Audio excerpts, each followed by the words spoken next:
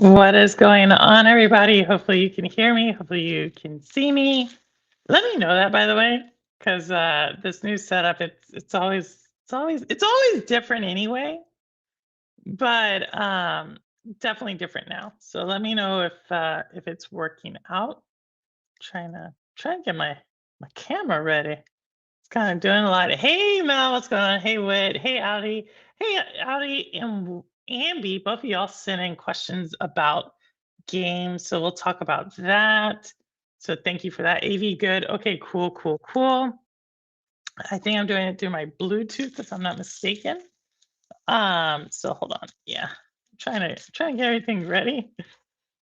But yeah, today it's like the beginning of the year in gaming news. And there's gaming news, but there's not like there's a lot of industry news, but it's like I don't know. We'll talk about it. You'll see what I'm talking about. You'll talk. There's like maybe like two or three stories that I'm like really, it's like two that I really want to dive deep in. So we'll do that. I have like five or six trailers. Let me make sure on that one. I have six trailers. So we'll look at that. And one's from Ambi, one's from Audi, and then a few others. We'll open the lines. We'll talk. I also wanted to talk about potentially doing a because I know a lot of people like movies. And so, and Wit and I do a lot of movie talk, and I've done some movie talk with Ambi. And so, I want to see if y'all would be open to doing like kind of like a book club, but it'll be movies, but it'll be like themes. So, it's not just going to be like, oh, that was a bad movie. Like, I like to dive really deep into movies. And so, Wit and I have done this before, but I was thinking about doing it like just a different theme. So like one of the themes I was thinking of doing would be around a certain actor or actress and looking at their range of movies. I don't know. It's not really gaming specific, but it is movie specific. And so it's stuff like that I've been thinking about doing. So let me know if that interests any of y'all. It's okay if it doesn't, but it's something I've been wanting to do. I wanted to pick your brain today. My brain about por qué? About what? Um, about what? We can do it. Good evening. Hey, Rouster. Hopefully everything's going well for you. I'm at work, so I'll be no worries, Rouster. I was at work last Tuesday. I was racing and then work pulled me in. So I had to do that. So thanks for tuning in. And I don't know, today, like we're gonna open it up and we'll see where it goes. Like I said, I have some trailers, I have some news. Um, so we'll see how that goes.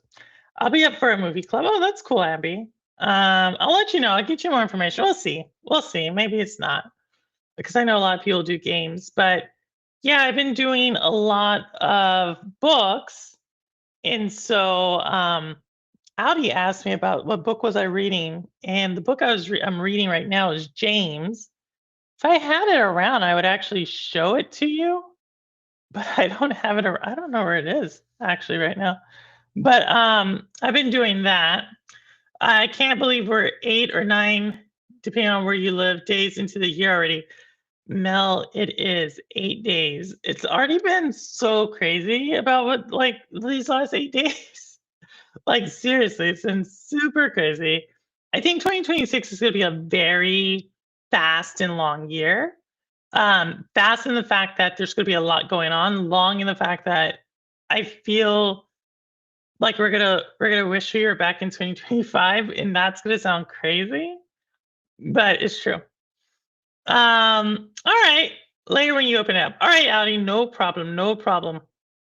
All right. So, like I said, we're going to be doing that. I also had a really interesting question I wanted to ask you all, but I forget what it was.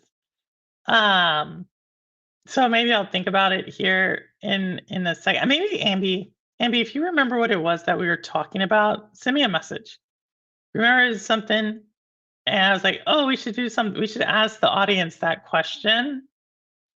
Send me a message what it was because it was something. I don't think it was gaming related, but it was something, and I can't remember. I'm getting my memory's going so bad. But yeah, so let's start with like some other stuff. I'm tired of this year already. I want a refund. Oh my goodness, how much did you spend on the year? In order to get a refund, you got to spend something. Um, so yeah, but let me kind of do my first thing because y'all know this game. This is gonna add to what I think is gonna be like the biggest disappointment in gaming history. So let's just get this one out the way first. All right, so Grand Theft Auto. Yeah, I know that one, the big Grand Theft Auto 6. They don't know if they're going to make the November 2026 release date. Now, if this sounds like the same tune from 2025, and that sounds like a similar tune from 2024, you would be correct. They're saying the game's not complete. They're still finalizing missions. Like, I think it's gonna be a huge game. Don't get me wrong. I think it's gonna be a huge game. I just don't think it's gonna be like as huge as some people think. I remind you. Oh yeah, you remember, Abby. I remember we were talking about it, and I can't remember. I want to say it had something to maybe do with actors or actresses. It was like something I like legit had to consider. I'll think about it. Maybe I'll think about it. So but yeah. So yeah, I think it's gonna be like delays. I know, Mal, it's not surprising. I am curious about the world they build for like Miami, right? I think that's going to be kind of cool. But I also feel like, and we're going to get to this later, there's another reason I don't think this is going to be as big, hey Crow, as they're making it out to be. And we're going to get into it later when we talk about Nintendo. I know it's like they don't have anything related, but the circumstances about the franchise, I have a feeling about this, but maybe not. And I'll explain. Like it's a toss up. It's a toss up. So we'll see what that is. We'll see what that is. You know what we're saying. I also want to get to. We're gonna do some trailers here. Let me do a trailer already because I wanna see if I can find the book. But let's do a trailer. I'm gonna do a trailer. This one's coming out. One of you sent it in. So yeah, official announcement.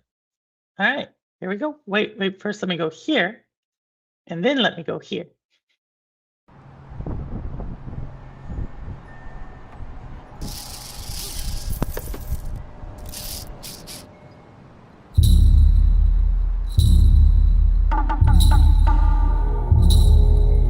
Years ago, humans moved up into those huge, ugly towers and left the machines behind to run things for them.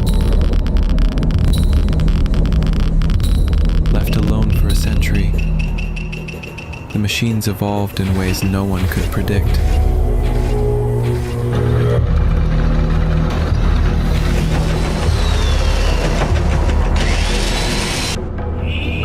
A new species, trying to survive, fighting for scraps, searching for truth. An abandoned, poisoned wasteland, crawling with creatures beyond imagination.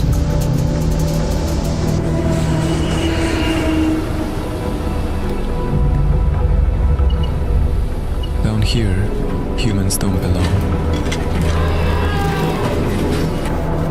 For those who left the city, it's a one-way ticket.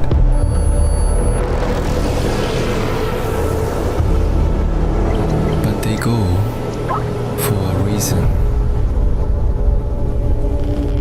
This evolution of the machines was not random. There's something vast behind it.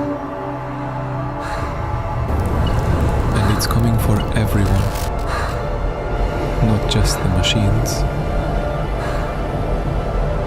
The people in the cities don't know it yet, but soon they will. They all will.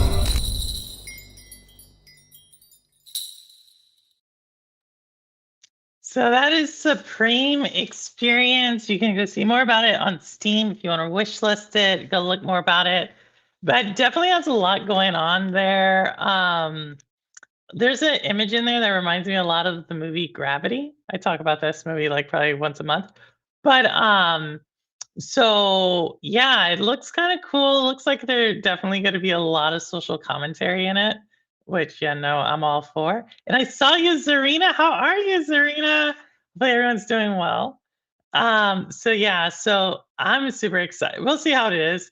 Um, but yeah, that is um that is oh my goodness, I forgot. That is Supreme Experiment. I also want to show you. I told you I was going to go get the book. So this is the book I'm reading, James, right now. I cannot fully recommend it right now, but why I brought it out, and this is super cool. So go to your local bookstore every once in a while because sometimes you can find a really cool thing. And this one, what's so cool about it, besides the fact that this book won like a Pulitzer and like a National Book Award, it won a bunch of books. It was actually a signed copy, and the bookstore didn't even know they had it. So, like, I got it, and they were like, "What? We had that?" And I was like, "Yeah, it was on the shelf." So, it's James. If you want to know more about it, it's about like it's another retelling of Huckleberry Finn, but from Jim's perspective, who's the slave who's with Huckleberry Finn. So, there you go. There you go. All right, I wanted to showcase that. You know, I sometimes show you what I'm up to. That looked interesting. All is all. Oh, it's so good to hear, Zana. Animations could use a bit of work though. Yeah, well, I think they're still working on it. I think they're still working on it. I think they're still working on it. But yeah, I don't know. We'll see. We'll see. I got a couple more. I got a couple more. I got about 5 more. So talked about Grand Theft Auto, did a movie. I'm gonna probably do 2 more game stories, then another trailer, maybe 2 trailers, then we're gonna probably get to my bigger story, which regards Nintendo, some more trailers, and then probably finish off with some PlayStation stories. All right, all right, all right, all right. So let's jump to Ubisoft because you know Ubisoft just cannot get a break. I don't know if I actually yeah, I don't know. So let's first talk about the first thing. Rainbow Siege 6 is hacked again. This is not good. It's not good. No hacks aren't fun. Um, but that's not okay. I just realized, you know, I actually just read this again, and I now so I am getting old because I didn't realize that. It is hacked because of the 6-7 meme. And they play bland their characters for 67 days to coincide with 6-7. I just put that together. Like I read this and it didn't even like click that this had to do with 6-7. Yeah, I'm getting old. I'm getting way old because I was like, oh, and now it just clicked. Like, oh, that's what they were. That's like this whole time. I was like, man, that's really weird. Why would 67 days? And now I just realized, hey, Neos, what's going on? Now I just realized, hey, Daytona, I just realized why it was 67 days because it coincides with 6-7, which I don't even know. I know some of y'all who have kids in that age range who are like, I don't know what is 6-7 really popular with, like 7 to 10 year olds. Um, but yeah, 6-7 forever. Daytona, we are not doing that. Daytona, that is not a thing. That is not a thing. That means nothing. But Zalix here. Whoa, what's going on, Zalix? 8-9, 6-8, 6. Oh my goodness, there's a joke about that. So yeah, so Ubisoft not catching a break, more hacks. This actually probably happens a lot more than people would let on. But here goes the next one. Here goes the next one, and this one's probably a little bit closer to home. Ubisoft shuts down Assassin's Creed Rebellion developer Halifax Studio just weeks after it unionized. Now the thing here is they didn't want to deal with the union. Like this is what the game is. This is what they're pushing out there. This very well could be true. When you think about it, I just think I think 2 things could be true. I think Ubisoft could be very annoyed with the union efforts, At the same time, I think Ubisoft is just going through like a number. Like if you remember, there was talks about them getting bought out last year towards the end. That still could go through. Um, Assassin's Creed. We just saw like a pretty solid push from Assassin's Creed Shadows, but that doesn't necessarily mean like I don't know. Ubisoft's just in a lot of trouble. But the bigger thing I want to talk about here, um, that quick, uh, the thing I think is bigger here is I think unions in general. Like I don't know. Um, we talk about a lot of times unionization and this idea about organizing and workers' rights. And I think this is going to just become a bigger and bigger theme over like the next decade. And it started probably about a decade ago, but no one took it like super serious. I shouldn't say no one took it super serious, but I think the generation, especially that younger generation, and we can talk about this a little bit more coming up. I think I have a really big feeling America specifically, particularly because there's worker protections in other parts of the world. I think there's a big wake up call coming. Now, I don't know where Halifax Studio is. I should have probably looked that up beforehand. But I did see this thing about unions, and I've been reading a lot about unions and organizing and how that's going to look and what are the protections people are looking for. And yeah, I just think the next decade is going to be, it's about to be really interesting, to say the least. 6, 7 gen, what? Um, I need them to start making some good games. I don't know if they're gonna make good games again. I don't know if they're gonna make good games again, Daytona, to tell you the truth. And I think that's the thing. I think that's the thing. I think Ubisoft is past its prime. You know what I mean? I if you want to see the big game makers, Simpleton used to talk about this. All of the big game makers, Ubisoft, EA, um, Blizzard, Activision, they were all small at one time. And then they became large, right? They had their franchises that took off, they had everything. And I just think that we're in that rotation, like this generational change. This is happening across the board, right? This is happening in big, large corporations. This is happening in governments. This is happening in. We talked about the Warner Brothers Netflix deal before, and how you now have Sky Media, a company that just started 20 years ago, potentially buying the IP of two legacy major Hollywood players.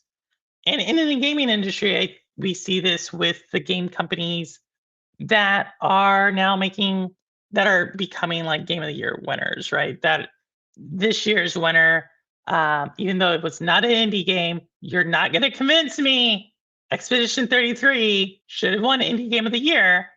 But regardless, what they were able to do 2 years ago, what Baldur's Gate 3 was able to do, we're just seeing this constantly, like these companies that are coming up and coming up. So I don't think we're ever going to see Ubisoft be where they were again.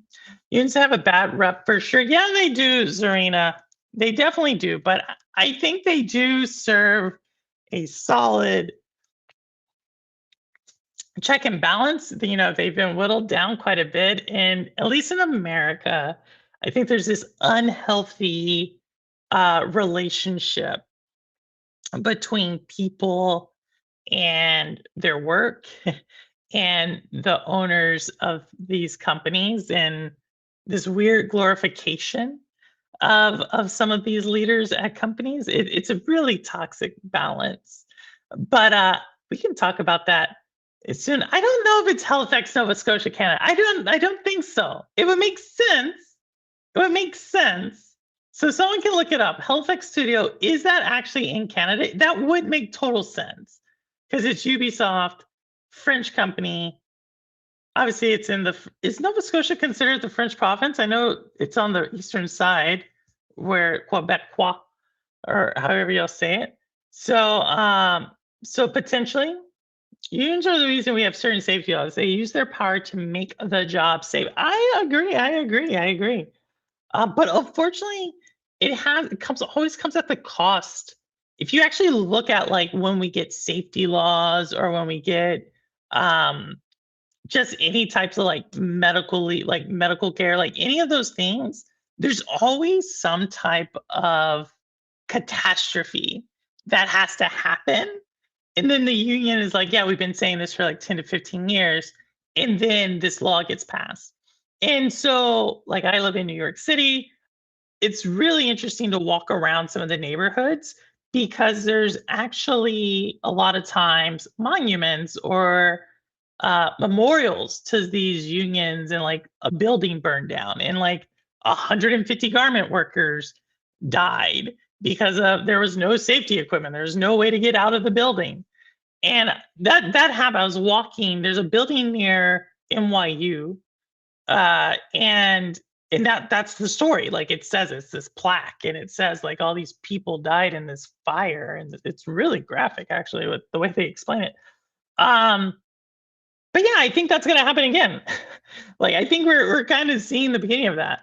And I think this started, like I said, I think it started like 10 years ago with people being stuff, but 2026, I think we're gonna see a large movement. I'll say it like that. It's predominantly English. Okay, okay, close to Quebec, but still English. All right. Well, I don't know if it's Halifax Studio Canada then. I don't know. I should have looked that up. I should have looked it up. But Ubisoft cannot catch a break. That's the whole thing. And to Daytona's point earlier, I honestly feel that uh, it's a really rich family holding on to it because they're milking it for everything they have. But they are out of touch, and a little bit of this is if y'all ever written or read the book The Innovator's Dilemma. It's actually a really really good book. Innovator's Dilemma, I think, is affecting a lot of game companies. And to just save you some time, what that whole book or theory is about like you have this company that does really, really good. They create this amazing technology, right? So let's think about Kodak, right? Like at one time, Kodak, the film developer, was like this amazing company. And it was like one of the largest companies. And what happened? Digital cameras basically destroyed Kodak. And so why could Kodak not change? Like they are the ones who actually knew color, they actually knew pictures, like they should have had apps way ahead of time.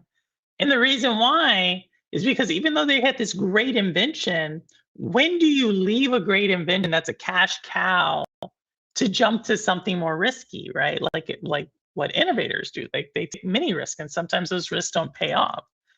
And that's called the innovator's dilemma. Like when you have dominated a field and then there's now this competing business or product, how do you take that on? And what we see many times in business, because eventually they get ran by people who are very, very business conservative in the fact that they don't want to innovate. That's how they get taken over. So this is Blockbuster, this is Kodak. There's a whole list of them, a whole list of them. But I feel like Ubisoft falls into that pattern, just like most of the big gaming companies today. If you ask me personally, I think this is actually Xbox, right? Not in like, oh, Xbox is evil. No, I just feel like Xbox isn't. They're not in a place that they can really, really innovate when it comes to the game as much as they can innovate on basically the pricing model, which is a very big corporation thing. I know Daytona. I know. I'm sorry. I mean, maybe especially with them leaving the gaming market for AI. I mean, a BC about to be like, Obi. We are going to talk about that one. I think that might be our next one. Google says Canada is correct for this studio. So Canada. So this one is based in Canada. That's really interesting because I would have thought, no, I'm the place that has like the strongest laws is like Zurich, Switzerland, like Zurich or like Scotland. France has some pretty strict, strong labor laws too, but I would have thought Canada had stronger labor laws. I don't know. I don't know. I never really dealt with Canadian labor laws, but I know they're stronger than here. I'll tell you that much. Kill AI. So Daytona, it's really interesting you say that because Zalek also was one of these kill AI people, but then she created this like Grammy nominated song as her intro using AI, and now she's one of their biggest champions. So maybe we can get her on the channel to talk about her conversion from AI what would you call AI executioner to AI evangel evangelist. I don't know. I can't say that word. I can spell it in my mind. I can't say it. Um, but we'll see. We'll see. We'll see. All right. So I got a couple more stories, like I said, but I got a couple more. I got more trailers than stories. This actually doesn't normally happen like this. But let's do a trailer. Let's do another trailer. Let's do another trailer. Because yeah, no. Actually, we're gonna do two trailers. We're doing indie and then another one. So this is an indie, and then we're gonna do another one. All right, and y'all know I gotta do this first, and then we're gonna get to our after that we'll do our Nintendo story. How about that? All right, cool.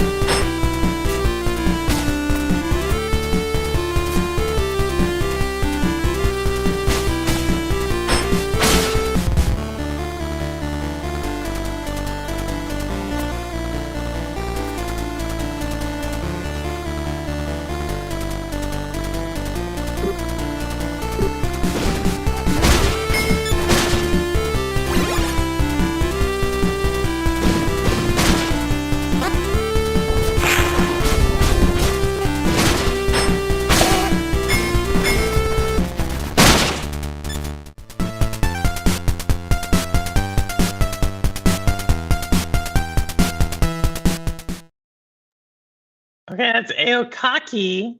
I don't know about y'all, but like, okay, so I first saw that trailer on the train earlier today, but I didn't hear the sound of it, so I was like, "Oh, it's kinda cool." And if y'all know, over the some of y'all know, over the winter holiday, I was playing a game called 9 Years of Shadow, which is kind of a similar art style, like very old pixelated.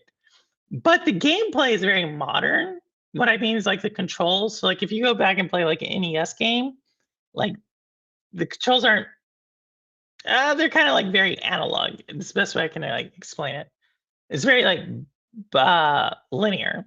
And then like these modern games kind of have like more modern controls, but with the same graphics. And so this game reminds me of that. And so when I first saw it, I was like, okay, let me put it. Cause you know, I played 9 Years of Shadow, which is probably not a game you would have saw me play. But I just saw it. Like, I don't know why I started. Actually, I do know why I started playing. But yeah, I just started playing it, and I was like, "Oh, this is pretty good." So, but this game, I actually like that song. Like, I was just listening to it. I was like, "That's a good song," and it gets me to thinking. Like, some of those games now are like really sucking me in because they have like it's like simple like synthesizers, they're electrical, like whatever, but they have, like, really good beats, and, to me, I find that that's kinda something I need to keep me in there. Um, so we'll see. AI is cute for a little tiny song, but overall, I have to say that AI music is garbage, garbaje. At least right now, I can tell when a song is AI very quickly because of the generic sound and often strange vocals. I do wanna come back to this comment, Daytona, so do not let me leave this one. Game looking good, old school style. Yeah, I agree, Chariot Man. But have you heard my AI song? It's a banger for sure. Yes.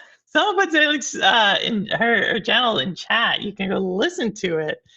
I don't think I saw it in the Discord, but she would be so kind. She can definitely put it in the Discord. Um, Let me get my mic. Okay, hey Xbox International. We got a little ways to go. But here's what I do want to say about AI in music, since we're on that topic right now.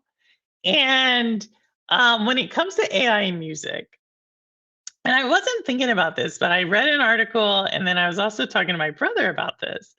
I think our music tastes are going to change because of AI. Now, hear me out. It's not what you think, right? And what I mean by that is right now, if you were to listen to some of the top genres of music, the chords and the notes and the rhythms are actually super identical.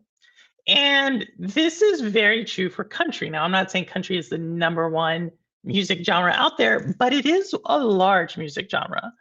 And what they've found right now is you can write a song and have AI perform that song in a country version, and it's good enough to then take the song to like an artist. So if you did not know, a lot of times in Nashville, particularly, like that's like the country music place, what happens is you have a lot of songwriters.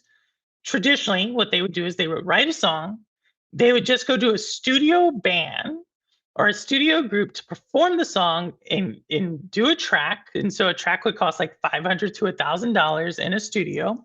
Then they would take that track and then take it to like one of the top country music artists, and the country music artist would say, yeah, I want to perform that. And then if they picked your song, the writer would get credit for writing it, and they would get money. And it was this whole ecosystem. So you had writers who would pay bands, and then they would take the track and take it to the artist and so forth.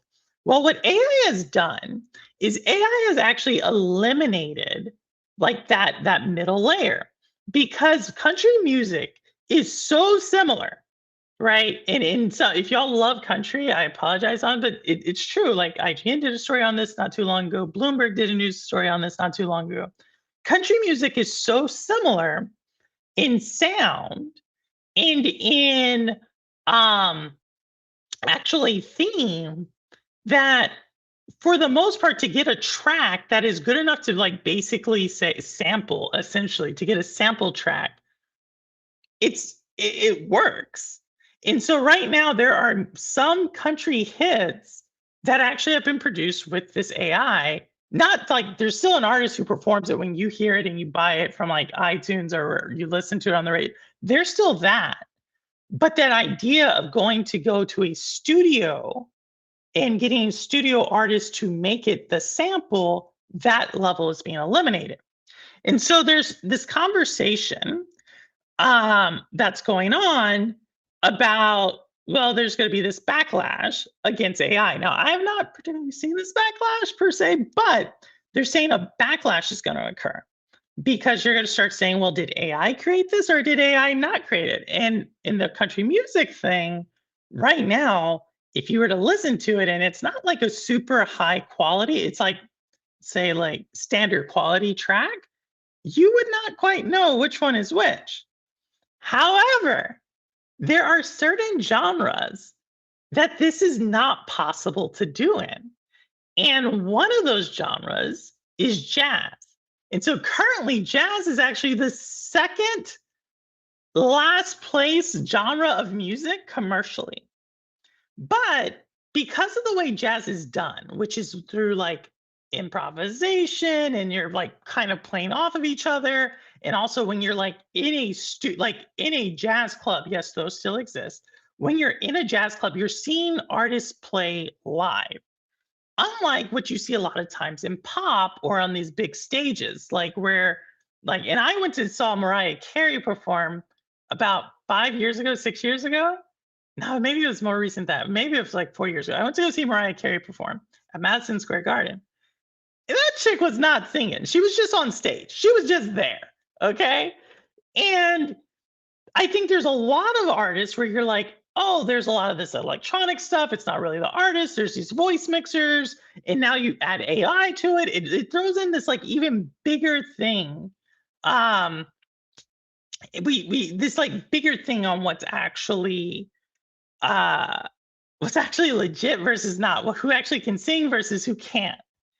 But where you can't do that is like jazz. Like you can't like fake a jazz performance. You know what I mean? There's something there that like when you're listening to like actual music and feeling the voice, you can't fake that. So they're saying that like uh some of these categories of music are going to be like that. So like jazz, symphony, to like rock, like things that you just cannot like AI cannot mimic without sounding like AI.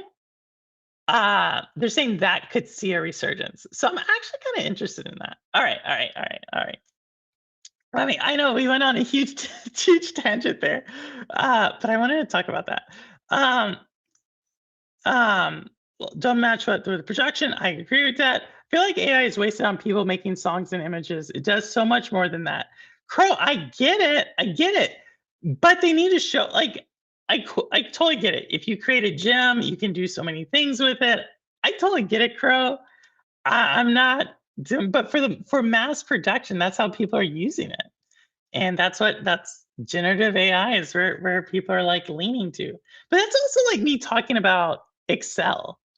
You know, like Excel is actually a super powerful tool, like Microsoft Excel. But you'll see like the majority of people who use Excel use it to like create rows and to organize like like writing notes. You know what I mean? Like that's how they use Excel. Like the majority of people use it that way. But Excel is like super powerful if you know how to like if you know how to really use it. Now obviously there's more data analyst tools out there, but I think of it like Excel. Um so who now?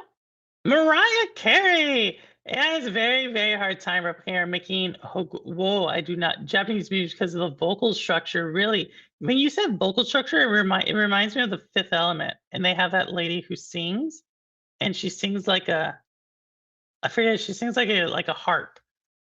I'm gonna buy purple the camera that follows her. Are you? Let's see. Well, I so about that. Oh my goodness, it just got super bright in here. About that. So my studio, as y'all can see, I'm still like working in my office here, still streaming over here. But the studio totally wiped out. Totally wiped out. It's gonna probably be another several like month and a half at the earliest until y'all see me down there like streaming like this. Like we have to do like everything, like new flooring, new walls, new everything. So that's gonna be a while. But I'm gonna try to bring up the computer and set up the studio up here to stream.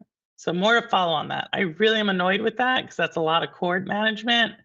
But I might get bored on like a Saturday to do that. We'll see. AI can't mimic Stadia.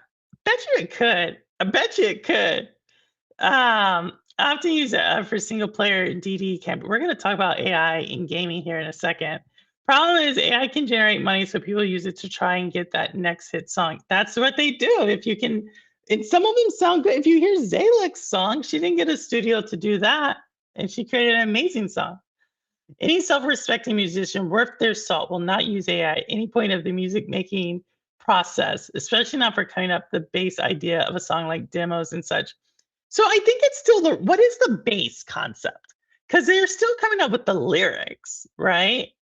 This is actually a really interesting thing because there's a lot of talk about AI in book writing right now. And I agree. I don't think AI is as good to make a book. Like I'm sorry, I've seen it, but I think that they are getting to the point where here's the thing, and I'm gonna say it like this. I think there's a lot of bad book writing out there. Now, you could use this for music, you could use this for games, you could use this for a lot of things. I think but I'm going to use this for books. There's a lot of bad books out there. And so AI and those bad books can compete each other. And what that means is, and it's not so much like, oh, hey, here's a bad book or a bad game, and AI is the same of it. And then you see like this really good book and this really good game. You're like, okay, clearly AI didn't make that. What I fear, and this goes back to the music artist thing, the studio musician thing that I was talking about, is if you get rid of that middle man, in this case the studio band, or you get rid of like the incentive for people to make those bad games initially, what you're actually doing is you're hollowing out your bench of talent, right? Not everybody comes out and is like this super awesome musician. Not everybody comes out and is this super awesome author. Not everybody comes out and is this super awesome game developer. And so they do make initially like some rookie beginner like debut games that don't hit it out the park. But traditionally there's been this feedback loop in the industry where you get more success and you get more experienced and you see a little bit more success and you keep building and you keep building. And then as you've done that a couple of times, then bam, you've hit like that like home run of, in this situation, a book, or this home run of a game. But if you hollow out that area because it's now being crowded by AI and people are like, oh, this is crap, it's made by AI, even though it may be like someone who actually made it.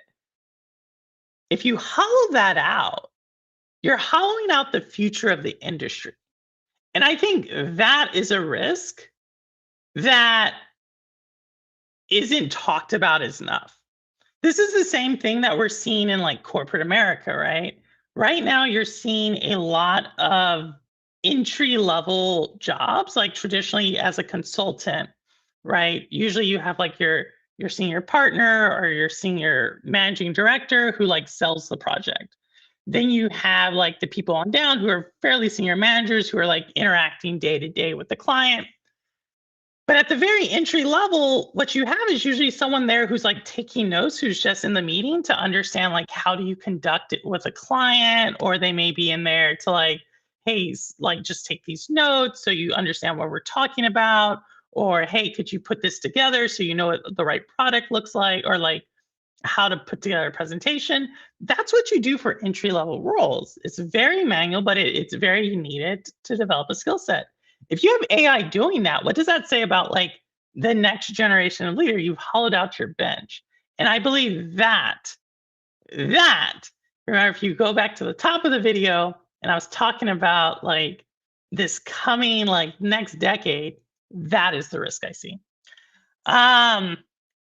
We will see it. AI books are bad. Yeah, they are. They are. I think John Williams helped write that. Did they? On one of my streams. Which one is this, Neos? What did you say before? Hey, once your studio mic is there, I would like for you to host Sonic. Okay, it'll be a couple of months. It'll be a couple, maybe. We'll see. Purple, Fifth Element song is called Diva Dance. I love that. Really? Is that the one where she sounds like a harp? It's a vague memory. Y'all know I don't really like that movie, but it's a vague memory that she sounds like a harp. I think they made like a techno song out of it. I'll have to go check that out. I forget about what happened in that movie. I just know she's like, and then like I forget, because if what happens to that chick actually is what I remember, she doesn't have a happy ending. So that we went down AI. Since we're down this road on AI, let's do this one. Let's do this one. All right. Sony has now patented an AI-generated ghost player that will beat the game for you. Now, I thought this was really interesting when I first read it, because I was like, interesting. Like, who would do this? Like, I don't know. I don't know if this is fully, what's the word I'm looking for? Is this truly revolutionary? Because like, if I just wanted the game to be beaten for me, couldn't I just watch a YouTube video? But then I'm like, well, maybe they're talking about like certain parts of a game. You're like, okay, I'm doing this platforming. It is too hard. I can't get through it. So let me just let the ghost play for me. And so then I was like, okay. And I could see that actually people actually doing, but let me know because some of y'all are very big platinum trophy hunters and stuff. And so I thought about this and I was like, well played, Sony, on one hand. Um, and I'm not sure exactly how they're patenting it. Like I would have to see what exactly is patent there. But I thought that was interesting. But I've also seen other things that show you how to beat the game. So I don't know. I don't know. Hey, Noisy. That's okay. We won't be alive to truly see it. Really? Oh no. They didn't make a techno song out of it. That song is great. And no, she bites the dust. They pull the rock. Yes, that's what I remember. That's what I remember. Um, yeah, I vaguely, gosh, this is like 25 years. This is a while ago since I thought of that scene. My friend who's been working has one working eye. This could help him. True. I think this has some things about it that are really cool. And I think it is an accessibility thing, just like lowering the difficulty on a level. I put it in that category. But I'm sure there's some people who are like, I would like just to buy the game, have the computer beat it for me. I mean, if you think about it, they have this in the Dark Pictures anthology where it's like movie watching mode and you just like click and let it run for you. So that's what I mean. I don't think it's as revolutionary, but I could see like, I don't think you can just be like God of War, go. Like we don't have that yet, right? So I could see this working. Ghost, I'm a Ghost player. Ghost of Yodi. We have a lot of Ghost of Yodi people, and I can see it helping gamers with this, but there's a line. What is the line? What's the line, Amby? So TVG thing. Sorry, I had to. A Ghost player. Oh my goodness, yes. Wasn't there a follow up that it doesn't actually play it for you? It plays where you are. You're right. Yes. So you're exactly right. You're exactly right, Granite. And that's what I was saying initially, that it is like kind of like it shows you like a platforming, like, hey, here's how you do this, or it is there to help you. But just like anything else, what's that eventually going to lead to? You know what I mean? It's kind of like once you've, I feel like once you kind of have beaten once you go down that road, your threshold to like put up with trying to grind drops. And it continues to drop because you're like, well, I did it one time. I can do it 2 times. I can do it 3 times. I can do it 4 times. And it just keeps dropping and dropping and dropping until you're basically like, you do this, okay, I'll go there. You do this, yeah, I go there. That's what I think would happen. Like, I don't think gamers would be like, okay, let me just do it when I don't know the way. I just think it'll eventually be like that's how they continue to do it. That's just me. That's just me because I don't trust humanity with anything. Sounds like war games all over. Oh, Noisy, say more. Just understand for the first time to help a friend get the plat. Wow. So there you go. I think there should be a timer for its use. 30, 60 minutes per game, so you can't cheese the whole game. But what if you need to cheese the whole game, Zalek? Like, what's the difference between doing that and then just putting it on like story mode? You know what I mean? AI versus 6-7 versus Ubisoft versus Garfield. Whoa, whoa, whoa. Where are we going with Garfield? Where are we going with Garfield? Instead of handing the controller to your older brother, you hand to the AI. Yeah. But sometimes there's a point where I got better than my brother. But I agree. I don't know. I just think like I just think it's gonna happen like that. And if you're someone like Neos, you're like, well, we just have a mod that cheats for us. So I actually think this in a weird way is like kind of just an evolution of what's already been happening. War Games 80s movie. Oh, is that the one with the kids? Is that the one with the kids and they like take over a school? Is that War Games? I know there's this movie. It's like these kids and they're fighting a war. Oh my goodness. I've seen like the end of this movie several times. I've never seen the whole movie because it just looks so dumb to me. But there's this movie where there's like, these kids and they're in this like military school and they like go to war. That may not be your movie, but there's a movie like that, I promise. Story mode still requires participation. It helps you learn and get better. Or younger brother. Ooh, got him, Rebecca. I know you ain't talking purple. What are you talking? Neos, you literally cheat all the time. Red Dawn, that's it. That's it, Crow. You got me on that. That's the movie I was talking about. It is Red Dawn. I've never seen the full Red Dawn, by the way. Like I said, I always see the end because it just looks dumb to me. But wait, does Red Dawn have Tom Cruise in it? Am I making this up? This is like y'all are like going way back in my memory. I want to say it does. It has like some famous actor in it who's like a kid. I gotta see it. I remember having puzzle games as a kid. I walk away for 3 months and return to it with fresh eyes to solve. The internet ruined that experience. Oh, granted, you can still do it. You can still. Eventually got past the level in Super Return of the Jedi that I always had my brother complete for me. That's a great feeling. That's a great feeling. I feel like there's an 80s movie or something where they take over a high school or college. And I remember there's a scene where they hang a banner outside the front of the school. It might be, no, it's not. Oh, where they hang the banner? Okay, I think there's a couple of them. There's a couple, when you said they take over a high school, there's a couple like this. I don't think we're talking about The Breakfast Club. Saturday Detention. God, such a great movie. In a weird way. Patrick Swayze, Charlie Sheen. Charlie Sheen's who I was thinking of. Charlie Sheen. They're young. That's the crazy part. They're young, and then you look at them now, and you're like, "What happened?" Definitely not Breakfast Club. What happened to that chick? The one who's like, she's in Breakfast Club, and she's in like 16 Candles. Molly something. Matter of fact, give me my flowers and a letter that says, "Neos, help me hold my controller." What are you talking about, Neos? Please stop it. Please stop it, young man. Please stop it. Please stop it. Whatever you're taking, stop it. All right, we got a couple more trailers. We got a couple more trailers because I'm running out of stories. I meant to do this other trailer. All right, here's this trailer. Here we go.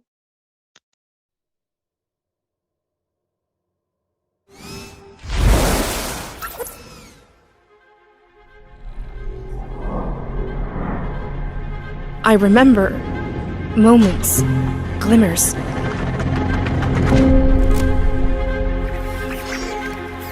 Dr. Archer, your father, was a visionary. I just wish I could remember more about him. He sacrificed everything to save humankind.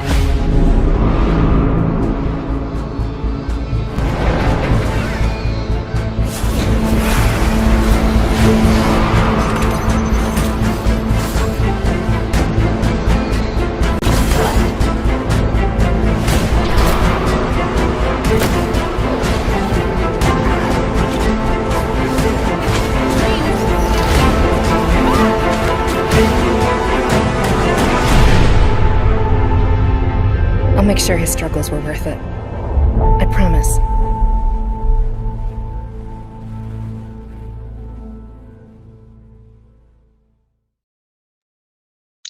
There you go. We have another cell phone coming up, and we're going to talk about Rom Toy Soldiers isn't a rom-com. Mr. Here we go. Here we go. Here we go. Got another one. We got another one. Another one. This, and then we got a couple more. So here goes another one. Another indie.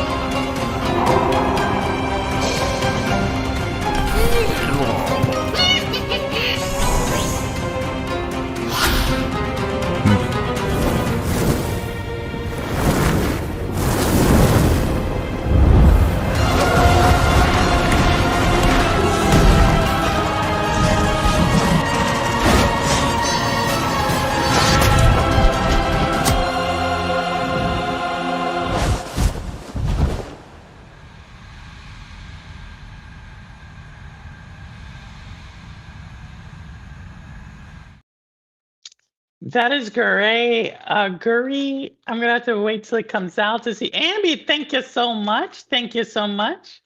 I got some gifted here. Spartan, Rapalica, and Audi.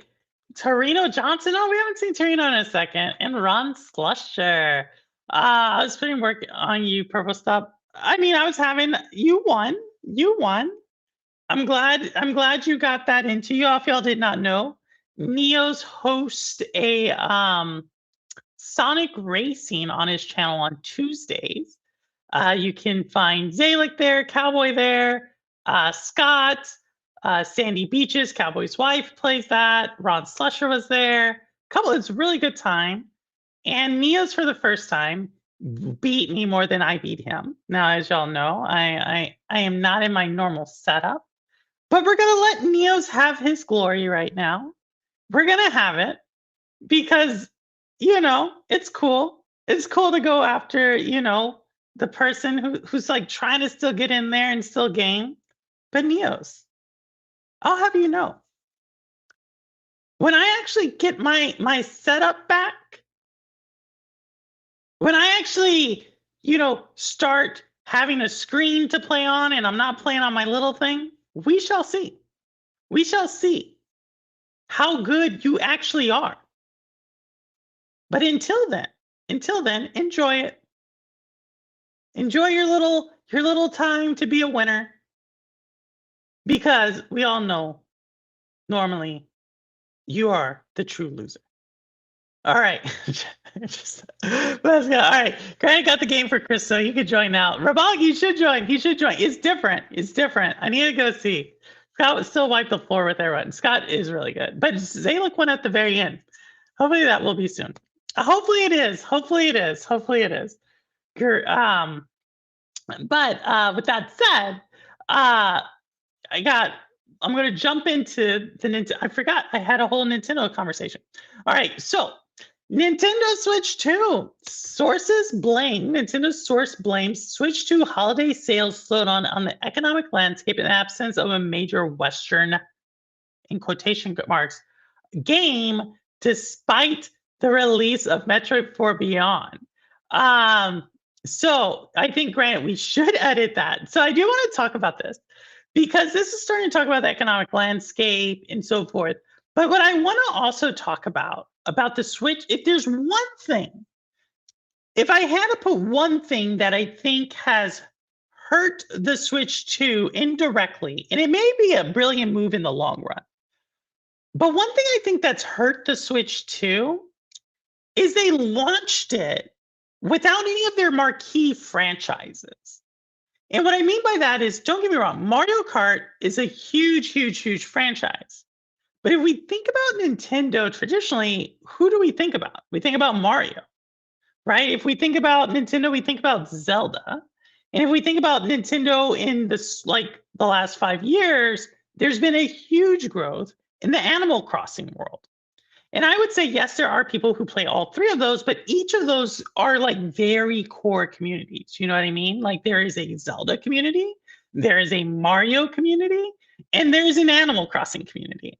And to further put this out there, I see you out there, Audi, with that Kirby comment. This is what I mean by this. These are the top 12 selling Nintendo Switch, not Switch 2, Nintendo Switch games.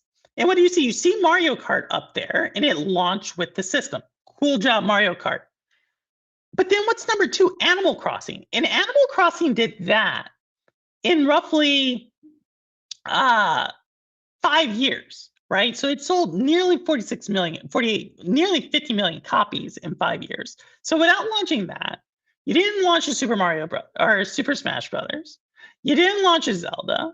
You didn't launch a Mario. You did launch a Pokemon, but you didn't launch like the Pokemon Champions that's about to come out, right? So when I see this article, like the article saying, "Oh, it's the economic environment," I think that does add on to it. But I also would say Nintendo went out with Donkey Kong, which we know who Donkey Kong is, but it's not like, I think Nintendo, by not releasing really solid Donkey Kong since like N64 or really in a while, that's a gamble. Kirby is another one. Like Kirby is solid, but I wouldn't say Kirby's like a banger of a franchise. Like it's not way up there. In Metroid Prime 4, even though Audi has worked on it, so kudos to Audi and his team for launching that game. Even Metroid Prime 4 isn't one of these games that or isn't a franchise that like is a system seller per se. So I'm going to be really interested to see what in 2026 what Nintendo comes out with.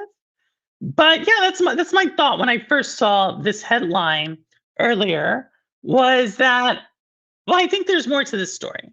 Like I think it's not a pure apples to apples comparison because most times Nintendos have launched with like a Mario Kart, with a Zelda. They really front loaded their big ones.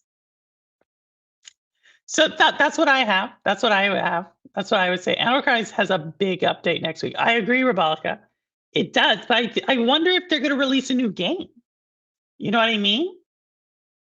Doesn't really own Pokemon. They own a third of it. Right? Who is it? Pokemon Company or whatever they call it, Nintendo, and so forth. But still, to your point, Audi, they don't necessarily own when it can come out. My biggest point is that they didn't bring any of their big hitters to the forefront. And if all the previous systems traditionally have had like a Mario pretty close to launch. Now, what could change this all the way around is there is a Mario Galaxy movie coming out this year. And if the Mario Galaxy movie does anything like the Mario movie from 2023, and then they put a game out there, that could really jazz things up. We know there's a Zelda movie that looks really dumb to me. I'm not gonna lie. It looks just dumb to me. But they do have a Zelda movie coming out. There's gonna be a Donkey Kong movie coming out, which obviously that could revitalize the Donkey Kong sales here. I would imagine with the Animal Crossing update, there might be something there where there's now going to be like Animal Crossing on Switch 2. I know I'm Pikmin all the way. I think Pikmin has solidified itself as my second favorite franchise on Nintendo. I really like Pikmin. But yeah, it didn't have any of like their and by the way, Pikmin is not a marquee franchise, but it didn't have any of the big ones. That's my thing. Did anyone here get the Kirby racing game? Air Raiders? Scott did. Scott has it. If enough people get it, I'll play it. But I know Scott got it, and Lens of Truth plays it. Creature Inc. owns 33.3%. Freak owns 30, and it's yep. That's what I thought. Scott got it, and I know Lens does. That's exactly what I said, Roster. We got the game, but haven't tried it yet. You? Well, if y'all want to play it, I will get it. You really love Kirby? The game or the franchise? Kirby as a platformer I never really got into it. Like when I think Kirby was originally on what? Game Boy? And I never really had a Game Boy. So yeah. I'm not the right one to talk to on like it's not like I have these memories of Kirby. Actually, no. I remember Kirby sucking up things. Maybe it was NES. I definitely remember something about Kirby way back then. Air Raiders is crazy in a good way, Daytona, or in a bad way? In a good way? All of it, Audi? Oh my goodness. Did I tell y'all the story? I had to have told y'all the story. Whit knows this story. Ambi knows this story. I think I've told y'all this story about Kirby. If I haven't, I'm going to tell you. This is what I got. This happened to me. Oh my goodness. 2021. It was the pandemic. And I was leading a team. I think I've told y'all this story. I was leading a team. We're all virtual, right? And there's a person who will remain nameless, but Madison. Either way, we'll call her M, but whatever. She's like cool girl. She's always like, it's like one of her first jobs. She's in there with a bunch of senior people. And like when you're young and you're trying to prove yourself, you're like kind of like let me be very serious, right? And so what I always do when I have younger analysts is I always try to make them feel like at home, or like I joke with them or something, just to like get them to calm down and not to take themselves so serious. So this one person, you know, what you know the story. This one person, just like I have my background here, imagine my background, but on it, it is all Kirby's. Like her entire thing is Kirby, like little squishy stuffed animal Kirby's, right? It's all she has on her back, or it's like a whole wall to where it's like you can notice it, right? And so what I did is to, just because she's like presenting and stuff, and I'm just like, I make like a comment about her wall, that I was like, oh wow, M, you must really like Kirby. Or he says something like that. And then I was like, what's wrong with Jigglypuff? Or some, another pink Nintendo character that if you have a thing full of Kirby, you would know Jiggly, right? And she's like all like flustered and whatever, and everybody laughs, and she kind of like calms down. That was January. In March, I'll never forget it. In March, I get a random message from a fairly senior person within HR, and they call me up and they're like, "Hey, can we talk?" And I'm like, "Sure." Like I deal with HR quite a bit. It doesn't seem out of the ordinary.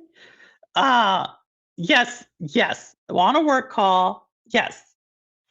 And they're like, um, hey, you know, uh, they're like, hey, Kim, um, we saw that you had talked to M about this. And so I was like, okay. And so, yeah, I know. Oh no, HR. And so I was like, hey, uh, and so they're like, hey, did you make a joke about blah, blah, blah's wall?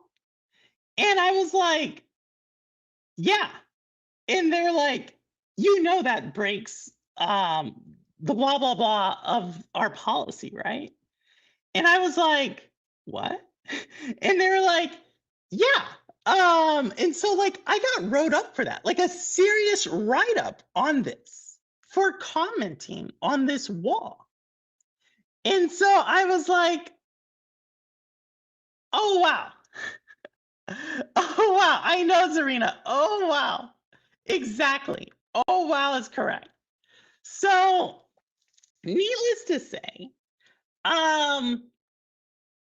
yeah, that's my experience with Kirby. That's my experience with Kirby. M was M did that, and yeah, I couldn't believe it. I was like, what? It was like we were the only two women on the call. I was just like, what?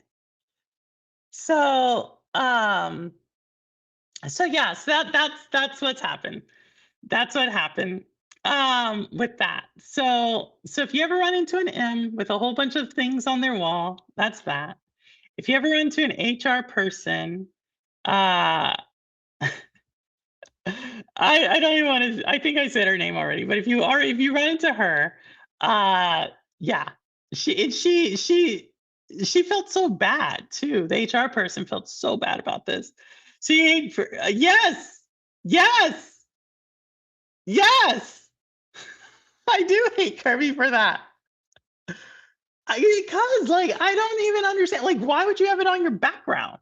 Like, if you don't want anybody to comment about it, why would you have it in your background? You know what I mean? So like, yes, I don't know. I don't know. I don't know. I don't know, man. I don't know. I don't know. But that's my story about it.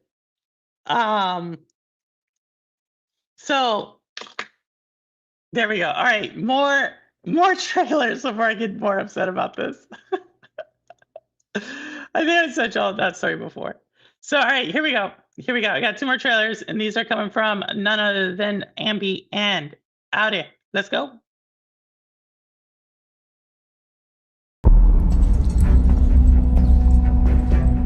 I bet you think I'm here for the gold and jewels, right? Well, you'd be dead wrong. I'm here for the quartz.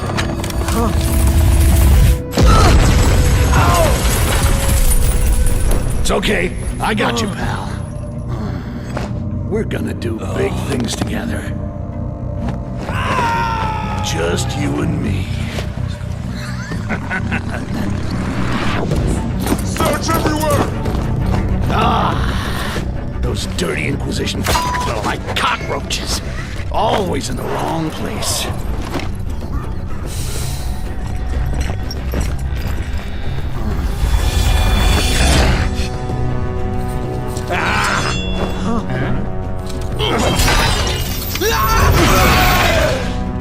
So, it looks like I get to do a little pest control. Kill that green bastard! You guys need to slow down. Keep them coming! I got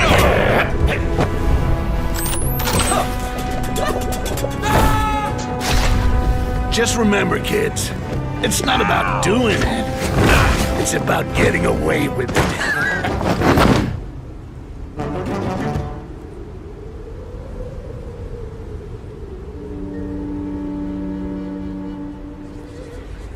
I never felt anything like this before. I love it.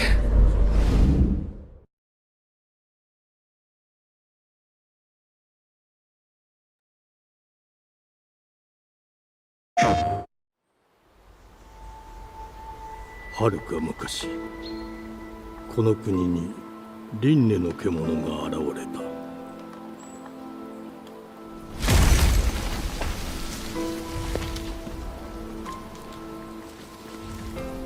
輪廻の獣は汚れを吐き、あらゆる生物を蝕んだ。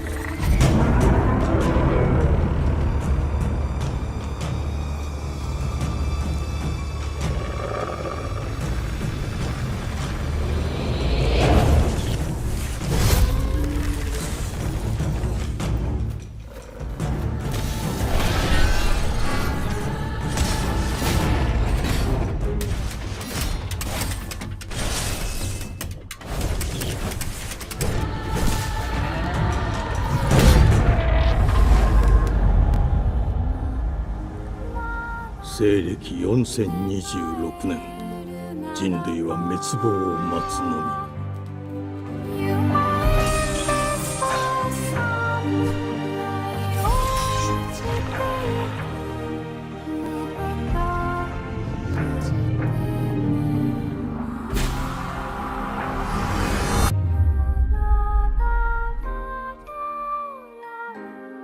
封じ子エマ、お前こそが輪廻の獣を滅ぼす刃となる。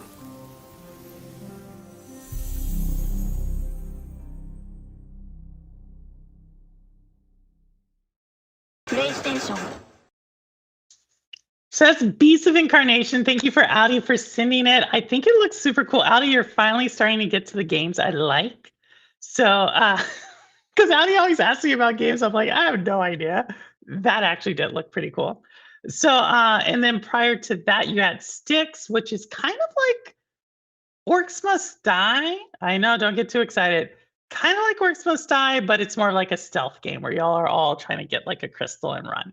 So, we'll see. I mean, they're both like coming through. So with that, thank you. I had no more stories. I have no more stories. I have no more Kirby stories. I have no more videos. I have but I do have a link because I think Crazy Louie wanted to come on, and I think someone else wanted to come on. There we do. There we go. There we go. And there we go. Looks beautiful. It does. It did look really pretty. I agree with y'all. Expedition 33 vibes, really? That's really hard. So Expedition 33, let me say it like this. Y'all know it shouldn't have won Indie Game of the Year. I think it has a pretty good score. I had to go back and listen to its score again, and I was like, oh, that's pretty good. I absolutely think Mario Kart World should have been nominated for its score. Like Mario Kart World has like some amazing arrangements. in it. And I didn't know, like, I didn't realize it until I was just like driving around, like in open free roam. But Mario Kart World has like the range, and it was a female composer. I think it was a female composer also for actually I think it was a female story writer for Expedition 33. But for Mario Kart World, for sure, she's a woman who composed it. I just thought it was super awesome.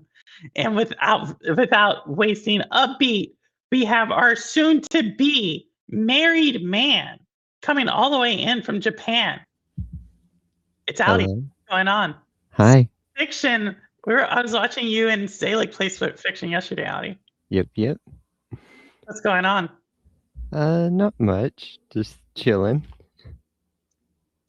Okay. So let's go. So what did you want to pick my brain on? So, what do you think about the Paramount hostile takeover of WBD? Yeah, so I talked about this one maybe like 2 weeks ago, or no, 2 streams ago. So yeah, let me catch everybody up on this one. So as y'all know, Warner Brothers Discovery is selling itself, and there are there's actually 3, but there's 2 right now who are in the front running: Netflix and Paramount, or Skydance Paramount. Let's say it like that. So Skydance Paramount. Skydance bought Paramount, and then now they're trying to buy WB. So what I think about it, this is actually really interesting because in a long time ago, I had bought AT&T stock, which eventually transformed into Warner Brothers Discovery stock. And so I actually have been following this to a certain degree. Yeah, I think WB made the right decision. Why? I think that Paramount would be the better decision as somebody who also owns WB stock. So okay, so we just had that vote right earlier this week. Yeah. So here's my reasoning. I don't like David Ellison. A. Yeah. And B, from a business standpoint, I believe $30 a share for everything versus $28.50 for just Warner Brothers Discovery, or for just Warner Brothers and HBO, still means you can spin off CNN and mostly the Turner for a more higher price. That's why I think I like Netflix's offer better. Yeah. Well, for me, I like Paramount's offer better. A, because of the 30 for everything, plus what their plans for gaming are. Because when I was looking at Netflix, they're basically putting zero value to gaming in the long term. They want to acquire WBD just for the shows and movie rights versus despite David Ellison, I don't like him either. He actually wants to do more with gaming and make that a core pillar moving forward. Ooh, so here's what I think. I would rather want David Ellison. So you know who his sister is, right? No, I don't. Megan Ellison, who owns Annapurna. All right. So if you remember the drama between Annapurna earlier in 2025, okay.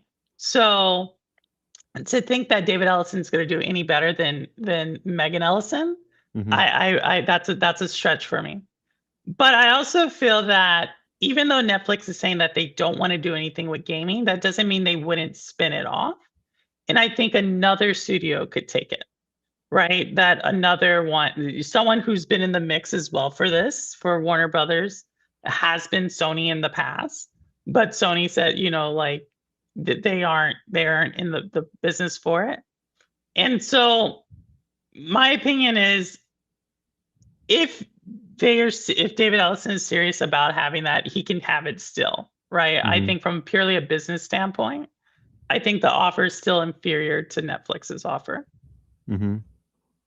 That's it. Okay. That's it. Yeah. Good question, though. Good question. You can disagree, though. You can disagree. Yeah. You can disagree. I mean, let me just catch it. Purple, did you play Exhibition? I did not, but I watched it. I watched what's his name play it? I watched someone else play it. Last Six should have been nominated. Split Fiction should have been nominated for Game of the Year. I agree. Definitely, but they're playing Split Fiction. Sorry, I missed it. Nice lamp in the background. Hey, Stephen Lynch, you must like the color purple a little bit. Usually it's all purple, but I only had that light bulb in this room because I don't have my studio. But yeah, getting a call from HR. But no, yeah, so that's my deal. But I don't think this is over. This is not over. Yeah. As I told Crazy Louie 2 weeks ago, I think ultimately what's going to happen is Paramount's going to up their bid, and then Netflix is going to up their bid, and then it's going to get trapped in like legal proceedings. It's going to say, it's not going to go through. The stock's going to drop. And then eventually what I believe is going to happen is Netflix is going to take Warner Brothers IP. So I think DC and so forth. And Paramount will take HBO. That's what I believe is going to happen. Yeah. Ultimately, Netflix would own Harry Potter then. Yes. Yes. They would own Harry Potter. Again, it's a hard one to say just because you're saying David Ellison. I mean, I know Netflix can do a good show, right? Like, I know Netflix can put money behind something and do something well. Like, I'm not going to be one of these people who are like, oh, Netflix can't do shows well. I think they can. I'm not too sure Sky Media, like, yes, they did like one of the new Mission Impossibles and stuff, but I'm not sure, like, they just took over Paramount and now you're telling they're going to take over Warner Brothers. Like, they're doing just from like a pure, like, they're now owning everything. I don't agree with that one either. Emily in Paris, Daytona, look at you with your soft heart there. I don't know. It's going to be interesting. It's going to be interesting. Yeah. For sure. Yeah, I see Zayek is also in the background. So Zayek, I see you. Hold on. I see. So yeah. But that's my ultimate thing, Audi. And one more thing. What are your hopes to see from the Xbox Developer Direct?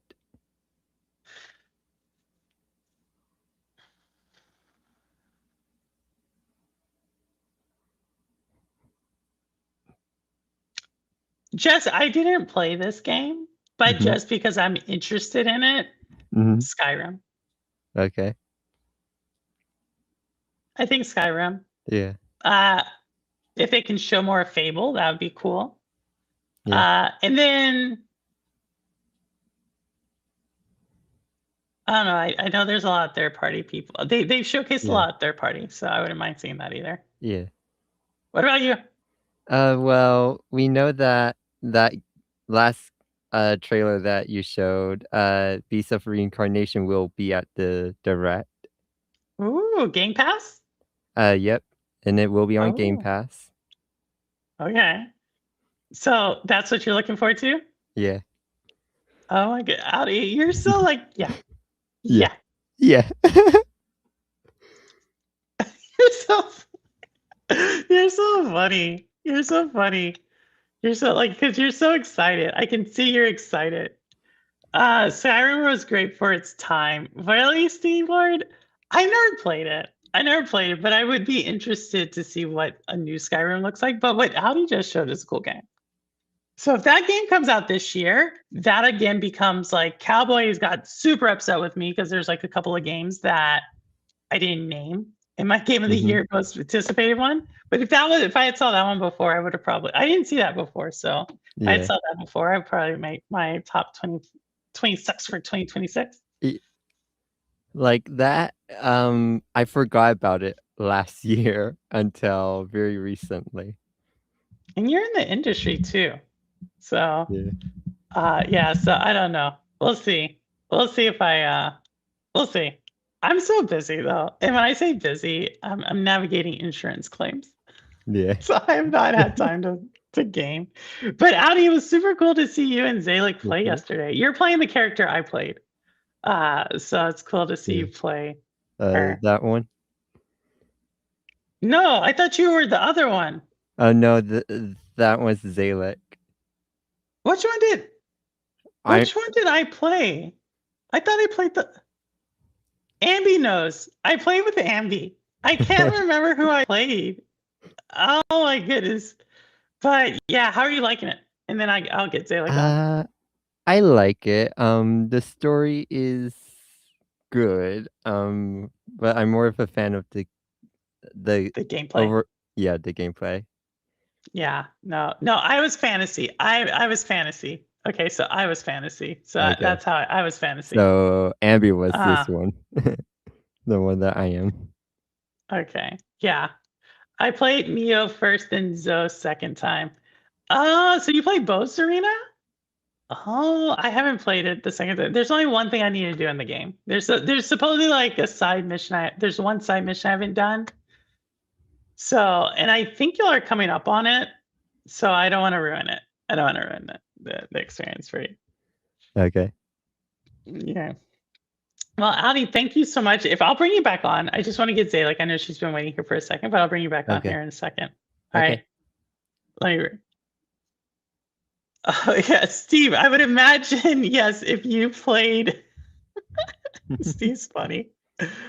I would imagine if Zarina. I imagine you played with Zarina, and that makes sense to me. Oh my goodness. So many Easter eggs. Yes. Okay, here we go. Here goes our AI Evangelista. If y'all did not know, Zalek is all about AI taking over creatives. And so Zalek, how's it going? Hello, how's it going? Well- Yeah, I'm good. I'm good. I just decided to pop in today, so hello. Thank you. Well, thank you for coming in today. And as I was telling Audi, I was watching you play with. As I was telling Audi, I was watching you play with him. So Yeah, Split Fiction. I don't yeah, know. that was this- fun. Like I hadn't seen a lot of the game before starting it, so it's been a big surprise. Really? No, I saw What do little you- bits here and there, but I kind of didn't want to spoil it too much. There's like, I wish there was like an official guide, and I've seen YouTube videos on this, like how many Easter eggs are in the game for like, oh, this is from this game, this is from this game. Because I'm fairly certain there's certain parts that are from like certain games I like, and no one has said Yeah, that. like we were saying that like every time a new like world would come in, and we're like, wait, is this like Far Cry? Is this like this Cyberpunk? Like we were like comparing it to different worlds the whole time.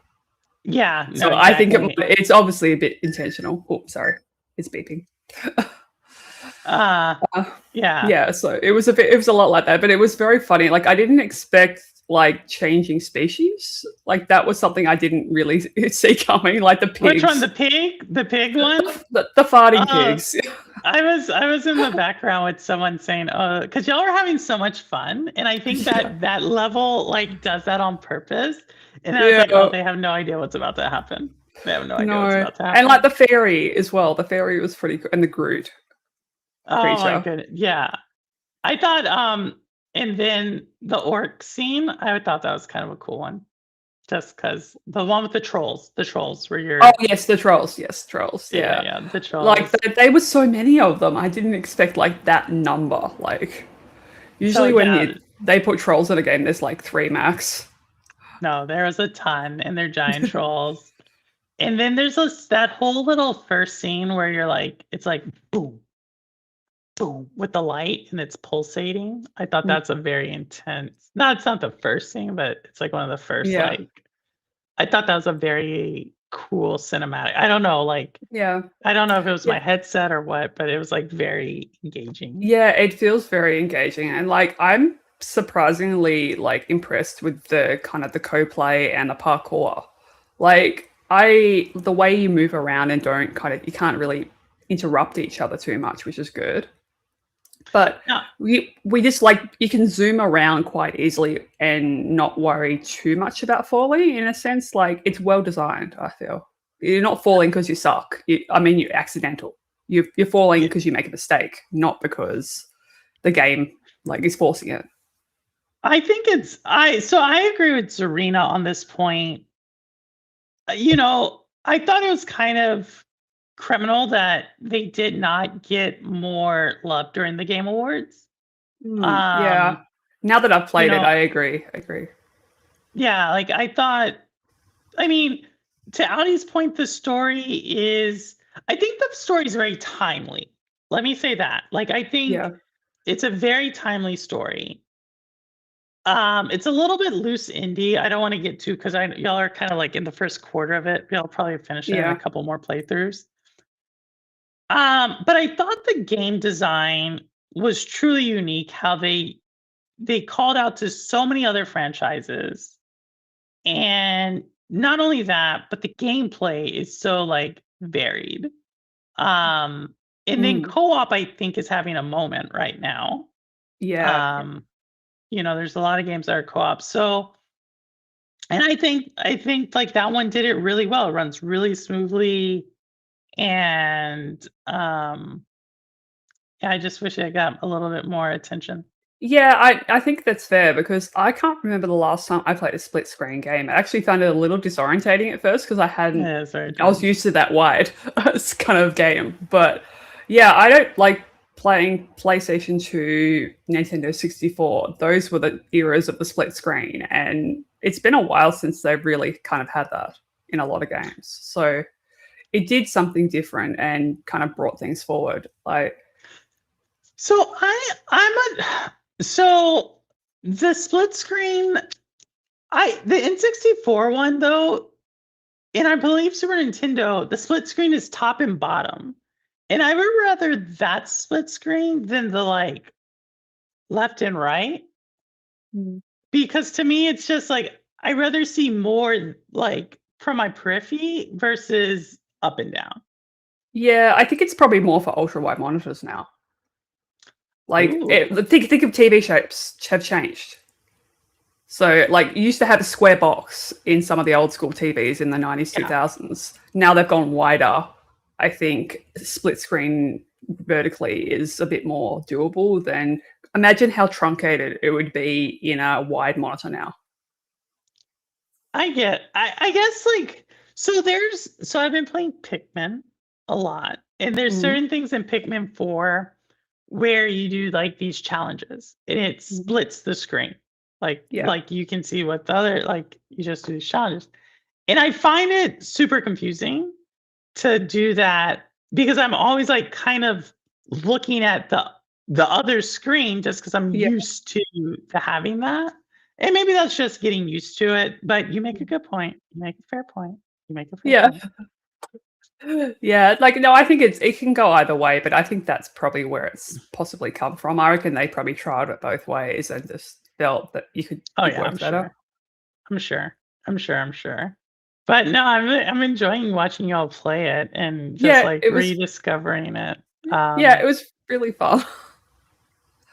Like I'm impressed with the grappling as well. Like some games have terrible grappling. Swinging? Yeah, like it even like the pool grapple. Like some of those don't launch or pick up well. And I feel like they've done that pretty well. Yeah, no, I thought it's a good game. This is why I said I found that if not Split Fiction, if It Takes Two won Game of the Year in 2022, right? Or 2021, I forget when it went, 2021. If they won Game of the Year then, and we have Split Fiction, which does better graphics, better gameplay, it's smoother, to a degree it's longer, it has more varied gameplay, and it didn't even get nominated. I feel just like really... Yeah. It deserved to at least get recognized with nominations. Recognized. Exactly. Yeah. I think it got recognized for best multiplayer game. I think it didn't even get recognized for best family game, I don't think. Maybe it did. I would have to know. like even the story is quite interesting, like because it's pulled from so many different ways. Like I don't know if you got that impression, but it feels a little bit like an Animus at the beginning. We were talking about, I think the Assassin's Creed movie at the beginning, the way you Which kind of one? Where get, you're well, just put you in know how there? you step when you just put into the machine and it's like stealing your ideas. Like that is essentially what the Templars are doing with modern day Abstergo in Assassin's Creed. They're stealing. I loved Assassin's Creed where you're like Desmond and you're going Well, back yeah. there, and that's. But where even I in love- those early ones, that's that's part of what they're doing. They're taking people's ideas and memories from the genetic history and then finding relics in the present by learning from the past. That's why they're making them go through some of these bits of history so they can figure out where this relic is now and go get it. But then as the games progress, they start, I think some of them they're talking about AI use of the Animus. If you read the notes, they're like training AI to go in there, steal vital bits of information from memories, and also just learn and create their own products based on what they've stolen. Interesting. And then I'm reading Steve's comment here. Oh, And he says, my only negative with Split Fiction was that there was some swearing. So that makes it PG-13. I don't know. I didn't actually notice. I wouldn't get this comment from Steve. I don't know. This is one of those things where I need to hear Steve when he says this to understand where it's coming from. If he's joking or just Yeah. Or Zarina's right there. Like super like he got 4. Best game direct. Okay, so take it for it. I don't know. But then again, it's EA is getting bought by Saudi Arabia, so maybe that had to do something with it. Oh, sorry, this is EA game.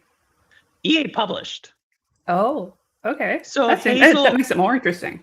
So Hazelight Studios is an indie developer, but they're published by EA, and they did Split Fiction as well. They published It Takes Two. And so, and then the publisher is it's on them to really like market it and push it. And then the Game Awards is just like a big marketing push. So yeah, you get that sense when you watch it. Just a little. So I could see where, because of the chaos going on with EA right now, that they're like, oh, we're not going to, they didn't give it as much, they didn't lobby for it as hard. I could see that. Yeah, like I'm surprised it's not more of a hit on the Switch too, as well. Because it's on the Switch, isn't it? It is on Switch. It is on Switch, Switch 2. And I thought so, Zarina. I thought that's what you were getting at, Zarina. Not enough 6-7. It's okay, Steve. Okay, I got you. Oh, okay. I guess I'm kind of sweary, so I didn't actually even notice it was so minimal. I think I do remember a few times thinking to myself, like, oh, this is a kid's game and there is swearing. So I think there is that. So I don't know. As where versus It Takes Two, it's pretty Pixar-y. Yeah, I guess I don't necessarily consider it a kid's game as directly. It's kind of both. Like, I think that's what the Switch lacks. It needs more games that can kind of go both ways, because a lot of Switch is full of the cozy games in its bulk, and then I think it needs to balance it more to rival some of the other handhelds in kind of genre base to get more market share. I mean, I think Nintendo is in a unique place, right? So now they have some more serious games coming, right? They had Cyberpunk runs fairly well on it. They have a couple more coming out.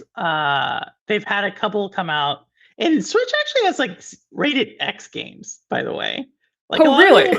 Yeah, a lot of people don't know this, but there are literally like TK9, who hasn't been around in a while, will point this out. There are hentai games on Switch. Like there are legit. Whoa, Yeah, no, there's that's a like surprise. I thought that, yeah, although all that was just all on Steam, like in the hidden depths of Steam. no. There are legit like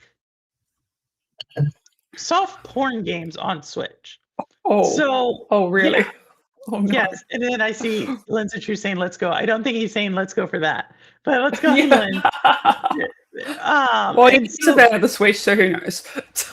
I don't but there's these games on there that and you'll just go through the store and you're Yeah. like, yeah, Serena's seen listings. Yeah, you're going like I go to the store quite a bit actually, and I'll be like, what is this game? And it's exactly what the thumbnail would suggest the game is. And so, um, and then the thing I think is funny is that there's actually some really large content creators, they shall remain nameless. Neos follows a lot of them. That when Nintendo tries to censor it, there's this huge movement to say you can't do that. It's art. And I'm like, Hmm. I don't know what to think because you have like I agree like Nintendo you think it's a kids it's more I kid mean, friendly. yeah, I think given the platform, you need to kind of be careful, or at least put a wall up in the store that has your age, so you can restrict that content. So it's still there, but only people at a certain age can access it. I don't know if Yeah. something like that is warranted, but I feel I mean, like I think there are parental controls to do it, but it is like it's something I wouldn't have seen on Xbox. I'll say it like that. yeah.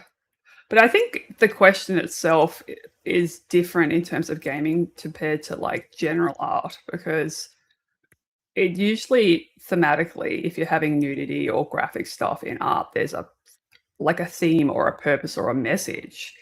In a game, it's a little different intent. With the intent isn't really. I mean, it's more just pervy with the intent So rather than interesting. like So, because I've studied art. Like right. That's there what are that's what I was about to. You have a degree in art. yeah, You I have are a an bachelor of artist. fine arts.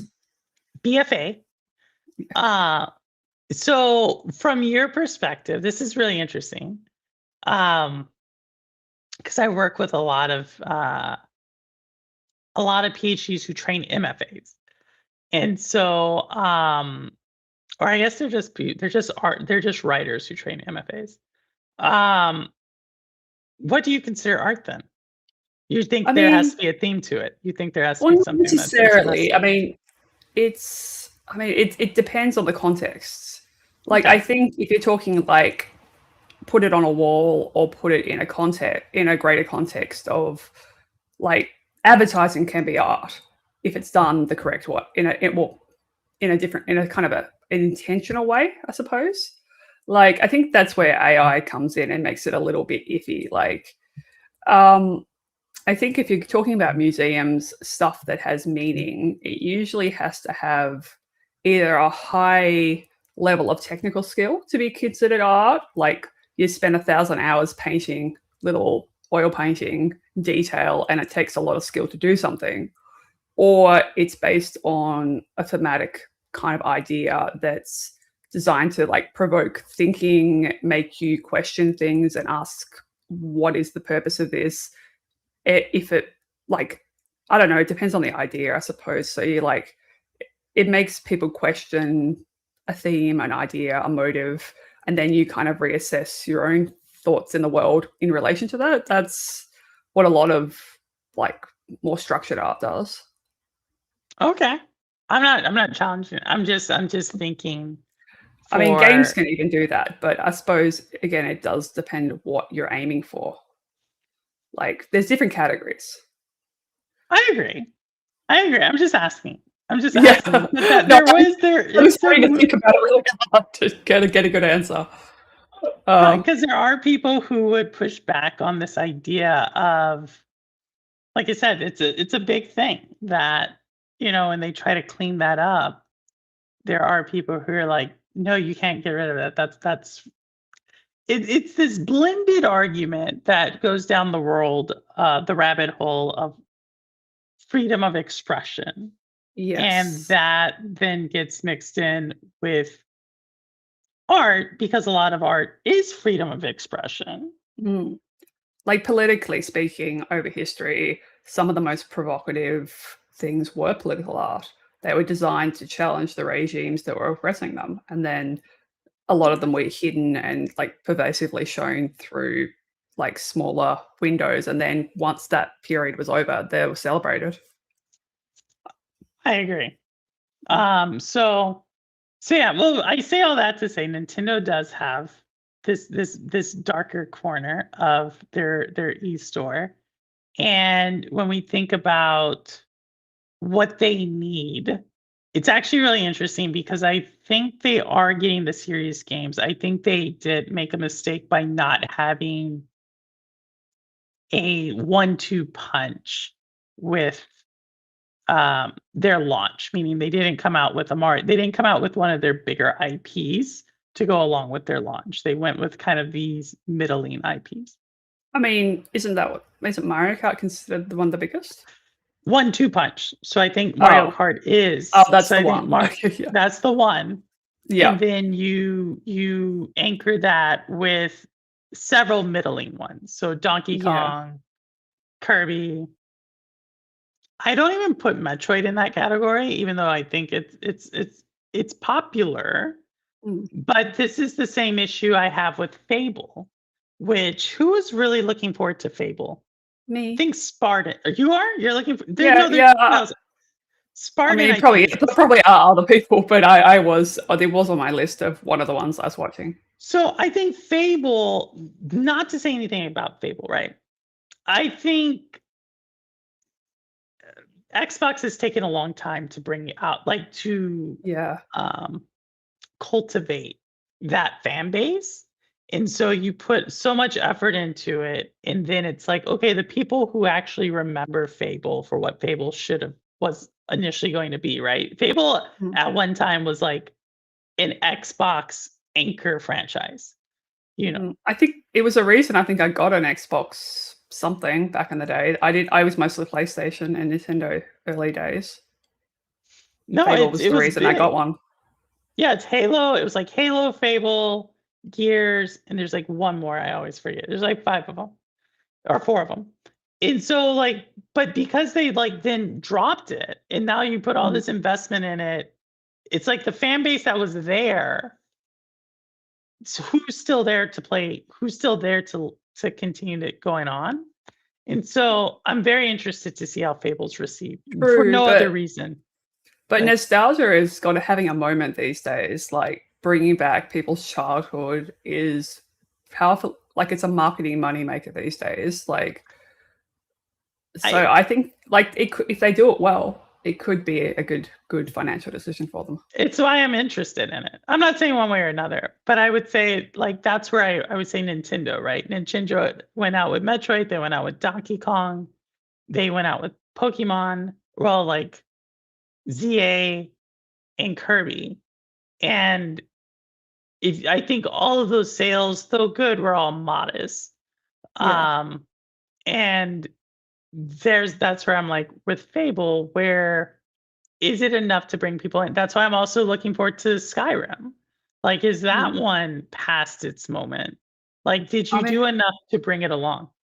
I don't know. If the graphics are well and truly updated and they've added something fresh to it, it could be very good. But it depends how much they just like copied it.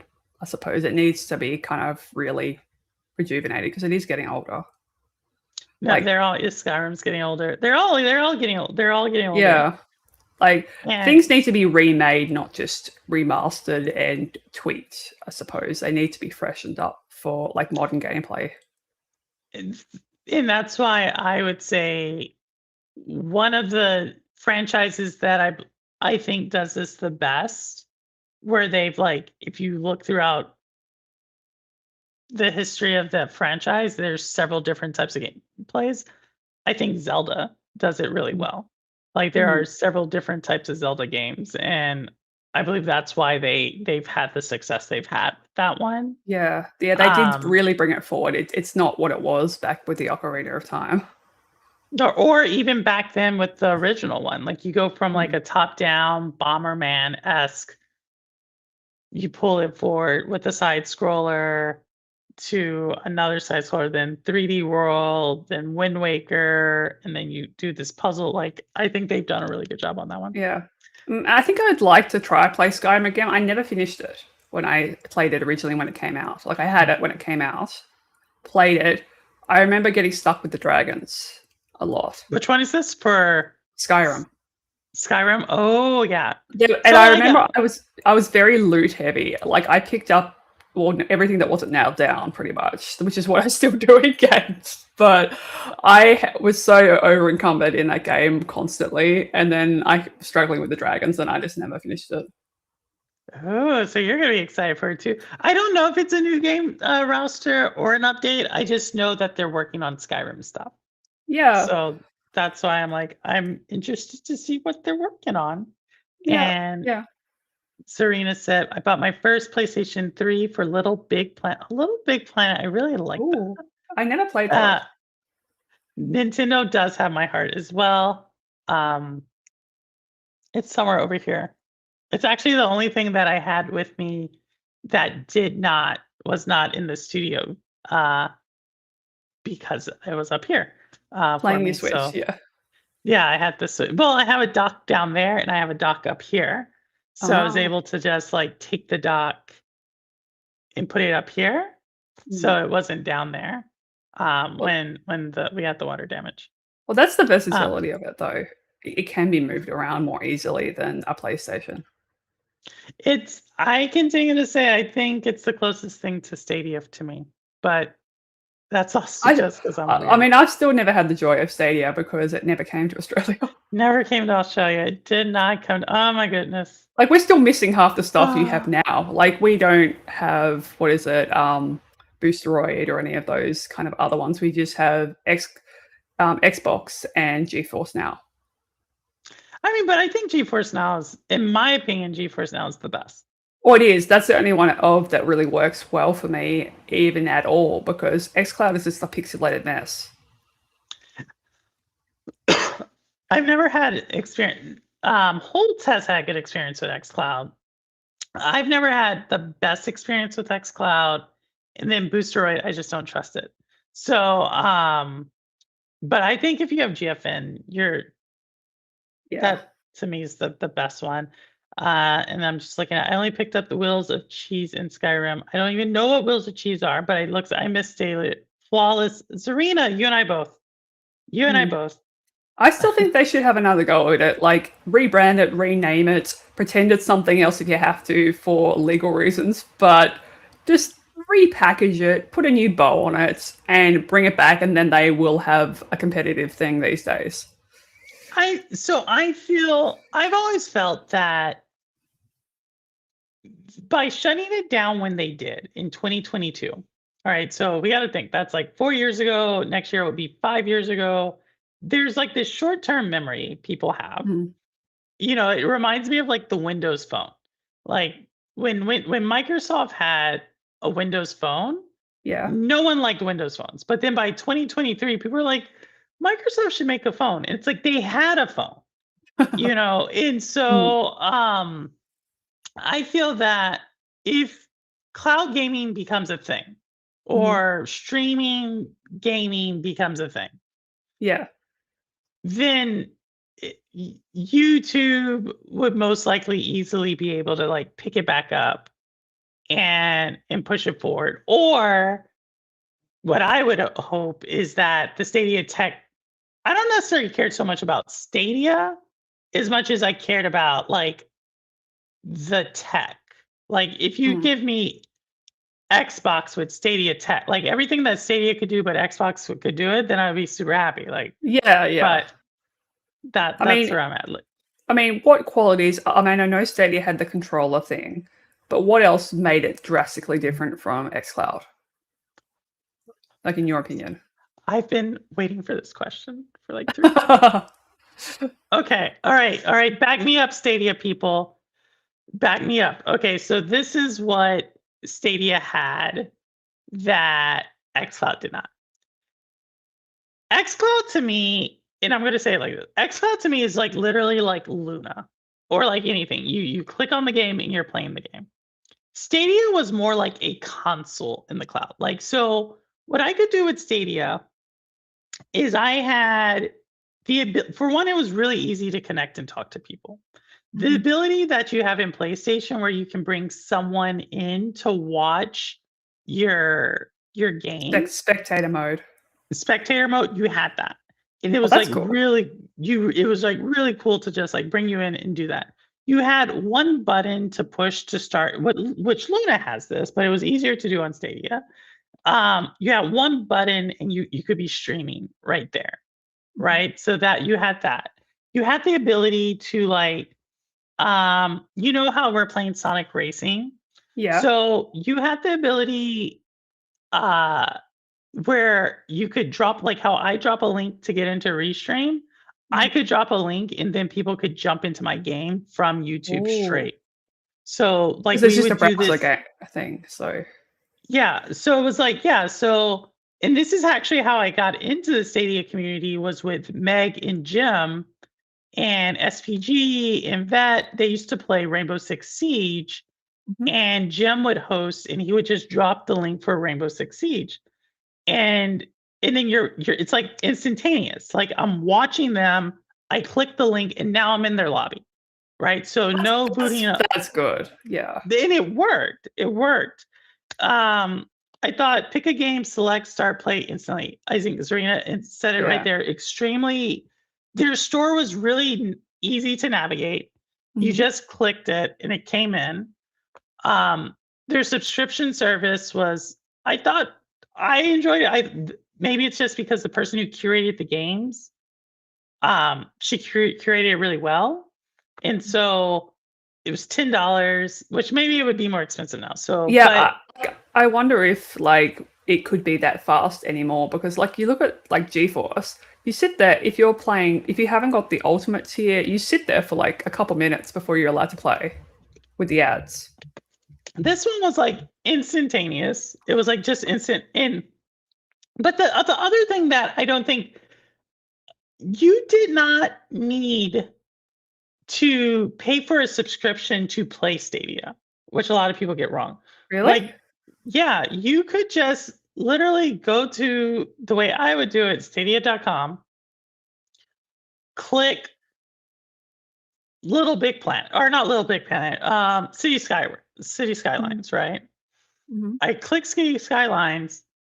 I think it said add or whatever, buy, and then play. And then the little button would switch to play. And now I'm playing it. And if I did not have Stadia Pro, I could still play it. You did not need a subscription to play multiplayer. Like the only thing the subscription did was it gave you upscale 4K from 1080p. Subscription. Yeah, that's a good jump. And the subscription gave you the monthly games. But you did not need the subscription for multiplayer games. I think that's key because like that's what Nintendo and PlayStation lock behind their paywalls.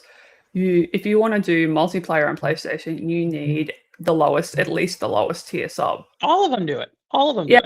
I hate that Nintendo does it too because I've been watching a streamer who just got a Switch to play Animal Crossing. He just got a secondhand Switch 1, wants to play Animal Crossing on his streams, and then got the rude surprise that he needed to pay a subscription as well just to play with other people. So the only thing I will give Nintendo and their subscription, and I agree, the only thing I would say is Nintendo's subscription for a year is $20. As where PlayStation, PlayStation and Xbox's cheapest subscription, if I'm not mistaken, is $10 a month. And It's so different currencies, but yeah, it feels more here. Yeah. Well, here in the USD, it's $10 USD here. Let me say it like that. Like double it for us. So I would say Nintendo's $20 a month or $20 a year is, especially if that's all you want to do, because that's all I like for Orcs Must Die, I play on my Xbox. The only reason I have a Game Pass Core is to play Orcs Must Die, because I bought the game. So I bought the game. So that's where I'm like, I wish I could just like play like one thing. So Stadia had demos, no sub required, just like this is true. You have the free to play game. It was just Yeah. a lot of stuff. Yeah, it's a shame that it's gone. Like, I think it would be very popular now if it was still going. Yeah. Oh, another thing they had, I'm just thinking you're asking what they had. Another thing they had is like, so you know how you played Detroit Become Human? Yes. Yes. And you had different choices to make. Mhm. So they had the ability built into the game that if I was streaming on YouTube, it was crowd choice. So the Oh. crowd could click. Like if I was watching, they did it with Five Nights at Freddy's. If the crowd was watching in the chat, just like we do like a vote in the chat, it would automatically come up. The game would stop for me and the chat would vote on what I would do. And then that's what I would do. Was that like a mode you could turn on and off? Yes, you could Yeah. before you streamed, you could turn it on and off. And That's so that's cool because I usually make a poll if I'm like asking people to make a choice for me. So in Twitch, Yeah. like, so that having that built in is very, very clever. they had that, and then we got Marcus. We got some of the Stadia OG people in here. This is cool. Yeah. We got Serena, Steve. It's like a little dog whistle. Stadia, they all turn up. They all come. Like another one, and this is another one. He had state play, which is you could take a screenshot and record video from the controller. Yes, you could do all that from the controller. But also a thing you had is something you had called State Share, which other things have had, and Nintendo's kind of played with this as well. And we did this we used to have like this cloud gaming championship, and Ninja Guy X. The people who hosted it had this level in Hitman. And they were able to create a level like a scenario in Hitman. They took essentially like I don't know how to describe it, like a link, a QR code. And I could then play that level just the way they built it. And so like you had this thing to where like anybody who had that link, I forget what it was. I want to say it was a link, but anybody who had that could go in and play that. And it was instant. It was just, I think that's the thing that is so hard to explain to people is it was flawless. Like it just Yeah, like worked. it was very seamlessly designed. Like they Very thought about it seamlessly carefully. They didn't just slap it together and make copies like what everyone else has. Like they thought of their own thing and then they made it well. Yeah. And Ron is in chat right now. And I always say this with Ron. Like there's the one time I've ever gamed with Ron Slusher. Like it was with Outriders, and I'll never forget it. I always have to say it like this, Ron. Ron and I were playing, and I could hear tapping. And I was like, Ron, what are you playing on? Like I could just hear this tapping. Ron was playing on his phone. And I was so he was playing on his phone like this and had his controller as he was playing on his phone. And I'm like, why are you doing that? Why aren't you just playing on your TV? And he's like, I don't know. Like he just like, I don't know. And I was like, well, turn on your TV and put it on your TV. I'm not kidding you. Ron, you were there. It was like within like 6 seconds, Ron was able to transition to his TV and it picked up right where he was on his phone. It wasn't even like, it was just like it's like he was still there. It was in between waves in a level. And it just was like, it was stuff like that where you're just like. Yeah. I can't imagine Xbox like doing that. Like Microsoft is it can be quite clunky in their kind of design in their softwares. So anything that seamless seems a little bit hard to imagine.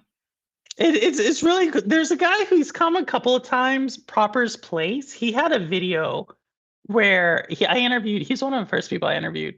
He does this video where he just is like in the background. He has like 2 or 3 TVs, and he just is going back and forth between the TVs playing the same game. Just having Stadia click up on both of them. So yeah, and Ron's saying yes, he remembers that. Like it just was like It's kind Yeah. of crazy. That's why when you say like Xbox, I'm like, Xbox, you still have that like spaceship going across. You have to wait for the spaceship. And then like if I want to switch Are we, games. isn't that still there? Like I was there last time I used it. Yeah, no, it's still there. It's still there. And the thing is like, and I guess you could do, oh, this was the other cool thing. Yeah. And I think this is true for all cloud gaming, but I think it's not as seamless as Stadia. Like, let's say you had a power outage, right? You boom, Mhm. power goes out or something goes out. You boot it back up and you're still in the game. Like you're or you go to your phone, you're still in the game. It's all in the cloud. Like it's just like the more I talk about it, the more I'm like, man, it could do that. Like chat, tell me if That I'm could be your lying. next big like venture. Like you've talked about, like buying a game. Just remake Stadia. Put a new name on it. That's your thing. That's what you need to make. Oh my god. Yeah, they do. Like it has to be in chat. If I have said anything that did not work like it did, hey Noisy, is there anything I said that did not work like I just described it? I was going to sell this data to Microsoft or Amazon. Yeah. They would make a bucket of money on that if they did. You would think, but no one. Like I don't I even think know how to explain people it. overlooked its potential. I think, and now because they were too early. If they think about the current market now, I can't see why they wouldn't do well. Like if they launch it well, with like I don't know, like with all their interconnected like gadgets that Google has got these days, they could make it even bigger. I mean, yeah, like I agree, they could make it huge. But you ask, like, there's tons of content creators who hated it. Like, there's tons Really? of content creators who would say, like, oh, it doesn't work well, or oh, it's like there was a thing, and I can understand this now that I have like my library. A lot of people did not like the fact that they had to buy their games over. Yeah. If you have all your games on PC, you didn't like that. A lot of people didn't like the fact that it was a threat because reality is. Oh yes, yes, Jeff Ditch. It shut down on his birthday, September 29th is when they announced it. But a lot of people didn't like, in my opinion, my mom said this because she said this the first time I ever played it. She was one of the first people who said that's going to get shut down. She has no idea what gaming is. She just says that's going to shut down. And I said, why? And she goes, because it's free. Like, yes.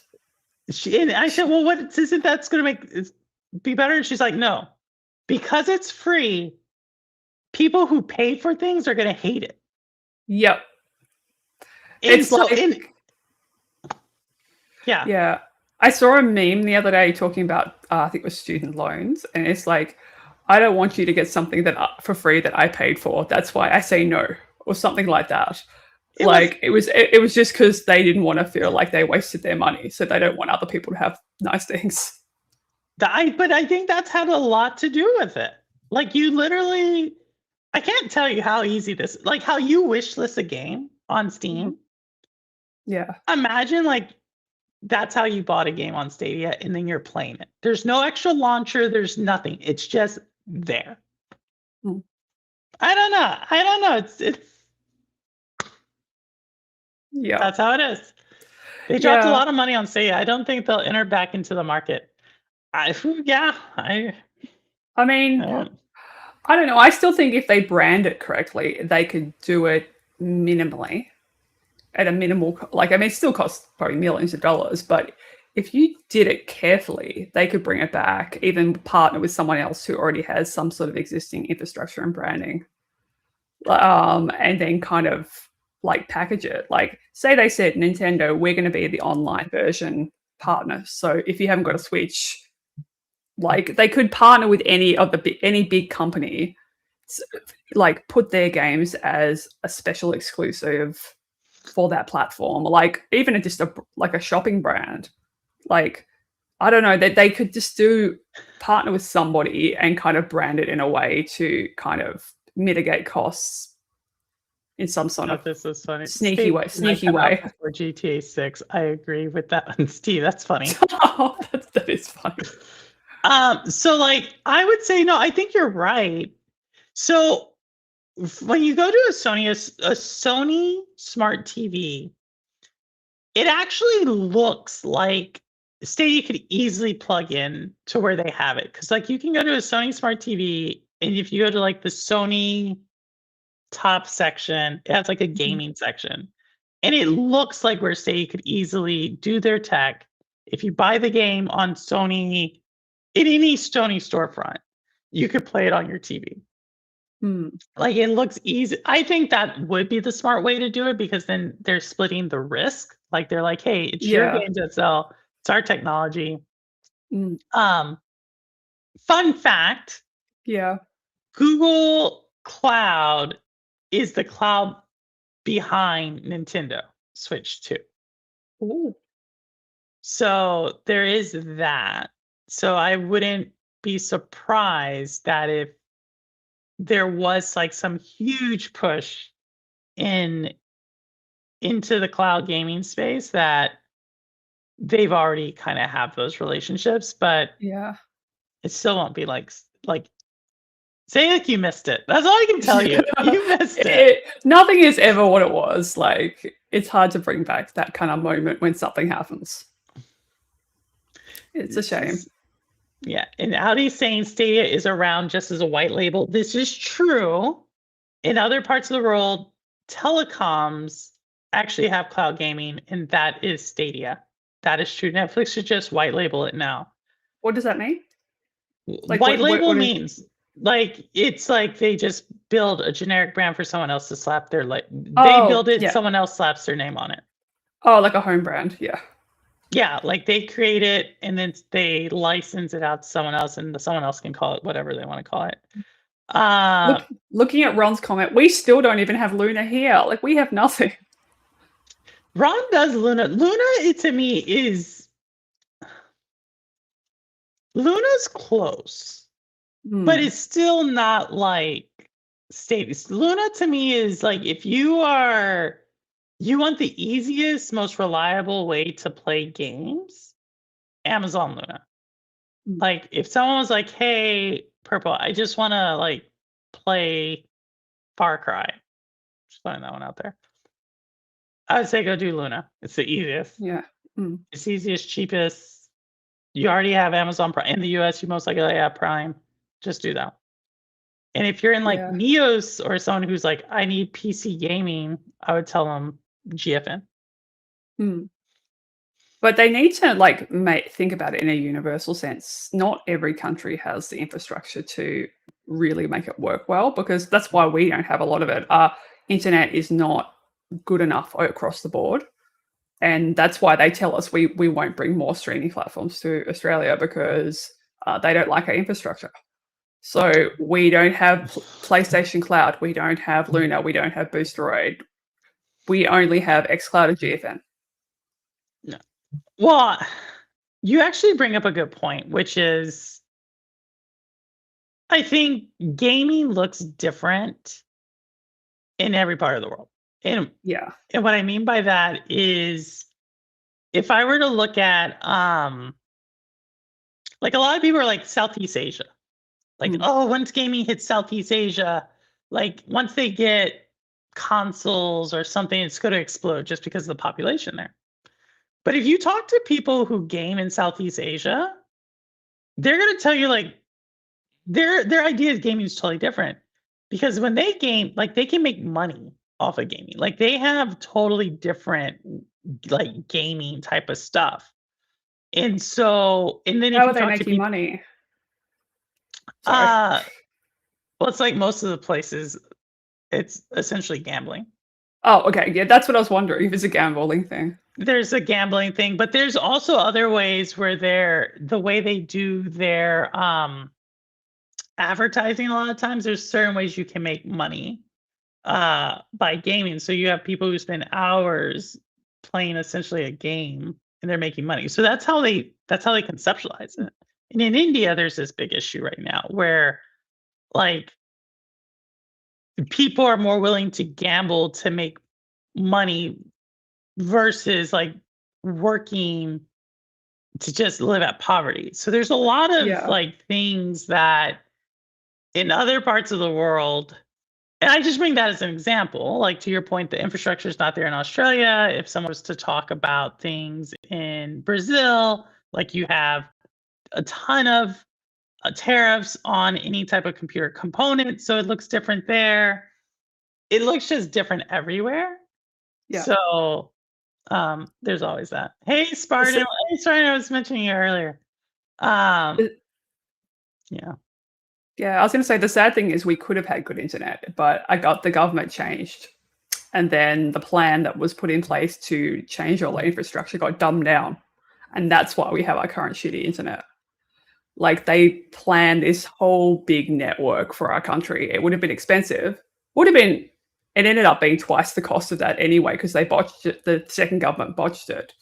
But if they had followed through with the previous government's initial plan to put fiber all around the country, and then if that had happened, we would have had excellent internet everywhere. But then this other lot came in, and then they said, like, we're just going to do fiber to the node, so everyone still has copper halfway, and then we're just giving it little boosts. And it ended up they kind of mucked up a bunch of contractors, subcontracting the jobs out. It ended up being ridiculously expensive, more than the original plan, and we ended up with half the quality of internet. And now they're still trying to fix it. You're not bitter. Not at all. Yeah. And Jeff, Australia is not a continent. It's a country. It's both. No, it's not. Yes, it is. I'm joking. I'm just joking. I don't know what's true anymore with maps. I've had this conversation. They keep changing things. We no longer have 9 planets. We no longer have 7 oceans or 4 oceans. There's like 5 oceans now. I don't know. It's weird. Yeah. It's weird. Things are changing. And also the scale is off, I think, as well. Because I think if you're talking measurements in landmass, like Australia looks quite small on the map. But if you overlaid that geographically over the US, we're a lot bigger than you think. Like a lot of it's desert, but still, it's bigger than you think. Like I think if you lay us from Los Angeles to New York, we kind of fit the width quite well. But what if you overlay us? Okay, but I'll do you one better. That may be there, but the United States actually stretches from Los Angeles to Caracas to Greenland. To Greenland? She doesn't get it, y'all. But I think I know what you're talking about. I'm like, what? She doesn't get it, y'all. She doesn't get it. I get it. I know. Isn't he wanting to invade there? Or something? Didn't someone say they? Say like it's ours. It's ours. Wait, is it? Greenland? Yes. Now I'm confused. Now I'm actually confused. You've confused me with the trolling. Oh my. Oh, I forgot Marcus is in chat. Oh man. Billy Ocean. Oh man, everybody's going. Is Farewell telling the person from Australia you can't mention Green? I forgot certain people are in chat. This is gonna set off civil war. I'm actually genuinely confused now. I thought I knew what things were. You're the only one confused today. Like, I don't think you're the only one confused. I think there's like legit green what? Yeah, I think there's legit confusion on who Greenland belongs to nowadays. But yes, or she'll lose her military pension and my rank. Is that true? What rank were you? I'm curious. Lieutenant Colonel. Ooh. You don't even know. Cool. No one even knows what that means. I do. I mean, you're like a mini colonel. It's like, yeah, that's exactly it. So no, I don't have that problem because I already know what's gonna happen. Like the next group of people will come in and they'll reinstate it. So whatever. So yeah, but yeah, that's so if we're talking about Australia compared to that, Zalik, I don't think you can deny No. the kingdom of No, the we United like we don't States. have the army to like control anything. That's the Oh my difference. Nor should yeah, Denmark, Greenland belongs to Denmark. Steve, prove it. Yeah, that's why I was confused. I thought it Prove belonged it, over Steve. there. It belongs to us. Us. You want to know why it's called us? Because it's U.S. It belongs to us. But it's so far away from the rest. Hawaii. Do you know how far Hawaii is? I mean, I've been to Hawaii. Yeah. So I've been how to can Hawaii. Greenland be super far from But Hawaii is The still US. relatively close in the scheme of things. Hawaii is mad far from Los Angeles. Los Angeles, yes. It's like in the middle of the Pacific, Zalek. How is Hawaii okay, but Greenland's not? Yeah, I don't know. It's been there so long, it feels like it's closer. See, the Canadians they're doing the. I think Canada. Weren't we going to take Canada last year? I thought Alaska was more confusing. Isn't that closer to Canada? The Wiggles. Alaska is in Russia's backyard. Let's be very serious on this one. Say like you don't get it. I forget you're not from. A map. It's been a while. No, okay, all right. So let me explain that one. Because this one actually dates. It's so we had a vice president. This actually started probably back then. We had a vice presidential candidate at one time that says, "I know a lot about Russia. It's in my backyard," because she used to be the governor. Sarah Palin.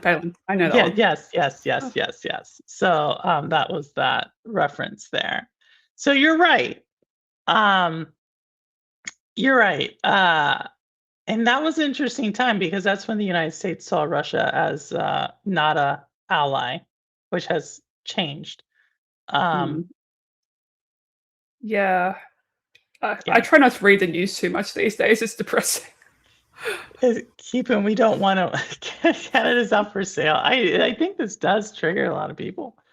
Good thing the lady who runs the Department of Education. Gosh, Jeff, stop reading the news.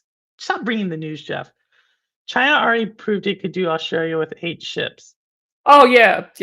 That's why we have the AUKUS stuff with the US because they're worried about China. That's why we pretty much pimped out the port of Darwin for the US military, so we don't have to get invaded from China. Are y'all that afraid? Well, I think they were a little worried for a while because every now and again a submarine pokes itself a little bit too close, and then everyone gets upset, and then they get yelled at. I think submarines are so creepy. Personally, I just think they're creepy because they just they're there, and then they just it's like a shark. It's like it just pops up and then it goes they down. test it every now and again. I think they've been pretty good lately, as far as I'm aware. But for a while, maybe 5-10 years ago, they were a little bit concerned. These days, they're all about economic stability with China because they're a little bit worried that the US is crumbling.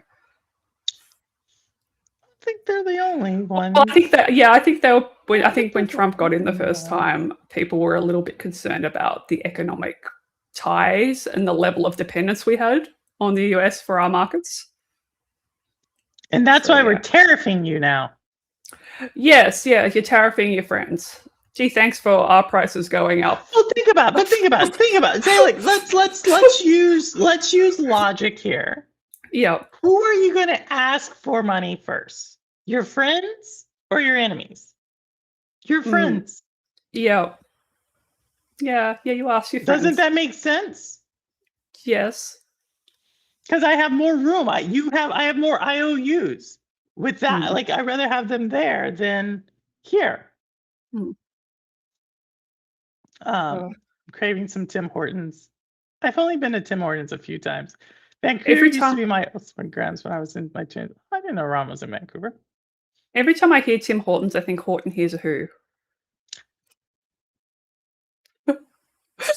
Yes, I don't think of it, but now I probably will. They're actually coming to New York now. They're kind of coming down south now. Yeah.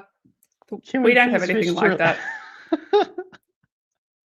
We're not, Steve. We're switching, Steve. We're switching, Steve. We're switching. We're not going to Yeah, yeah. religion. Not going to Yeah, religion. no. Not So, going to religion. Though if you want to talk coffee, that's a very different situation over here. We ran out Starbucks. Starbucks is not in Australia? Well, they are, but they're very, very tiny because we catered them.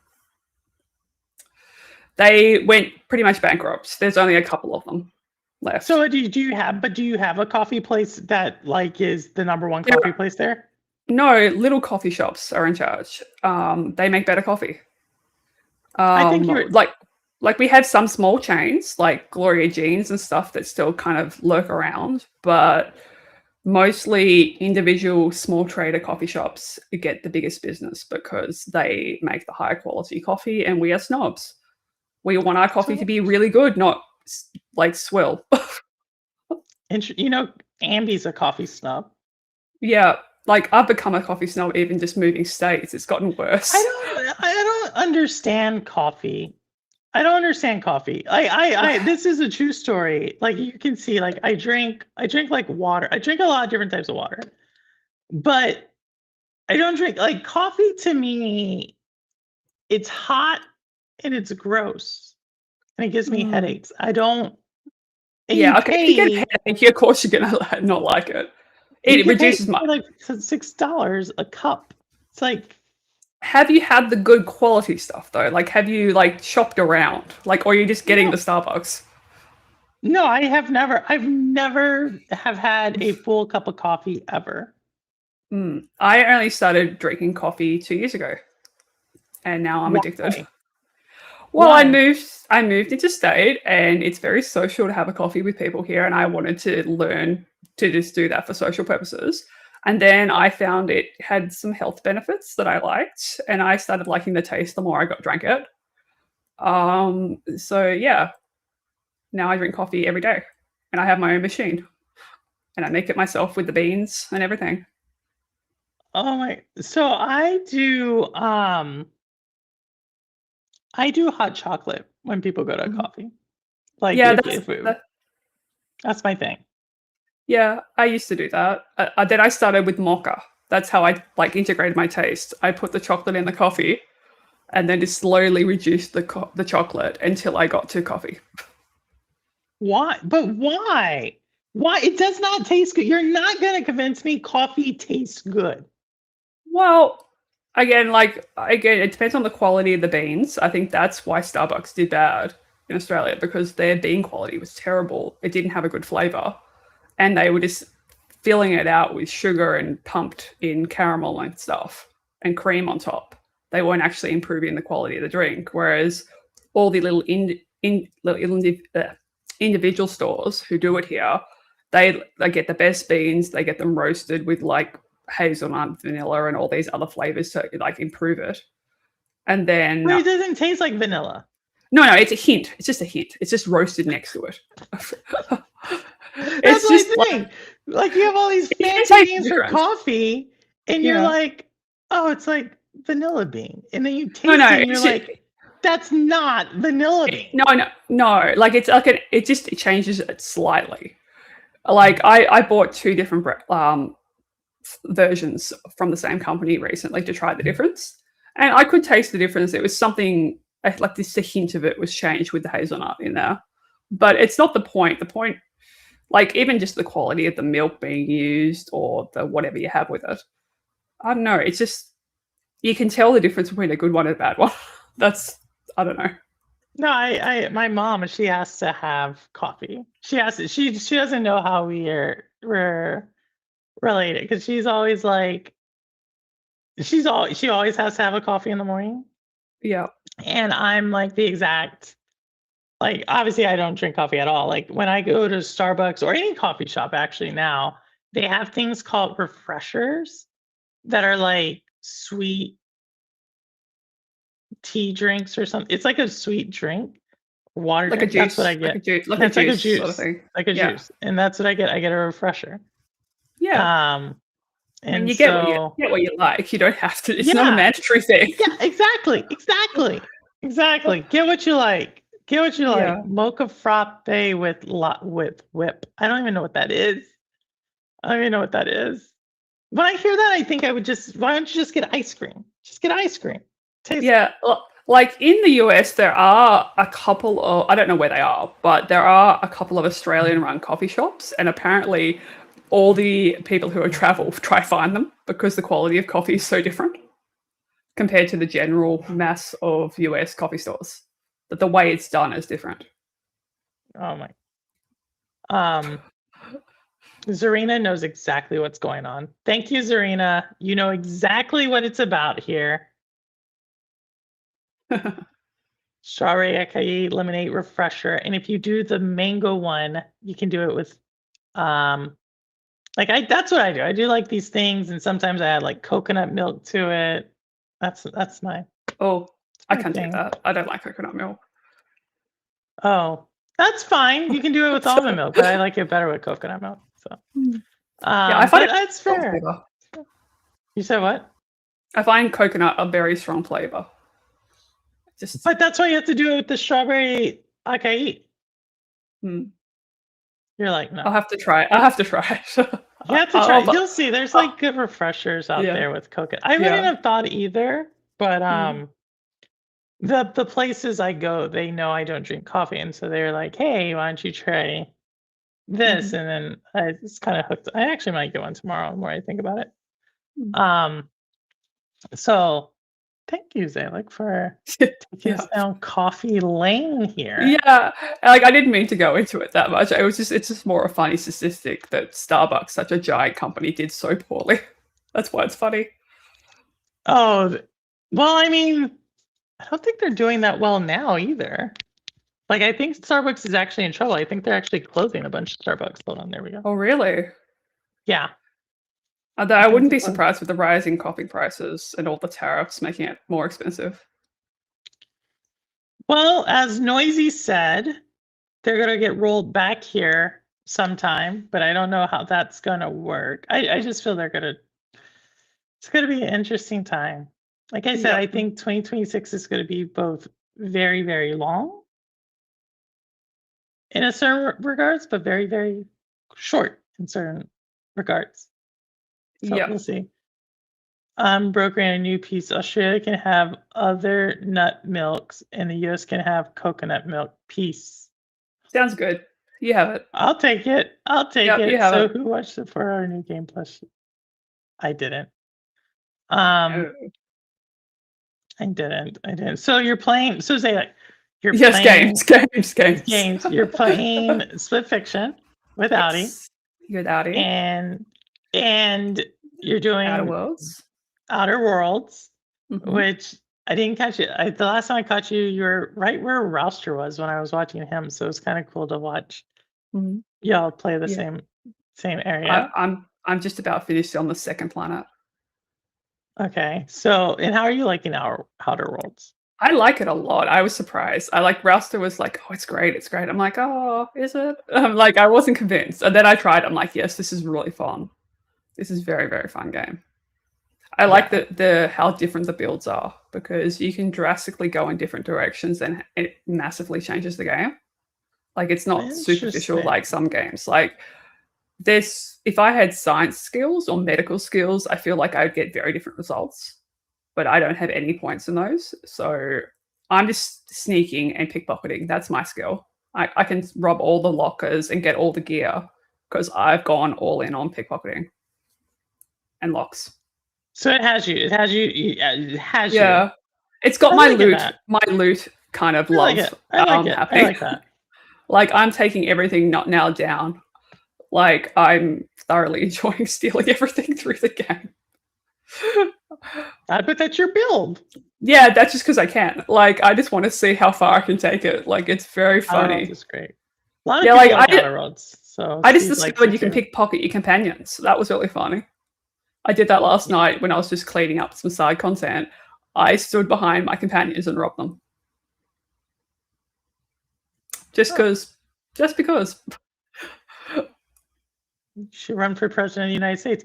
Zarina has asked, are you on Twitch only or I YouTube just- as well? I just put my VODs on YouTube, but I do have a YouTube account.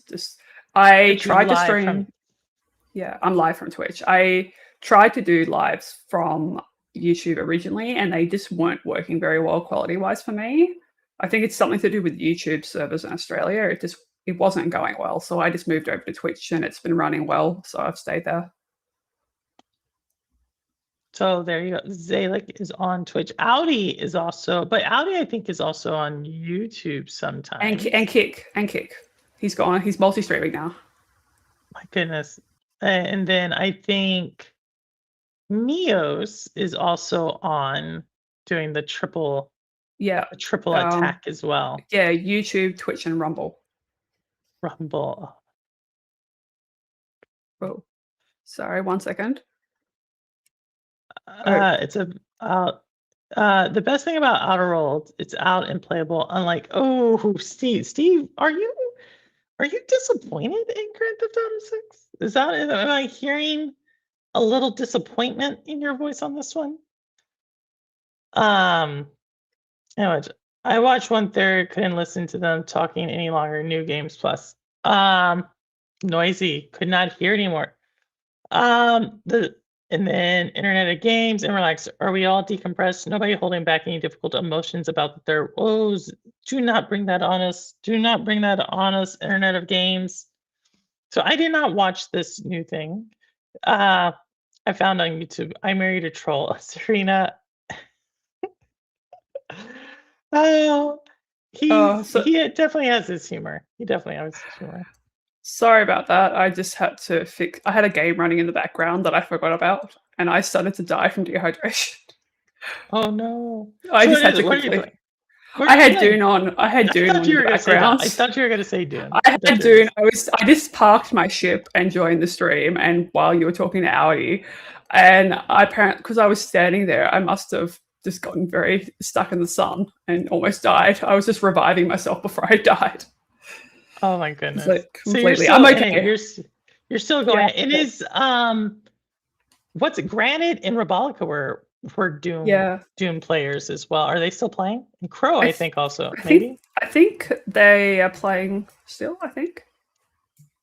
Yeah, I know some people are playing like periodically. You can do this thing where you put your base in a device, like so you can have a break. You don't have to like maintain it and fuel it constantly. So that makes it easier to have a break from it. But they still haven't got the server merges yet. So I'm still playing alone in my server now that Meg and Ruben abandoned me. Oh no, but what is Meg playing? I never catch Meg anymore. The original. Oh, she's not live much anymore. She's not live much. She got a job and now she only streams periodically. I mean, good for her, but we miss her. Yeah, no, Meg was, like I said, she was one of the original. It was Meg streams that got me into the community. So yeah. Meg, I think for me it started with Scartha streams. I met him on Reddit. He brought me to his streams, and then I think I met Meg through Scartha's on the Valhalla stuff, and then I kind of got into the community that way. No, well, as long as you're here, and then that's where I met Zarina through. I see her, like I think I could see how I met her. I met Serena through Ninja Guy X. There's so many people I met through this community. I met Rouster through Ninja Guy, Rebolica through Ninja Guy, Ambi I met on someone else's stream. Chariot Man, I think I met through Cowboy. So many people. Interesting how we're all interconnected. Daytona, I met through Scott or Hunkalicious. I met Daytona through Rouster. Yes, so did I. Hunkalicious and Zalik acting like a Sims player. Yes, she is. Why am I Sims player? You know who? You're mentioning Zim. We need to get Eniolk. Eniolk is really big into The Sims right now. I've been catching her. For some reason, her streams keep popping up right as they shut down. Like I get the notification that she was live. So she's also a Sims player. Some of my notifications have not been working properly lately. I get them like way after the fact. No. So Zach, so you're playing that. You're playing Dune. Yeah. So you're playing like 3 or 4 games at the same. And you're reading. What are you reading again? What's the? I'm not what's the I'm not series- reading at the moment. I haven't read much lately. What are you Um, reading? Because you gave me a franchise that you were reading. That was the Discovery of Witches I suggested you read because I Discovery of like fantasy and like paranormal sort of stuff. Usually with a hint of romance just to kind of balance it out a Right. little. But So you're kind of like a romantic-y blend. oh yeah, a blend. Like I don't want straight romance, but I don't want straight paranormal or fantasy either. I like a bit of both to kind of like they get too heavy one way or the other. So I like a little bit of both to kind of balance the genres. There's the only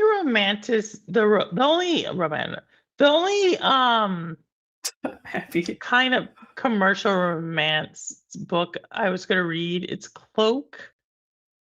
Something else. It's about these 2 serial killers that fall in love. That's an unusual combination. Yeah, I know. And so like that was like the last like that's the closest I got to like getting into like the romance. Yeah, the Uh, closest I got to full romance is when I tried to read the Bridgerton books after watching the Shit, show. yeah. Yeah, I started reading the Bridgerton books because I wanted to know what happened with Lady Whistledown. I was like, I'd been seeing the show. I'm like, I want to know where it goes. I read it for that plot alone. Oh yeah. Oh my And goodness. that plot disappears about halfway through the books. I Like- mean, if you've seen the show, you probably know why. But it gets Yes. pretty boring and repetitive after that in the books. Well, that's They're all all the romance. same. It's all Yeah, romance. but it's like they're very set. I think the author has always said it's always a happy ending. So it never kind of ends in tragedy. It's always the same ending. I gave up like a couple of books before the end. And I just realized Audie's in the back. We're gonna do a triple. Oh, Addie's, yeah, hello, We're gonna do Addie. a triple. Well, We're hello gonna do there. a triple. We're gonna do a triple. Yep, I've been yapping Addie, how away are for you? ages. Okay. I'm doing good. Audie's so happy. Yeah. Always Yep. happy. Yeah. So anything we said spark your interest? Coffee, romance. To touch on earlier about games and art. Oh. Okay. As a environmental artist in games, so Oh, I would I did not know that. that's what I did in Metroid at least. I would say they should be judged as other forms of art. Game should. Yes, Yeah. games should be judged as other forms of art. Yeah. Should. Okay, so like as we have like sculptures or like I- painting, like visual, or Yeah, and games should have their own like interactive art. yeah. Yeah, that's a good way of putting it, interactive art. Interactive art. Okay.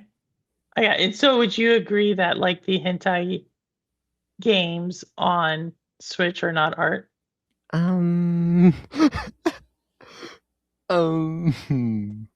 Wow, Audi, that is not a resounding no. Technically, yes, but Yeah, it's a technicality.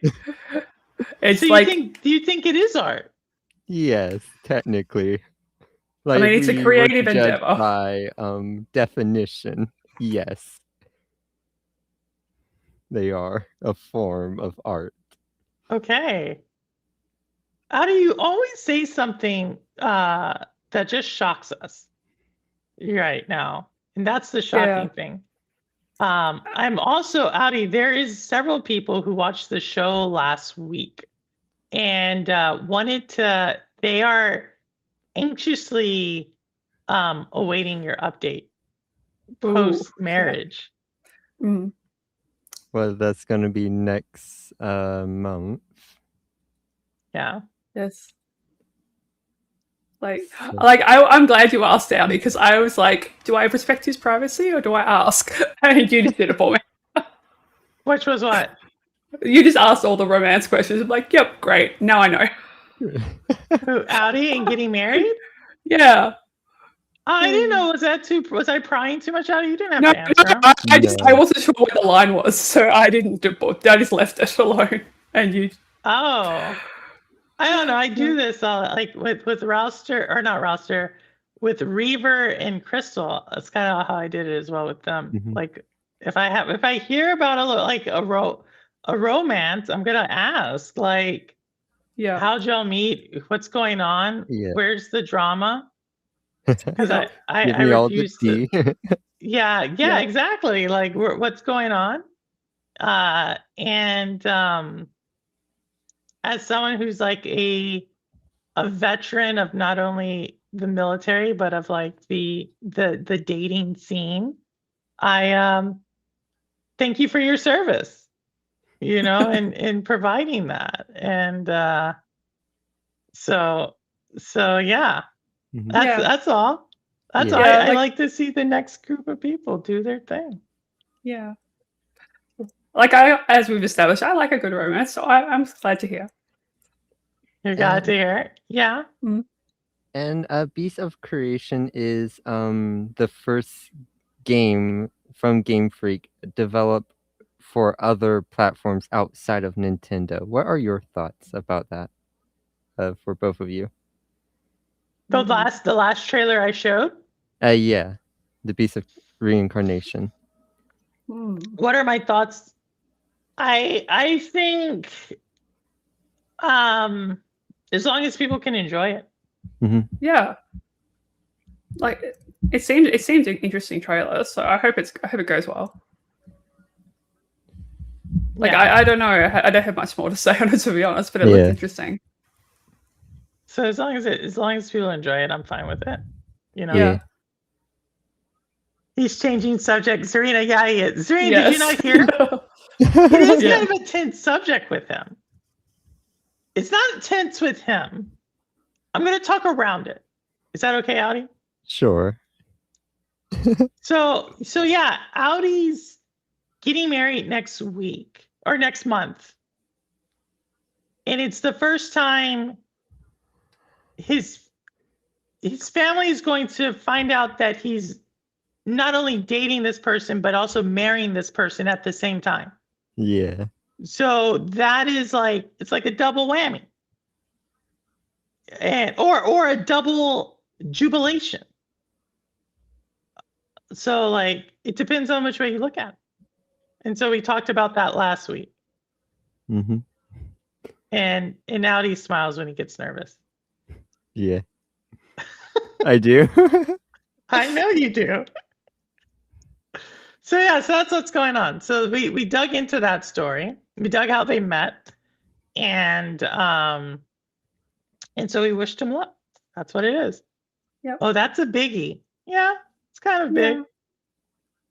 Who's getting married? Oh, Do we have time to talk them I out love of the it? confidence. Like I wouldn't I would be too scared to do that. So great, good for you.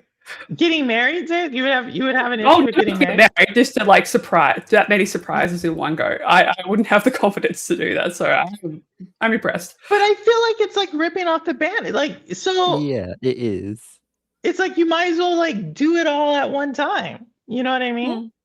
Yeah. Unless, but you're also a romance type, so you kind of like the courtship, So maybe that's you want Yeah, I don't know. the meet the parents vibe there. Oh, I don't know that. I don't know. Oh! I'm socially awkward, so I don't know. You're not socially awkward. In real life, yes, yes.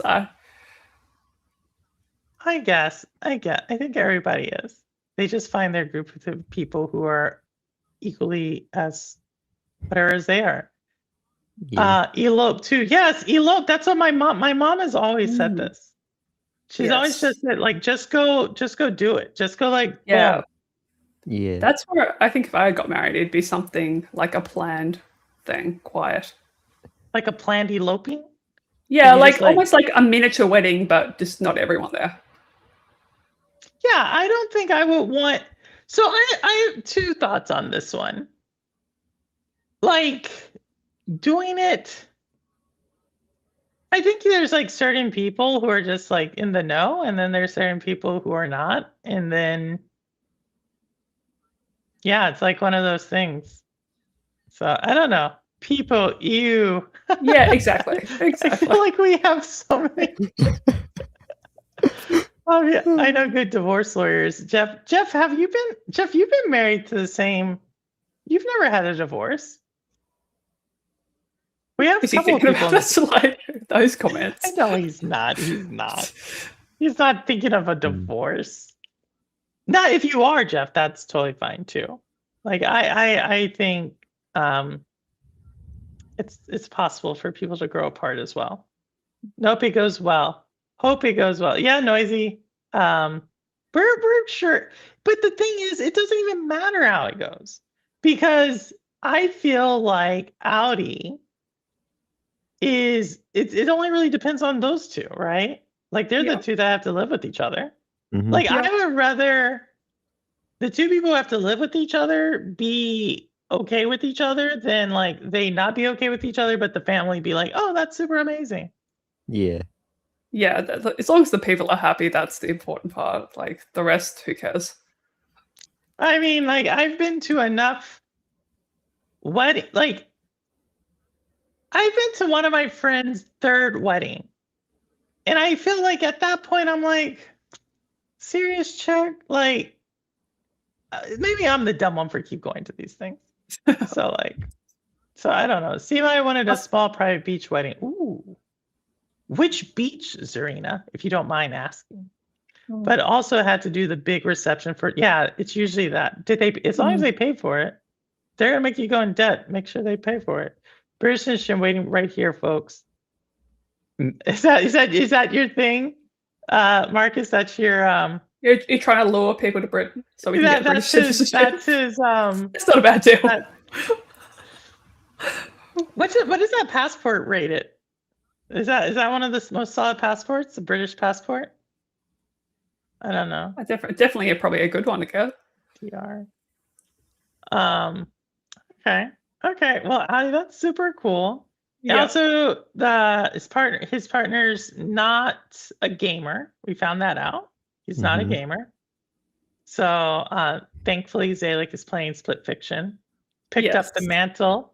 Yeah. Is playing Split Fiction. And what else did we find out about their partner?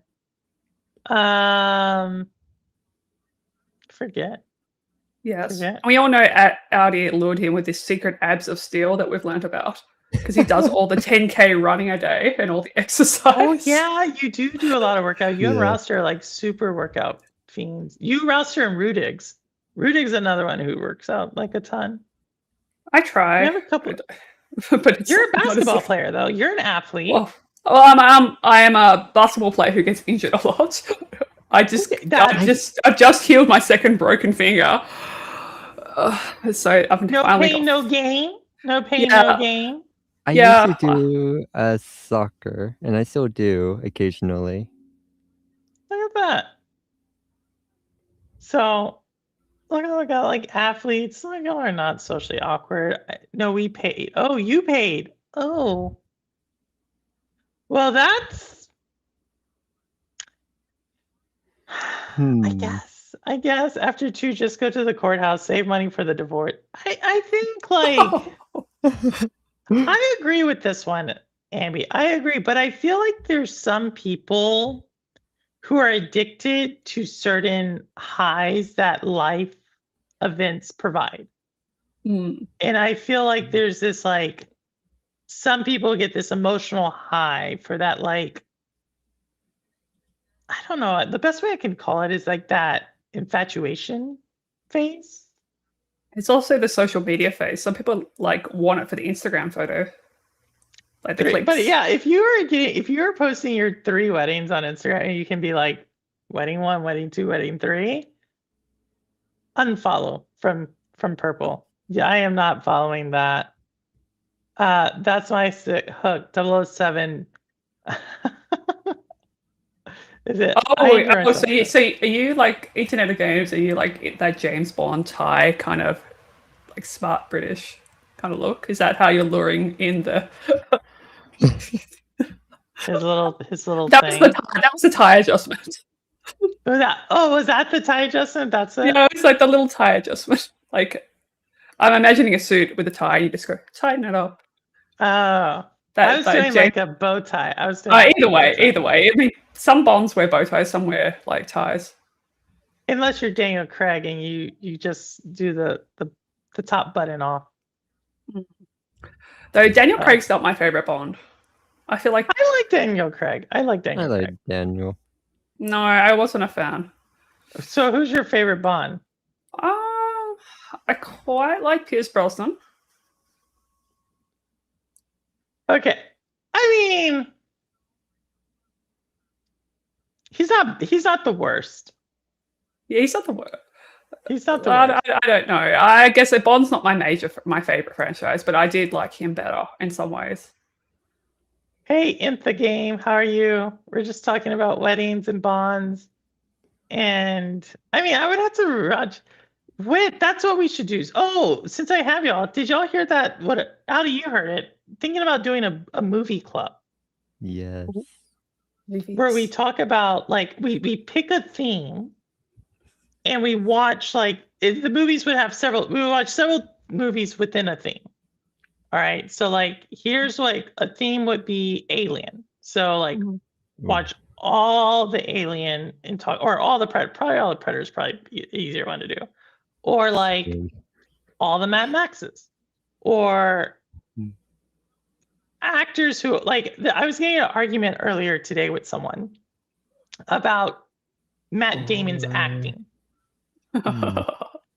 and so I'm like, okay, like what is Matt Damon's range versus like a Sean Penn, right? Like who's the better actor? So stuff like that. That's a fairly even comparison in certain, depending on which movie. What? I mean, look at Good Will Hunting. That was a good one. See, that's the one they said. That's the one they pulled up. They pulled up Good Will Hunting. That was a good one. That was so good. So I said, like, if you're going to look at Matt Damon's range, you would have to look at, I'm going to give you 4. All right. If I had to think about Matt Damon's range, I would think of like Good Will Hunting, Talented Mr. Ripley, Born Identity, pick whichever one you want. The Ocean's movies. Oh, Oceans or The Departed. Yeah. Like, I feel like he could do more, but he doesn't do more these days. Like, I think he just does what he's comfortable in because he's already rich. I feel like he's typecast. I don't think he's. Yeah, I think he has. that too. I don't think he has as much. I don't know. When I look at Sean Penn, I feel like he can do several, or like, there's a couple of them. I just think that are like really good outside of a lot of stuff, and they continue to push the boundaries. Like Matthew McConaughey. Ugh. Oh, you don't like him? Again, in certain things, I think he's better at drama. Matthew McConaughey. Yeah, Yes, I can see that. I don't like him as a comedian that much. Or any of his rom-coms. Yeah, like he's too corny. Like he's okay, but he's not my favorite. I mean, he was going through who? Sigourney Weaver. Oh, yay. So you're bringing in like a super heavy hitter here, right? Oh, she's good in everything. She's good in everything. I mean, you're bringing in, okay, let's look at Sigourney Weaver from Ghostbusters. We have her there, right? We have her in Alien, right? We have her in Avatar. Yeah. Wait, we have her in Avatar? Yeah, she does she played a scientist in the first one, but now she's doing the motion capture for the young girl in the current one. I did not know that. Yeah, I watched a clip of her in the full mocap playing the young girl. It was actually quite impressive. Yeah, she's in Avatar. Wow. What's another Sigourney Weaver? She's in some good, was it protesty sort of movie I watched a while back. Maybe And that's a she's solid she's one. in she's She's the in surprise the Gorge. in Cabin in the Woods as well. The Gorge. She's in Cabin in the Woods. Yeah, she's the surprise character in the Cabin in the Woods. She's Which one's Cabin in the Woods? I feel like I just watched this. It's the one where they're like, it's like a horror one where they're playing out horror scenarios with creatures, leading people into their doom, trying to fulfill some sort of prophecy. They're trying to do it in various places all over the world. And then just to get to kill once to save the world or she's something. like the corporate. She's like she's like yeah, Oh, like is that she's like the surprise character at the end. She's only just a small thing. Okay, Yeah. okay. I seen it. I just watched the news Avatar. Aliens Lover. It was good. Who's True Detectives? So we're talking about Daniel Craig. Daniel Craig. So a lot of people do not like Daniel Craig. No. And that in True Detectives, who am I thinking of? It's not Daniel Craig. What I was thinking is Knives Out. Did you say Knives Out? A lot of people don't like him in that one. I don't think he's as handsome as people say as well. Daniel Craig? No. I think he's that's why bright he's and no, pretty. his charm is lost on me. So She was also in The Village. Sigourney Weaver? she was in Dory as well. Dory? Yeah. like Finding Nemo, Dory. Pixar Finding Dory. See, I've seen Finding Nemo. Wait, she's not in The Village? I'm pulling up her IMDb page at the moment. I need to see what she's in. She's also in Wall-E. She's Wall-E. So she's in voice acting, but she's not in The Village. The M. Night Shyamalan movie? No.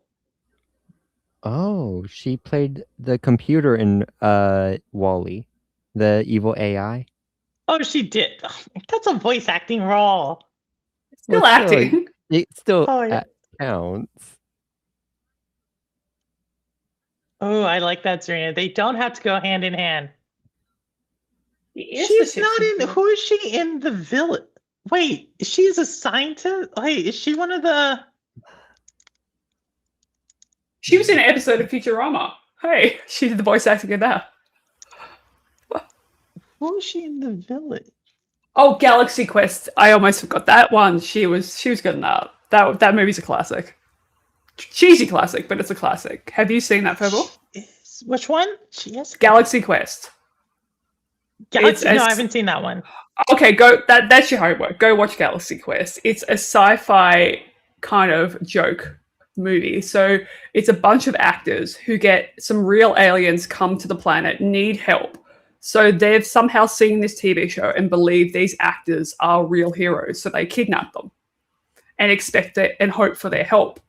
So they're stuck with real aliens, but they're actors. They're like, it's Tim Allen, Alan Rickman. They're the main three, I think. So Okay. Alan Rickman, I'll give it a I mean, shot. he's amazing. So it's stupid, but it's funny. I'll definitely give it a shot. I'll definitely give it a shot. I'll look at it. Did I lose my child? There we go. I'm so ugly, but my citizenship offer hasn't been taken up by a Ukrainian refugee. Oh my god. Stop it, Marcus. Okay, so all right, I got so many movies to catch up on. There's like Joaquin's mother is in The Village. Who's she in The Village? Oh, you're saying she is Joaquin Phoenix's mother in The Village. I like M. Night Shyamalan, but a lot of people don't. Yeah. Hit or miss. How about Gillian Anderson? Do not do that to me. There are very few women who I am like, just like, there's a lot of energy there. One of them is Gillian Anderson. I follow a content creator who's like in love with Gillian Anderson. It's so funny. I'm not gonna say I'm in love with her. I just feel like she has like, there's a lot of energy there. Like until last year, I did not know who she was. So Really? yeah. I mean, she's in. So all right. So a lot of people like know her from Xbox or not Xbox, X-Files. Yes. I would say I really liked her in a British crime drama called The Fall. Uh-huh. And she does like a phenomenal job in that. And so like I love Jillian. Yes, I know. You know what? Between her and Kate Winslet, I think those two are like kind of some of my favorite. Like, I don't know, goes back and forth between those two. The only reason why I know of her is because of Squadron 42. Oh, That game X-Files, that's yes. coming out this year. Squadron 42. Wait, I do remember seeing this in her. I do remember this. Oh, yes. She's going to be in this? Yes. Oh, my goodness. Okay, day and date. I got to support. I got to support. Have you not watched X-Files? I don't think he has. How old are you, Adam? No. But you're in your 30s, right? Yeah, I haven't seen it. How did you not see the X-Files? Yeah. I think I've was seen bits of it. busy at the time. Really? Bits? Say like Bits of it. I haven't watched it as a whole. I think I kind of just missed that moment and kind of went, my oh, well, it's gone. Good. Like, I was too busy with other sci-fis, I think, at the time. Like, oh man, X-Files is solid. Okay. I remember I used to think it was like scary, and then I started watching it, and it's kind of like a lighter form of the Twilight Zone. I feel like it's in that range.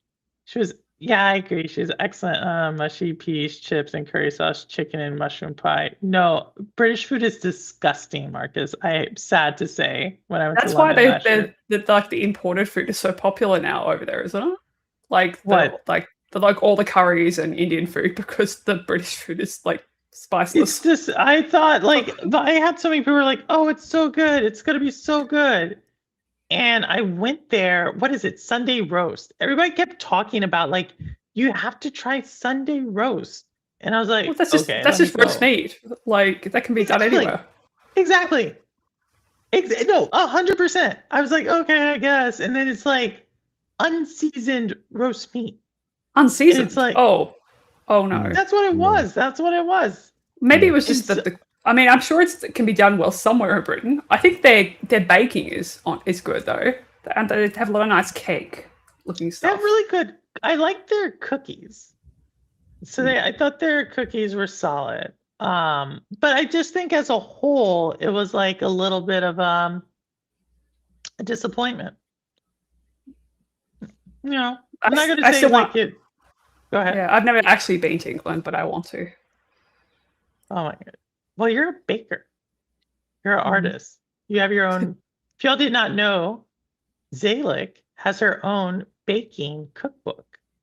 Yes, like the production of 10 coffees that I made at the time, but So yeah. it's still huge. Can we buy this book? Is it like No, it's not like published. I don't think my mum would let me because I use family recipes. She's like, no, you can use them for uni and you can distribute them in family, but no, don't give out my Christmas pudding recipe. Oh my goodness. I remember you telling us about it. That's Yeah. Like that's I kind of would have to weird. change the cover these days though. I was never happy with the cover. Well, do it. I want to Yeah. see it. I want to see it. I can go You get should- it and you do can a say show yours your tell. grandmother's recipes. Yours your Yeah, I grandmother's. could go get it off the shelf to do show tell. Do it. You should. Alright. I did All right, that. I'll go get it. I I'm did getting my it. show and tell. James. The one I was telling you about, Audi. It's what I'm reading right now. Right now, I'm reading Solo Leveling. Solo Leveling. Oh, you were telling us it's not good for your Yeah. ADHD. Noisy, why not? Because we're going everywhere. Oh, is that yours? Let's see. That's my how- book. let's see. That's my book. It's like it's been flipped on the screen, but that's it. That's my book. Oh, I've got stuff wedged into it. And But these are actually pictures that you create. yeah, This is like everything was baked and put in it myself. That looks delicious. What is that? Those were shortbread biscuits with chocolate. Let me find it. I've got like things I've wedged into the book. Okay, here's the famous Christmas pudding. Let's bring it. Let's bring up Zalek. Let's bring up Zalek. Oh, sorry, Audi. Sorry, Audi. Let's see. There we go. There we That's go. the Christmas pudding. Yeah, and what else? Like, I'm just flicking through random pages. That's the frangipani. I've got like a pie, blueberry tart, apple tarts, and then like I have all these pages in there that are like tracing paper, and they have like special writing and stuff on them. So chocolate bowls. Like, I mean, I'm just flicking through randomly. I can't say that's like bread. That's a Rodini. I know. Like, why don't you like Cinnamon scrolls? So you're gonna follow this one up? I don't know.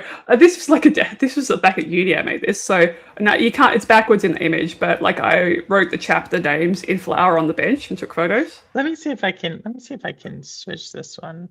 Maybe I might be able to. Oh, that was the experimental cake. I did a Pac-Man cake. I can't. Maybe I thought I could. Maybe I can. Eventually, I'll try. Maybe I can. Can I flip it?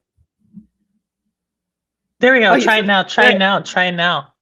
There it is. It's 170 degrees. 170 degrees. 170 That was the title. There's like that's cute. That's lemon cupcakes. I specifically got the Starburst that had the shape of the lemon, so I could put that on top of the lemon cupcakes. So it had a little lemon on top. What else is this? I'm just randomly flicking because I can't see what I'm doing. Do you have donuts? No, donuts aren't in the book. Let me find something particularly good. Oh, I love these. The bunny biscuits. Oh. And there is sugar. Like they're shortbread. They're shortbread with a fondant top and just a bit of chocolate piping and stuff. But there is a special page where I did a special edition of them for like a joke. Like for a joke photo. Let me find it if I can. I have to find the special. It might be at the beginning of the chapter. Oh, here it is. I made a special one where the bunny's being eaten and terrified. Oh my goodness, that's kind of dark in a way, but yeah, that was one that accidentally broke. Yeah, it accidentally broke, and then I'm like, what can I do with this one? And I made that out of it. See if I can take this down. Yeah, but like, there's a whole bunch of stuff in there. There's like these kind of like. So Zayla, how can people get this book? How can people support? Get the book? Like, I haven't got it published anywhere. It's just me who went to the printer, manually printed it. Like, there's like joke pages, like flour accidentally rubbed in the wrong place. I'm holding. Oh my goodness! I'm trying to get it to show. Camera is. So why have you thought about potentially like using a pseudonym in self-publishing? Maybe, I don't know. Like there's like lemon meringue. Like, I don't know. I mean, it looks super legit and professional to me. Yeah, it's pretty good. Like, I would change some things, and like the tracing paper actually makes it hard to publish as well, because I actually had to like give the paper to the printer because they didn't have it. So like, we had to use like laser printing. So like, it's hard to see in the pictures, but if you just find one of them at like certain pages have the tracing paper page, which has a little quote and the title of each of the recipes. So you can, so it's like a special page. It's like translucent, and it's just got the text down the bottom. So Zarina said, so there's a PDF. Make it an ebook, Noisy says. I could. Yeah, there's a PDF in CS6 version of Photoshop when I made it. Oh, in InDesign, or whatever it was. InDesign, yeah. Casually, you say it so casually. Yeah, but I feel like I've lost my skills since I made this. Like I have not practiced these days. Yeah, but you still have like you made all those pictures are things you made. You know what I mean? Yes, yes. I was horribly sick when I did that too. Because I have health issues. I had an infection that I didn't know about at the time. I think I wasn't eating at the time. I lost about 20 kilos while trying to make the book. And I was so weak, I was struggling to hold the heavy macro lens for the photos. So my mum was just standing there with her hand to take away the camera while I was doing that. Wow. Yeah, so And I'm just you like, have to if you can, we would love for you to share. yeah. And Yeah, we will so support. We will yeah. support. Your support. Like, give me the story or the book. Like, I don't. No, both. You should make it a Both. tier. You should Both. make it a membership tier. A membership tier to get access to the book. Yes. Yes. Yeah. Oh God. I've got so many plans and things I want to do for the channel. I just never have time the energy to do it. That's kind of why I like playing with the AI so much. I have all this vision in my head and I just don't have the energy often to create the stuff I want to make these days. So just being able to say, make this, give it specific directions. That's what I liked about it when I was playing with it the other day. So this is interesting because y'all are both artists. Audi, how do you look at AI? I look at it from it's a great tool to polish existing works that you've already made. Yeah, Okay. yeah, I do agree with that. Like, Okay. So y'all both like obviously it's a tool. So you're not someone who's like never use it. Yeah, it has its uses, but the key is to use it responsibly. Okay. That's fair. That's yeah, fair. like I don't think anything should be entirely AI created without human input. You need to still like direct and have a vision, because otherwise it's just going to make generic stuff. Mm-hmm. I agree. So human in the loop. You're advocates for that. Yeah, even still, I don't like how it samples stuff artistically. I'm still not in love with that. So what do you think about Disney partnering with OpenAI?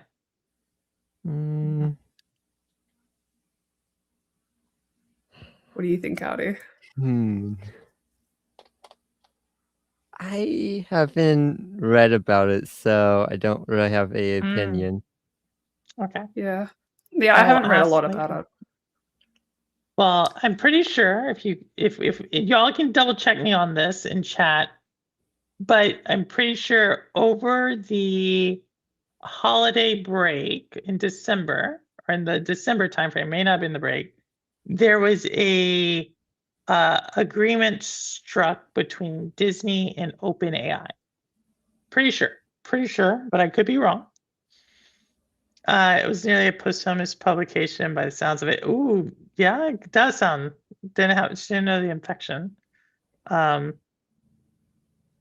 yeah, so Disney, and so it's interesting that I would have thought that would have made more rounds than it did. So who ate all the foods, Alec? That's what Noisy wants to know. Yeah, I was just catching up on the chat for the comments because I was holding the book. I didn't read it at the time. Yeah. The interesting part of my story is that after I did all this, I got celiac disease and can't eat gluten. That's why it kind of killed my cooking career. Oh my goodness. Yeah, I can't eat that. All that has gluten in it. I can't eat that now. Oh, so it's kind of like bittersweet. Yeah, like I actually debated doing like patisserie sort of chef stuff when I was younger. Like I was like design or cooking, and I went design. And then I kind of made it both. But yeah. So have you thought about becoming a gluten-free pastry chef? I've tried doing gluten-free. It's a lot of energy, so honestly, with my health, to do that sort of work, and it's not as fun because it's so hard.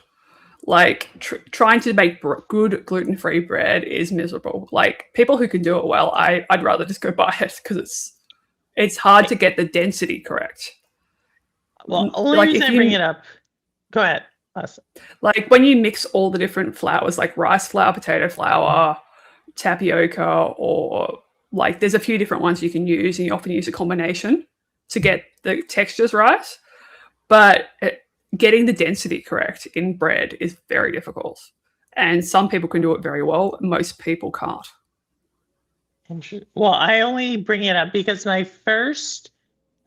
last duty station in the military, I lived close to a bakery, and it wasn't until like a year in that I found out that it was gluten-free. Oh wow! They did such a good job there. Like it was like really good. I live really close to that place. And so that was the first time I like really found out about gluten-free, and she just did like a phenomenal. She had really good chocolate chip cookies. Some people can do it really well. I haven't quite cracked the secret with my own cooking. I can do certain things well, but bread is not one of them. Like I used to love making sourdough. Turkish bread was a specialty.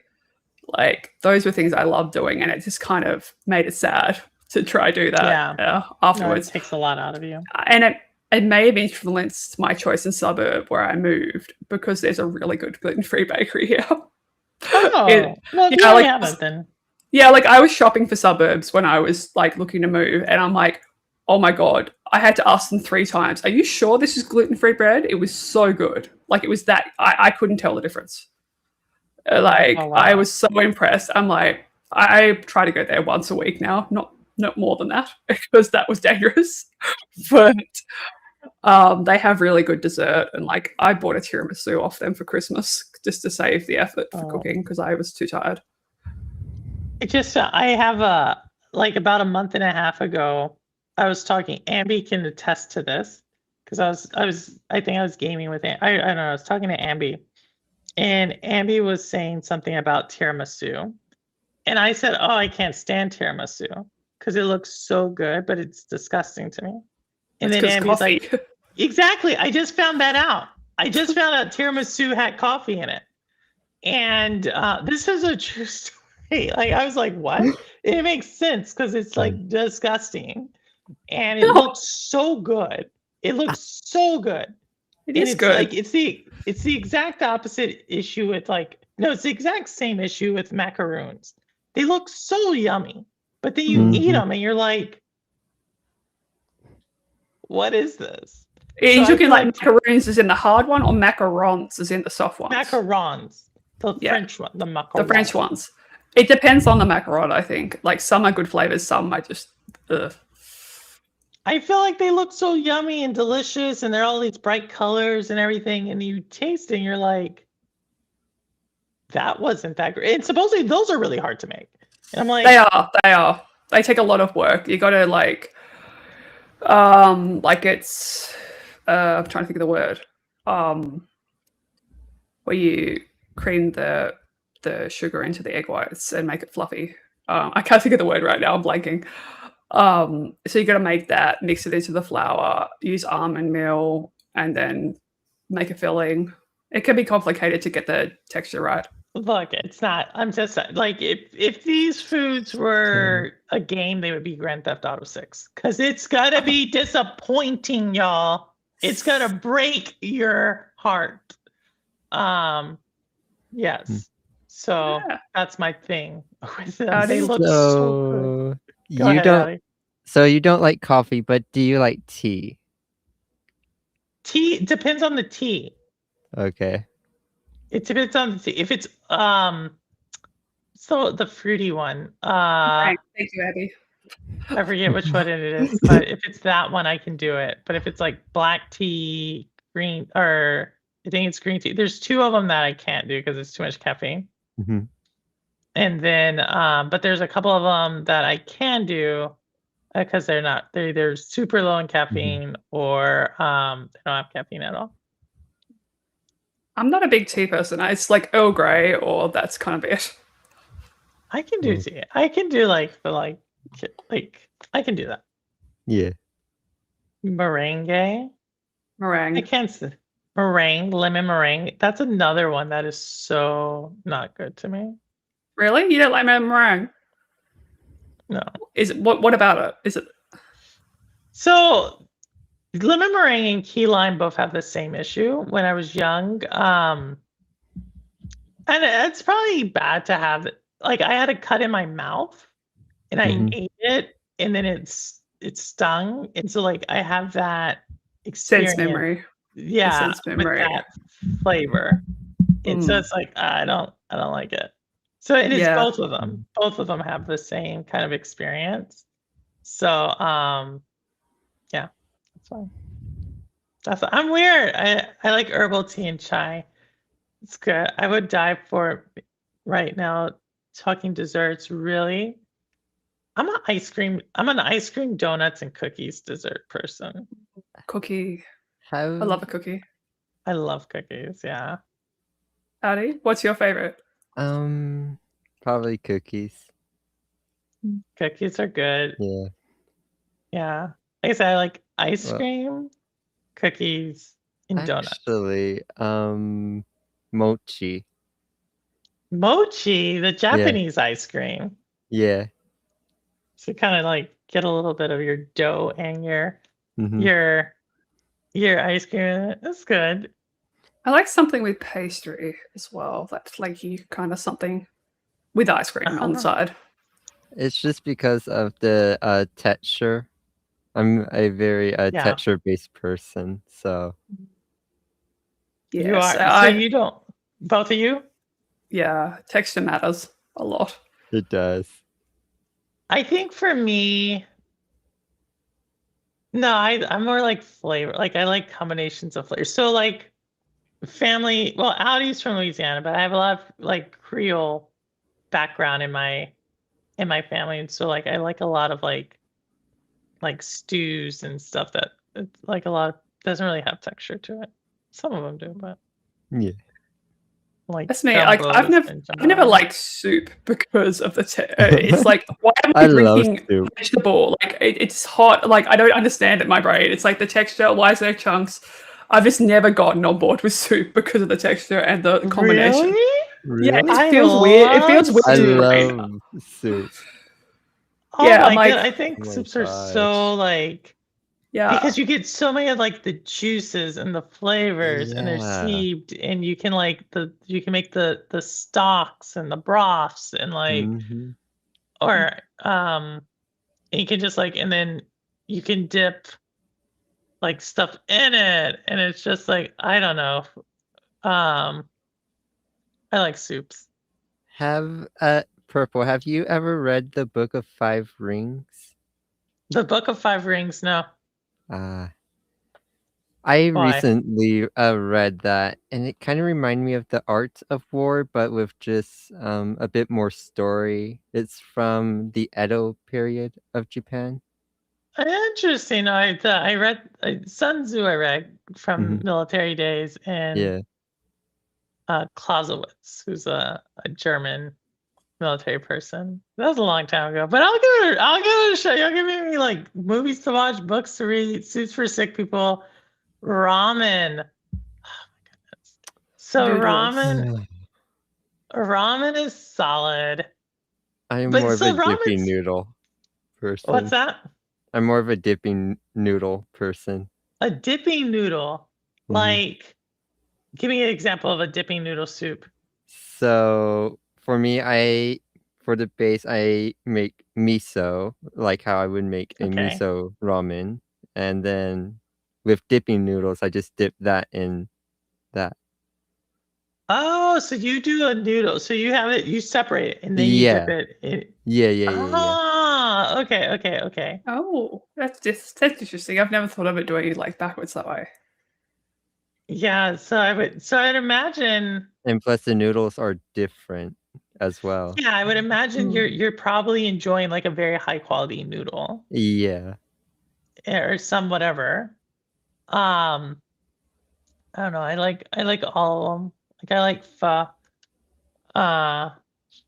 from Vietnamese. I don't know. Every culture has their soup. If you think about it, they all have their different types. So, man, yeah, like I make soup once a week with the older vegetables. That works. That Yeah, works.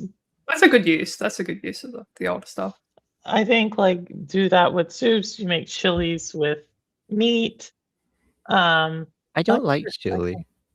You don't like Oh, chili? No. I love chili. Oh my goodness! The texture's just Really? off. Oh, Oh you're no, a I texture. yeah, I love the flavor of chili. That's like one of the Mhm. things that I always can eat. I was actually there's randomly popped up like the best store-bought chilies, and so right before this stream, I went to the store looking for it, and they didn't have it. So I was a little Mhm. disappointed. But no, I like chili. I mean, chilies. I feel Mhm. like if you can get like a chili with like chili, beef, beans, like I feel like that would have the Oh, texture. oh, you mean like a chili, like a hot, like a con carne? Oh wait, which one do you? Which one? I Yeah, thought you, which one do you I thought mean? you just meant like the flavor, the spice, the red spice. Like I thought you were talking about the flavor, not the Which like. chili do you want? Wait, he could be talking about either one. Which chili are you talking about, Howdy? Just chili in general. Well, there's two different. Are we talking about chilies? Oh no, like Like- you put stuff Like in Frito it. pie chili, like a Frito Yeah. pie chili. Okay, Like okay. like beef, like sauce, yeah, beans, yeah, that yeah. kind of chili. Yeah, I Yeah. didn't really make that, but Yeah. I meant as a flavor, like the spice. I like that. Yeah, I like Yeah. the spice of chilies, but not like chili. Yeah, Yeah, no, I sure. go. Yeah, That's an interesting English one too. yeah. 'cause I there's, like- probably agree with that to a point. Yeah, it's So not I something. would. So I would say. So say like you like peppers. Yes, but we just don't Yeah. call it that here. You Yeah. call them chilies. Yeah, and like bell peppers, we call that a capsicum. So that's a different word for us. That's such a weird. We just. I- It's so easy to call it a To bell Subway pepper. in America was very confusing when I was younger because we asked Why? a capsicum and we're like pointing at it and they're like, "What? What?" And we're like, What's a "Some of bell the pepper?" Put the capsicum on it," and they like didn't know what we were talking about. That's how we learned what bell pepper was. So fun fact for people who don't know this: all bell peppers are actually the same, except Yeah, they're just different levels of ripeness. yeah, different Yeah. levels of ripeness. Exactly. I didn't know that until I did a cooking class probably like 20 years ago now, and that was like one of the questions or one of the things we learned throughout the Mhm. class was Mm. but it's some just- people they don't know that. Yeah, and it's also different nutrient profiles depending on how ripe it is as well. So there's different Yeah. health benefits depending on which way you eat it.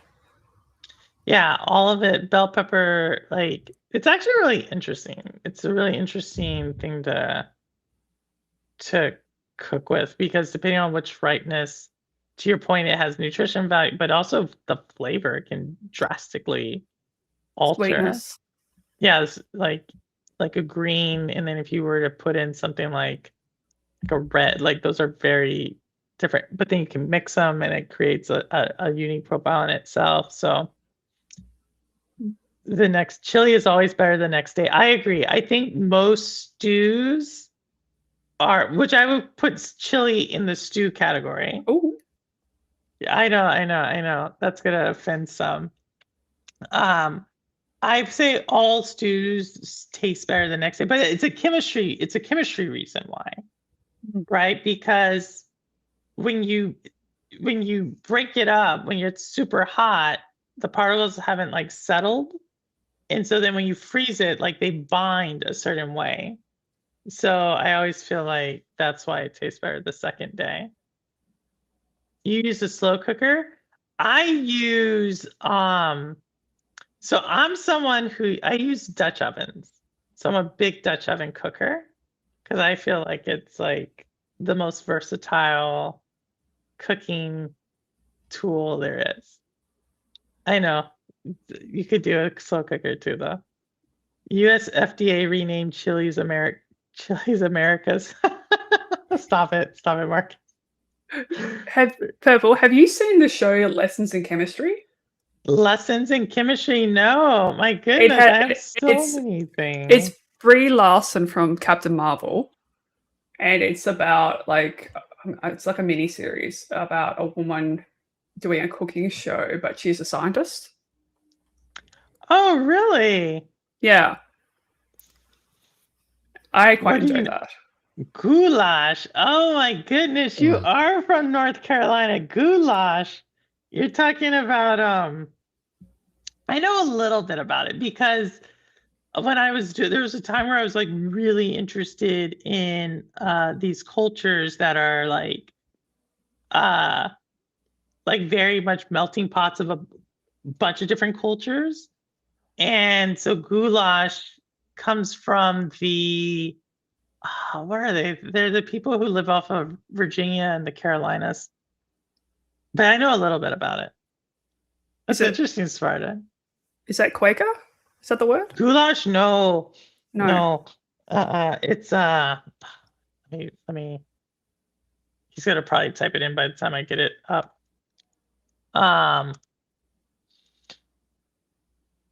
Yeah. Where does it come from?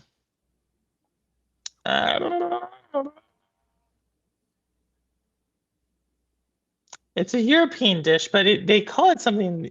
There's something else. Oh no, this is something different. There's another one that's called goulash, but it's Hungarian. Interesting. This isn't what I was thinking. I don't know. Maybe I do. It looks Oh, decent. It looks though decent. Though a lot of American foods, dishes and staples, they're like adapted versions. They're not the same as the originals. Like if you look at like American Mexican food, it's not the same as what you get in Mexico or even Spain. So Mexican food, great question. I think, oh, look at the cat. Hello, cat. Who's the cat? Twilight. Twilight. Yeah. Yep. Oh my goodness. Remy's asleep right there, but okay. Twilight. Looks like Are you a Twilight. Are you a vampire fan? Yeah, I am. Oh. Oh, That's why you like Jacob. He's Team Yeah. Jacob, surely. No. I've never seen Twilight. Never seen it or read it. Really? Never seen it or read it. I forget her Okay. name, but the one who can use precognition.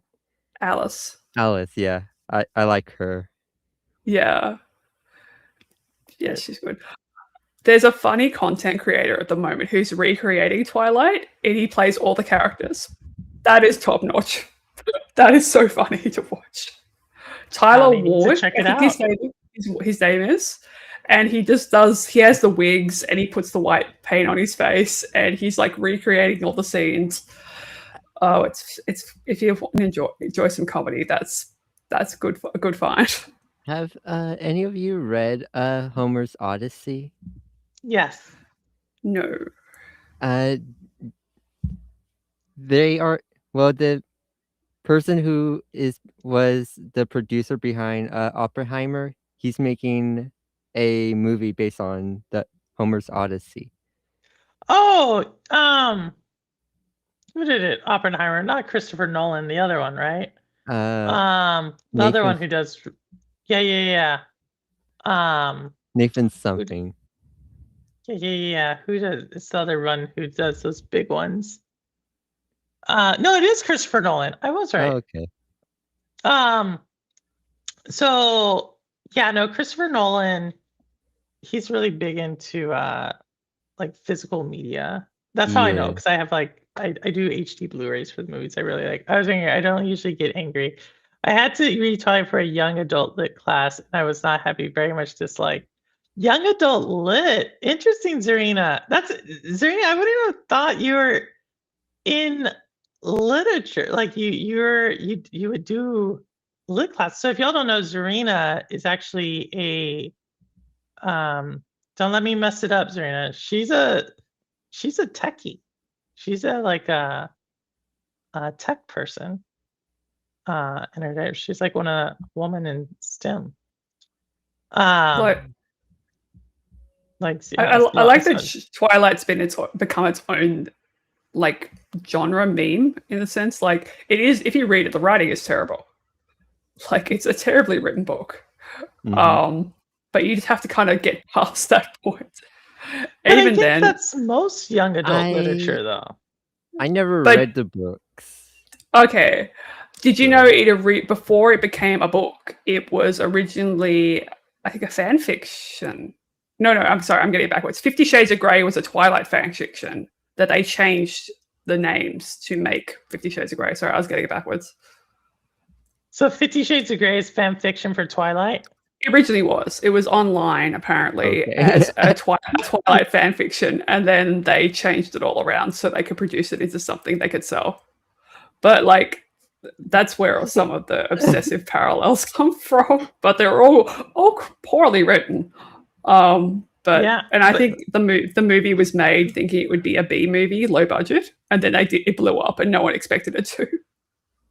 That I just- mean, I think that speaks more volumes about books now, that the ones that blow, like, I'm happy people are reading. I'm always happy for people to read, Mhm. but that the commercial stuff is like kind of the worst written. And I shouldn't say the Hmm. worst written, but it's a very simple plots.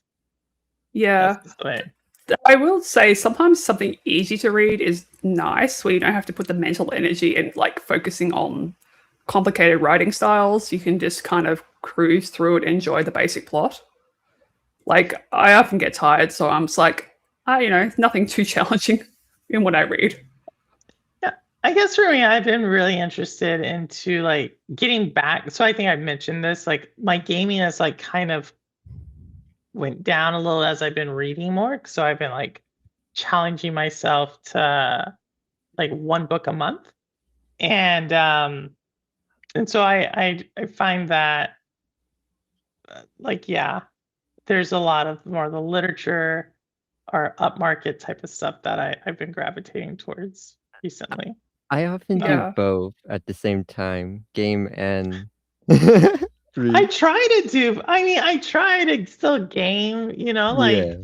but there is like a time where like I'm dedicating like certain times to like just put away. You don't sleep much. I think that's how you get so I much done, don't. Audi.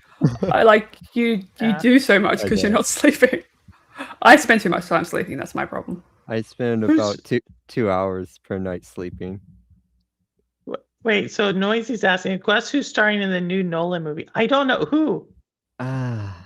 I know the guy who plays the newer Spider-Man is in it. I know, Tom Holland. yeah, Tom Holland. I forget cast of Okay, like I'm looking at the Uh, cast. Odyssey 2026. Oh, Matt Damon. Oh, great. Matt Damon. Oh, Josh Hartnett. Wow. That's the Really? name I haven't heard that name in a Ooh. second. And Anne Hathaway is Penelope. Isn't that guy just Damon. all like frat kind of movies from back in the day? Josh like- Hartnett. Yeah, well, Yeah. so I saw him in Wait, who's The Circe? Faculty. Oh, Who- Do you her. remember? Who, Which who, one? who? Circe is, I forget how to say her name. Let me go look at who you're looking Uh, at. Oh, wait. Circe. No, I'm looking at Oppenheimer's. I'm looking at Oppenheimer's. Let me go look at I'm looking at Oppenheimer's thing, the Odyssey. Yeah. I was like, The oh, Odyssey. Josh Hartnett is in. So Josh Hartnett's in Oppenheimer.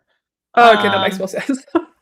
Matt Damon is also in it. You're saying who you're saying, Circe? Yeah, Circe. Zendaya. Yeah. What? Zendaya. Anne Hathaway. Let's go. Oh, Anne Hathaway. I used to not like her, but then I realized like, I mean, I liked Devil Wears Prada. oh, we got a couple of. Whoa. I'm looking forward to the next. I'm looking forward to the Devil Wears Prada 2 Oh my god. because they put the trailer out, the little snippet of them in the elevator with oh crap, what's her name? Famous Meryl Streep. She's back for it. Okay. So That looked good. Also, Zarina, I agree. Hunger Games is a good book. I liked What is reading the the new budget one. for this movie? Hang on, I can look that up. I Like mean, your I'm, actors alone budget is pushing 200 million, most likely. 250 million. Yeah, your Whoa. acting budget is huge. So they're gonna skimp on everything else. And Like, look, I mean, well, Matt no. Damon, Tom The- Holland, Robert Pattinson, Zendaya, Robert Elliot Patterson as well. yeah, Elliot, Wow. Anne Hathaway, Lupita Nyong'o, Himesh Patel, Charlize Theron, yeah. John Charlize. Ooh. Leguizamo, James Reamer. Like at least 10 of these names are. They're all going to be competing to be the star. That's so many big That's what I'm names. saying. Like you have all these people in this. There's at least 10 names here who have all been nominated And for an all Academy. we're missing is Sigourney Weaver. Yes, we need Sigourney Weaver in there too. Sigourney Weaver's the guest comes out of nowhere. Well, who would she be in? It's the Odyssey. Well, I could see her do Athena if like the actress fall out. I could see her do Athena. Wait, so this is the Odyssey, right? This isn't. Yes, this is the So if it's the Odyssey. Odyssey, I can see why they have so many. But that's the thing. Like, how can you do the Odyssey in one? How long is this movie? I would not know. It's probably going to be like a 3.5 hour one. It has But to be.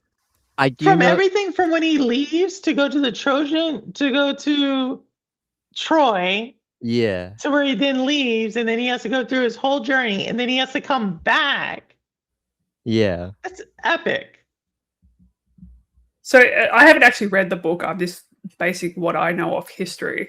So is it the story of Odysseus? It's not Odysseus, is it? Odysseus, yes, it is. Yes, Odyssey is it's Odysseus. Odysseus. But he intertwines when it's Odysseus, but it intertwines with the Iliad. Yeah. Oh, okay. Um, Oh, That's- did you watch that show on Netflix called Chaos with a K?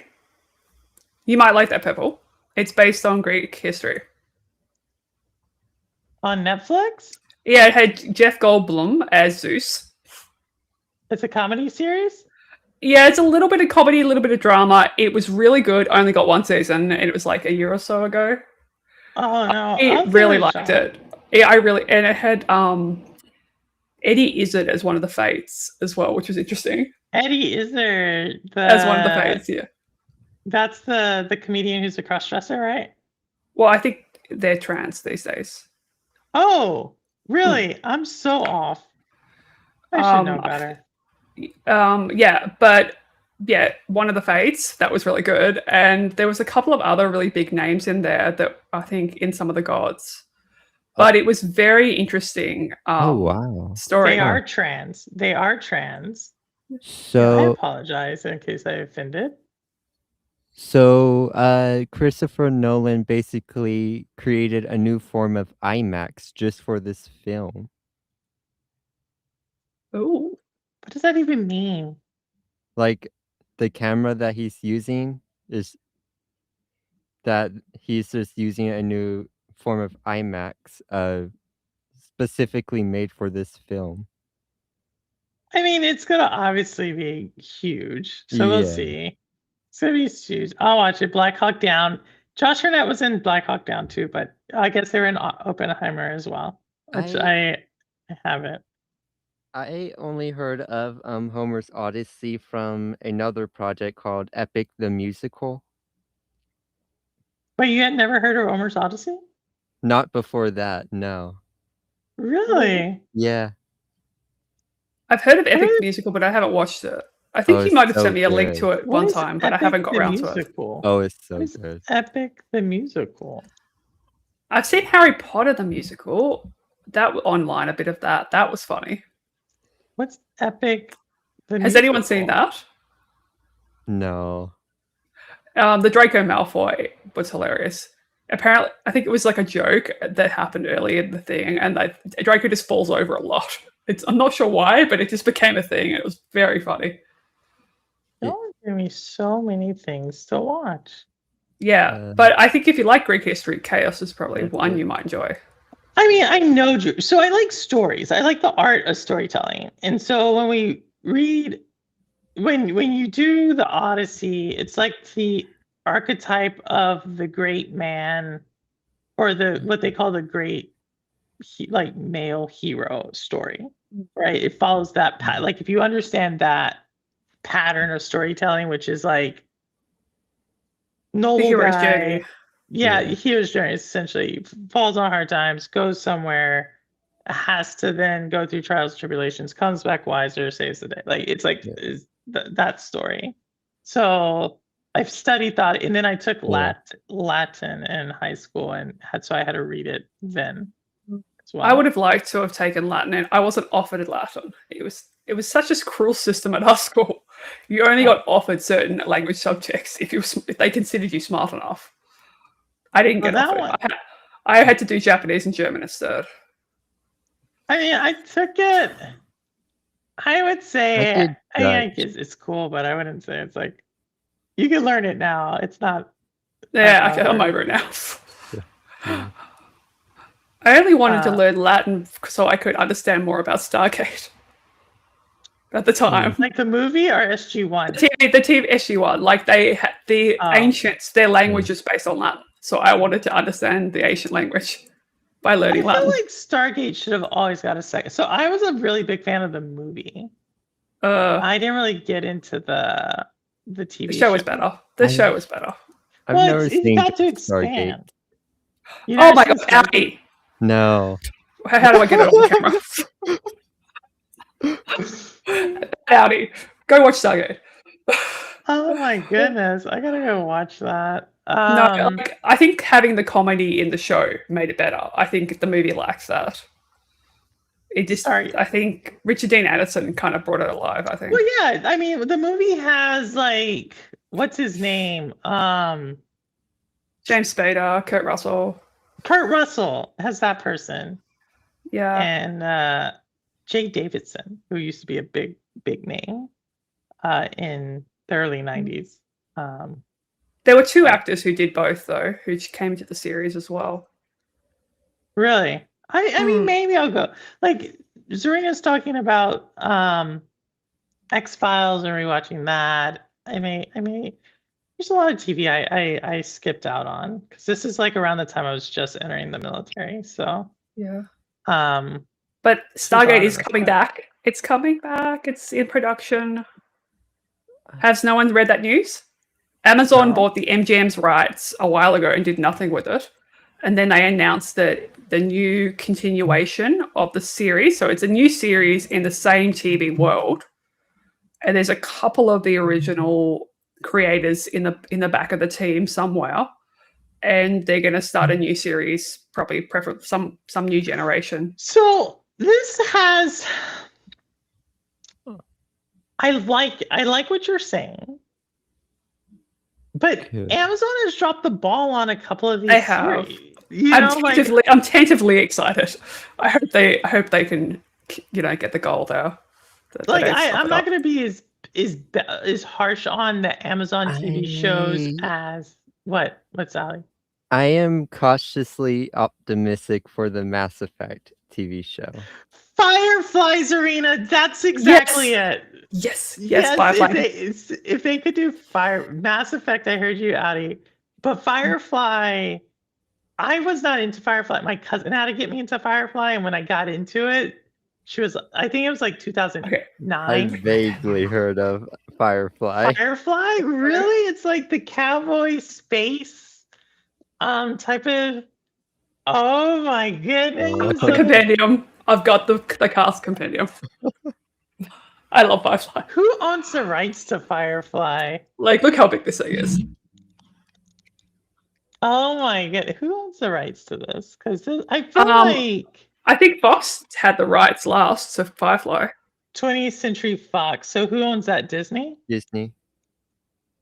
Yeah, but it's never going to be the same if they don't bring back the original cast, who have probably aged out the characters. 23 years ago, 24 years ago. I mean, Nathan Fillion is looking a bit older these days. Firefly, yeah, Spartan, beautiful. Yeah, I know. They almost need to wait 10 more years and then just recast. There's Let's a lot of TV see. shows I feel like from the early 2000s that were ahead of their time. Oh wow. Mm. Okay. Like there's another one that was called Carnival on Oh, yeah. HBO that I thought that was like didn't get the respect it deserved when it came out. What From a about- drama standpoint.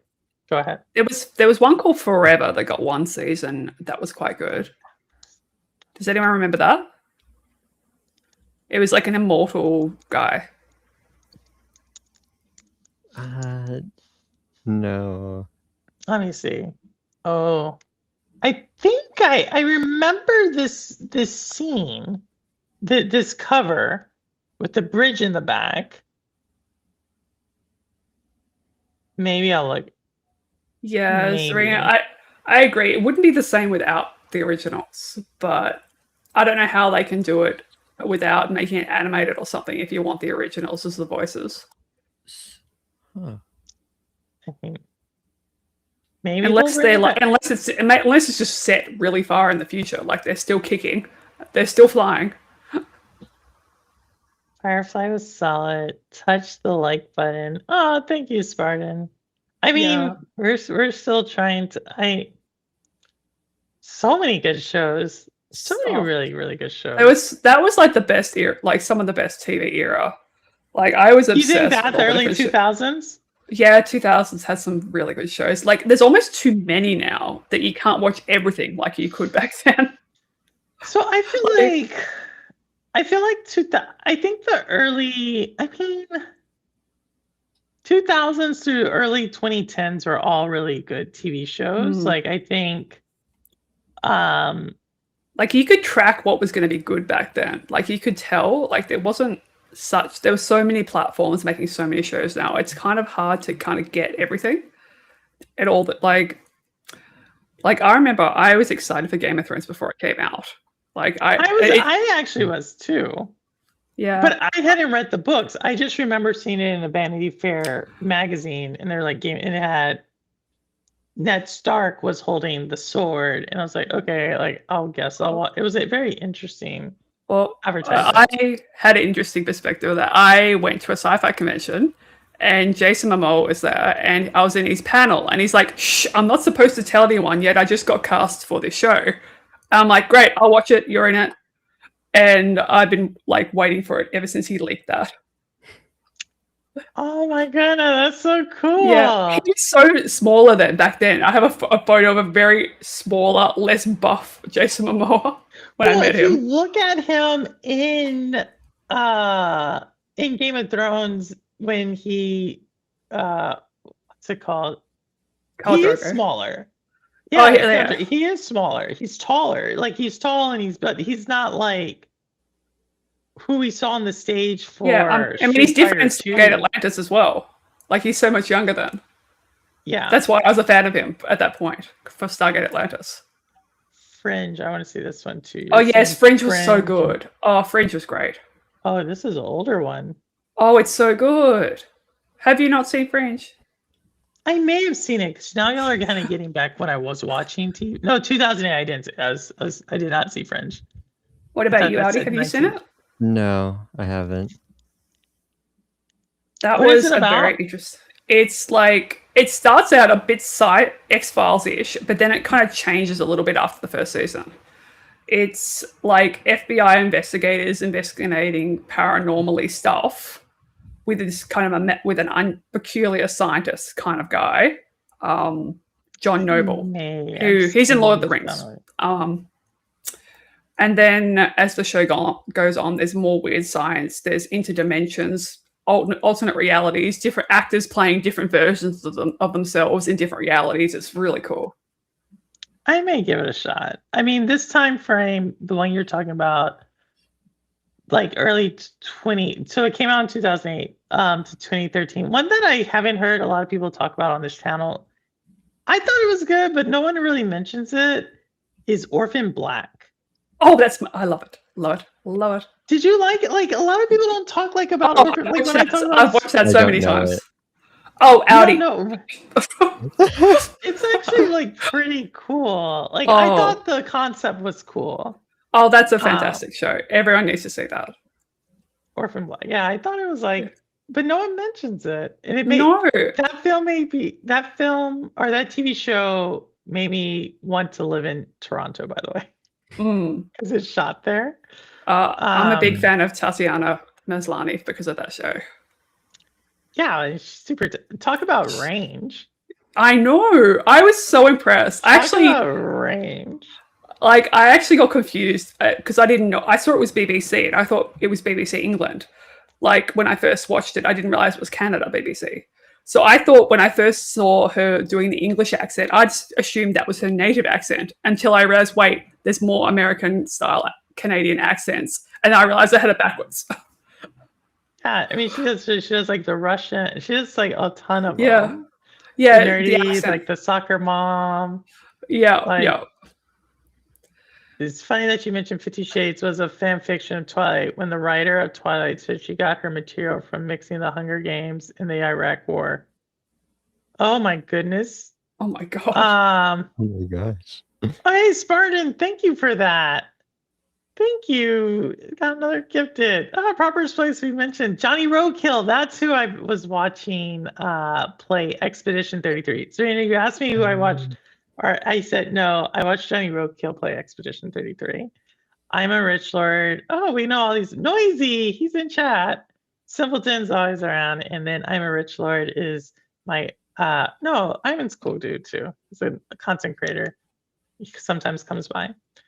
Oh man, there's so many things. We talked about books, movies, TV shows, food. Yeah, we've kind of got off the topic of games. We talked everything. You were talking about food, and I meant to say because you brought up Mexican. I think Mexican food is so underrated as far as like diversity of dishes. Because you have some Mexican. I meant to say this earlier. So go ahead, Patty. I've always tried to like Mexican food, but it just never really appealed to me. I think that's like there are like it's hard. I'm hard pressed to find another, and maybe I'm biased, but I'm hard pressed to find another like culture of food that is diverse, right? Like, so let me give you an example. So Mexican food has like their own range of cheeses, right? They have their own range of cheeses. If we think about Mexican food, they have like two of the staples in the dessert scene, which is both chocolate and vanilla. Both of them originate in Mexico. They have their own range of like breads. They have both seafood as well as if we're talking about the Tex-Mex that you were talking about, Zay, like that's North Texas. They have like their own vegetarian. Further south, it's very vegetarian. If you're talking about like alcohol, like tequila, like it is like so varied. So when people are like, I never got into, I just go ahead. I was gonna say the other good thing about Mexican, it's really easy to make it gluten-free. That's why I like it. It's easier to find a gluten-free Mexican restaurant than it is a lot of other types. Yeah, well, Taco Bell used to be like a huge. I had a lot of friends who were vegetarians. Right when I got into the army, because I don't know how I got those friends, but they always would say they would eat Taco Bell because of like, even though Taco Bell's like I don't want to call that Mexican, but it's basically all Mexican. So I apologize.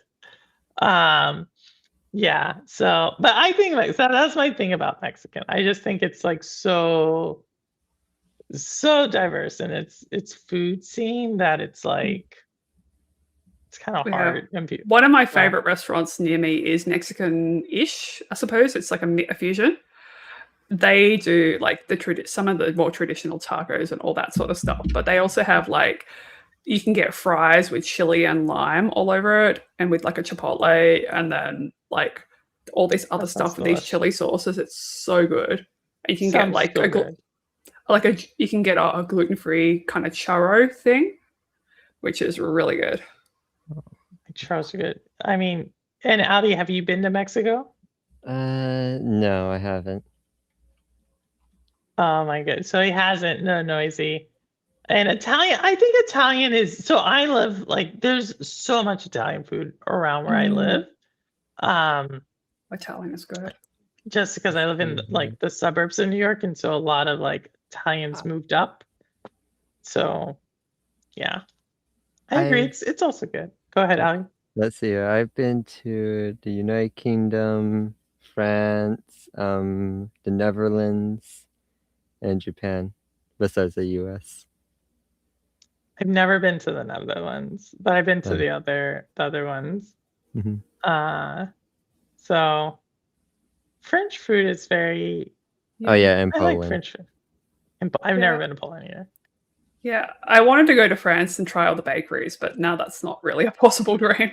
That was my dream as my youth. Yeah. Like I'm sure there's some gluten-free bakeries over there, but it wouldn't be the same. Actually, there's quite a bit. It's probably changed more recently. It's getting better and better. But yeah, I've only been internationally once, and that was the US when I was younger. I went where'd you go? LA. We went to Vegas, San Francisco, and Hawaii. We were going to go to Yosemite, but that fell through badly. That was like transport failed us, and we ended up in Fresno. Oh, that's kind of boring. Yeah, it was kind of sad. Like we were going for a national park, and they said the train's having problems. Here, take this bus, and they put us on the wrong bus. Yeah, Fresno, but then we ended California. we ended up in Fresno instead of Yosemite.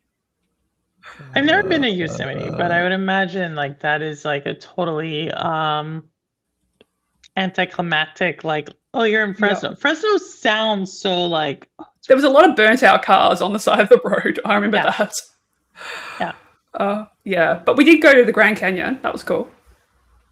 When I think of True Detective season 2, I think of Fresno, California for some reason. I don't think they have anything related, but I do. I'm going to Europe in August this year. Nice, Brian. Why are you going there? I may be there in July. Let's see.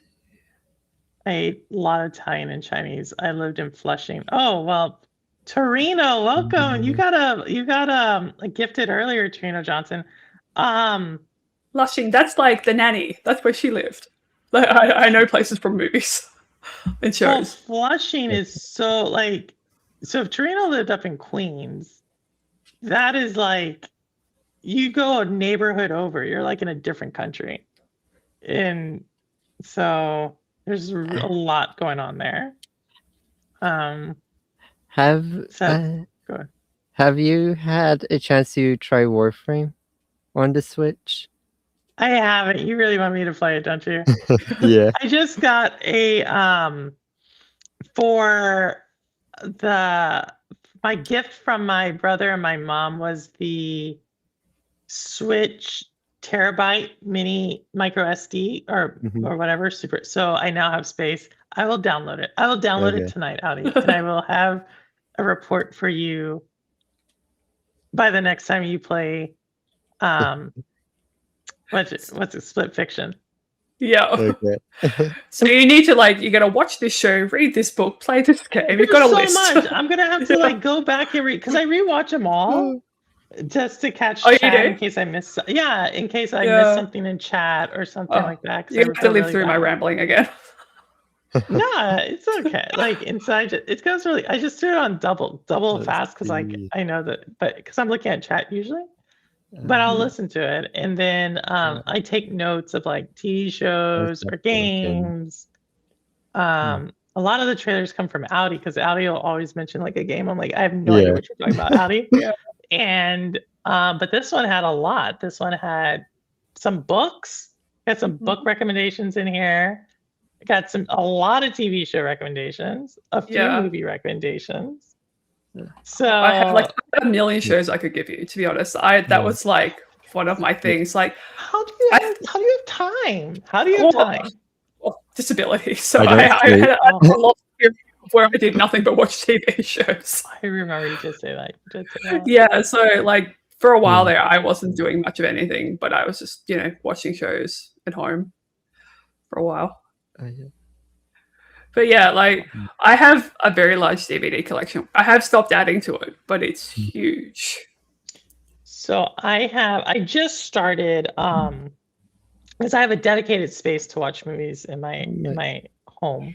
And so I just started I didn't about a year and a half ago I started collecting HD DVDs because Severin, who used to come by, he's a big proponent of that, and I can admit there is a difference in like this, at least on the sound quality between physical media and streaming. So I will. For me, it's keeping hold of shows that you love and that may disappear from streaming services. Interesting. So Like I don't do shows. there were certain but I do things I movies. wanted. Yeah, I have more shows than movies, but I had to kind of condense them. I had to do a sad thing when I moved. I bought all these little slips and put the discs inside the slips and put them in these long boxes. So I only kept the absolute favorites to be displayed. And then everything else went in these long boxes in a disc slip. So they're all there, but it takes up way less space. But it's practical. It is And practical. sorry, And I kept a folder with all the covers. So I didn't throw the covers out. If I want to like put it back together, I could just get a case and put it back together. you But put it together. yeah, but I had like boxes of cases from DVDs and movies and shows. It Like just it was, wasn't practical. It's too much. space. yeah. It just because I was moving to a smaller home, I had to like cut it down. Cut it down. No, it's practical. And Spartan, I didn't ask you, but if you're still in chat, where in Europe are you going to? I meant to ask you that. I collect movies and shows also. It takes up so much space. I have a spreadsheet. Oh my, you have a spreadsheet. I've seen those too. Oh. I've seen that. I've got the I- mental I- spreadsheet. I just don't- look Okay. and like just to see how many volumes Solo Leveling has. It has 8 volumes as of right now. So I'm gonna have to. So you're pushing me for this one, aren't you, Adi? You're pushing me for this book. I mean, it's a fantastic series. You're like, it's amazing. It's amazing. Well, not the best, but it's What among genre my is it again? favorite. Sci-fi. It's a sci-fi fantasy. Okay. Sci-fi fantasy. Okay. I mean, you could technically call Star Wars that. Like, It's not Star Wars. It is set in the modern day, so it's more modern fantasy. mm, I'm Modern Like, I feel- fantasy. I'm Okay. just I feel looking like- at what Audible classifies it as. I It's feel like modern people would not fantasy. like my taste in a lot of books. It's probably too cheesy in some of the romance side of things. Well, no, you said that. But I think Like- that's the cool thing about books. There's so many. Like, Yeah. Like, I love an author named Patricia Briggs. Her books are like, they actually have a really good story, even though like the romance stuff still kind of has a strong theme. They're See, like, it's okay. There's no judgment here. no, but people look down on it. But it's like werewolves, witches, vampires, all that kind of magical set in modern day in Spokane, I think it's set in. Spokane, Um, Washington. Something like that. And there's like 15 or so of them, plus there's spin-off series that have about as many books. They're like, it's set about, I think, a Native American character who has coyote. She can shift into a coyote. And she kind of is the only one who could do that. And so she doesn't know where she belongs. And she kind of hangs out with werewolves and encounters all these other fae and other stuff. It's like, it sounds kind of weird, but it's like a really interesting story. She's also like a mechanic, and she gets involved with all these mysteries, and she has to kind of deal with all the stuff that's going on with them, and a lot of inter-magical relations and difficulties, because she doesn't really know what she is or where she fits. That kind of sounds like another book that I've read called Tiger Blood. They're probably similar in the theme general sense, but I like the writing of these ones. I feel like they're easy enough to read, but still has enough detail and depth of the story that they're good. And Tiger Blood is from a self-published author as well. So Yeah. Well, that's cool. Like, like they're keen when they're self-published. yeah. Like, I'm just looking at the shelf. Because I've got my bookshelf over there. Yeah. Oh, Purple's left us. Bye, Purple. Oh, it's our show now. What are we going to do, Yeah. Audi? I Welcome to don't the know. Zalek and Audi show.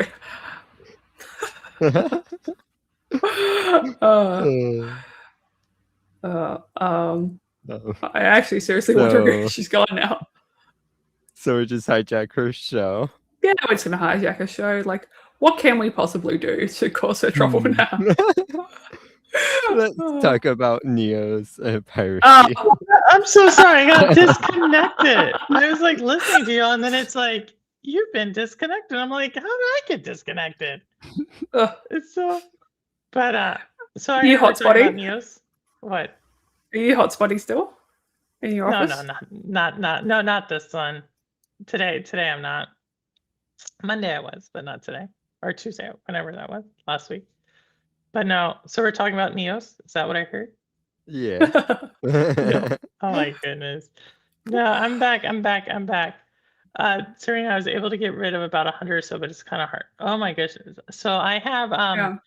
a cool thing about there's some cool things that happen when your basement has water damage and flooded like Mm. mine. That's so besides- sad. Yeah, it is. It is. But there is like some silver linings. And one of them is like all your electronics, because of the humidity, they have to like replace. And part of that is also they have to replace like all your content. So all my DVDs, they've given me replacement value for that. And so even though like I still have the DVD, they're like, well, here, go like rebuild your library. So essentially you can like use that to go get even more DVDs. So that was one. Also, because they're not actually damaged, are they? Unless they were sitting in a heap of water. Yeah, like they would have been soaked, but because of like it could be mold or it could be something else, a lot of that, depending on your policy. Yeah. They come and that's what they were doing last week.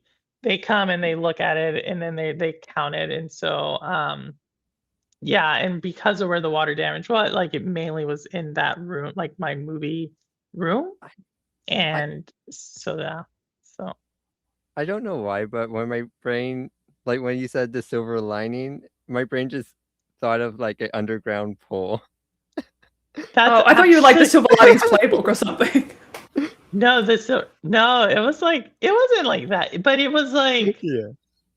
depending on the area, it was between like, which I didn't know this either. The floor is not fully leveled, but it was Mhm. like between 3 inches and like half an inch, depending, Mhm. which is a lot of water. It is. There's a lot of water to get out. I didn't Like- know. Yeah, I didn't know it was like that much water. And so, Yeah.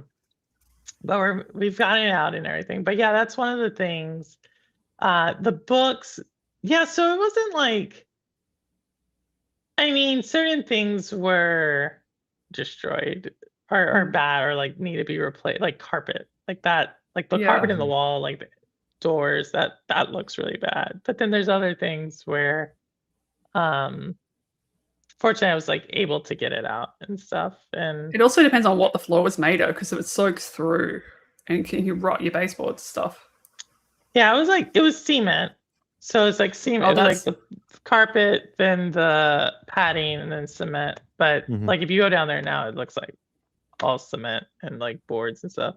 But yes, I did, Spartan. I did. That is exactly. So there is a sump pump now. And when it was first happening, I had like 4 pumps from Home Depot and like 100-foot garden hose. I just rolled those up actually earlier today. But yeah. I also got a new game called Inside.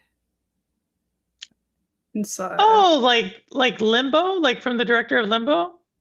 Yeah, I believe that's the one. Inside's pretty good. Inside. Tell me what you think, Ed, because you'll beat it. Tell me what you think of the ending. Well, I So- just I played the first hour and so far I like it.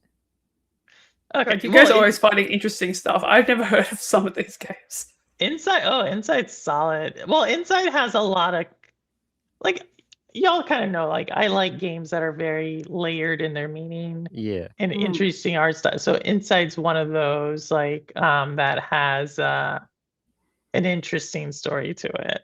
I'll say it like that. If that's the case, I'm surprised you haven't done Detroit. Because I don't like choices. I don't like choices in my games. Like I just Oh, I like choice. How about I don't, because I'm like, oh, what if I do this and if I do that, and then I don't have time to be like, let me go replay it, like so I could see that choice. how about Yeah, but just that's the ethics of it. You have to like decide. Yeah, I don't want to do that. Just like tell me what is the story it's like the books that are like choose your own adventure. I'm like, no, just write the book, like tell me the give story my that you own want me. adventure. Yeah, like just tell it to me so I can appreciate it, and I'm not like turn to page 67. Like no, oh 6-7, we did it again. 6, Um, 7. Oh god. Oh my god, I 8, know. 9. And so like, yeah, so that's why I don't like Detroit Become Human. There's one that I just started actually. That it's like it's really good writing, and it's like, oh, you said this. It's like a literary novel, basically. What is this one called?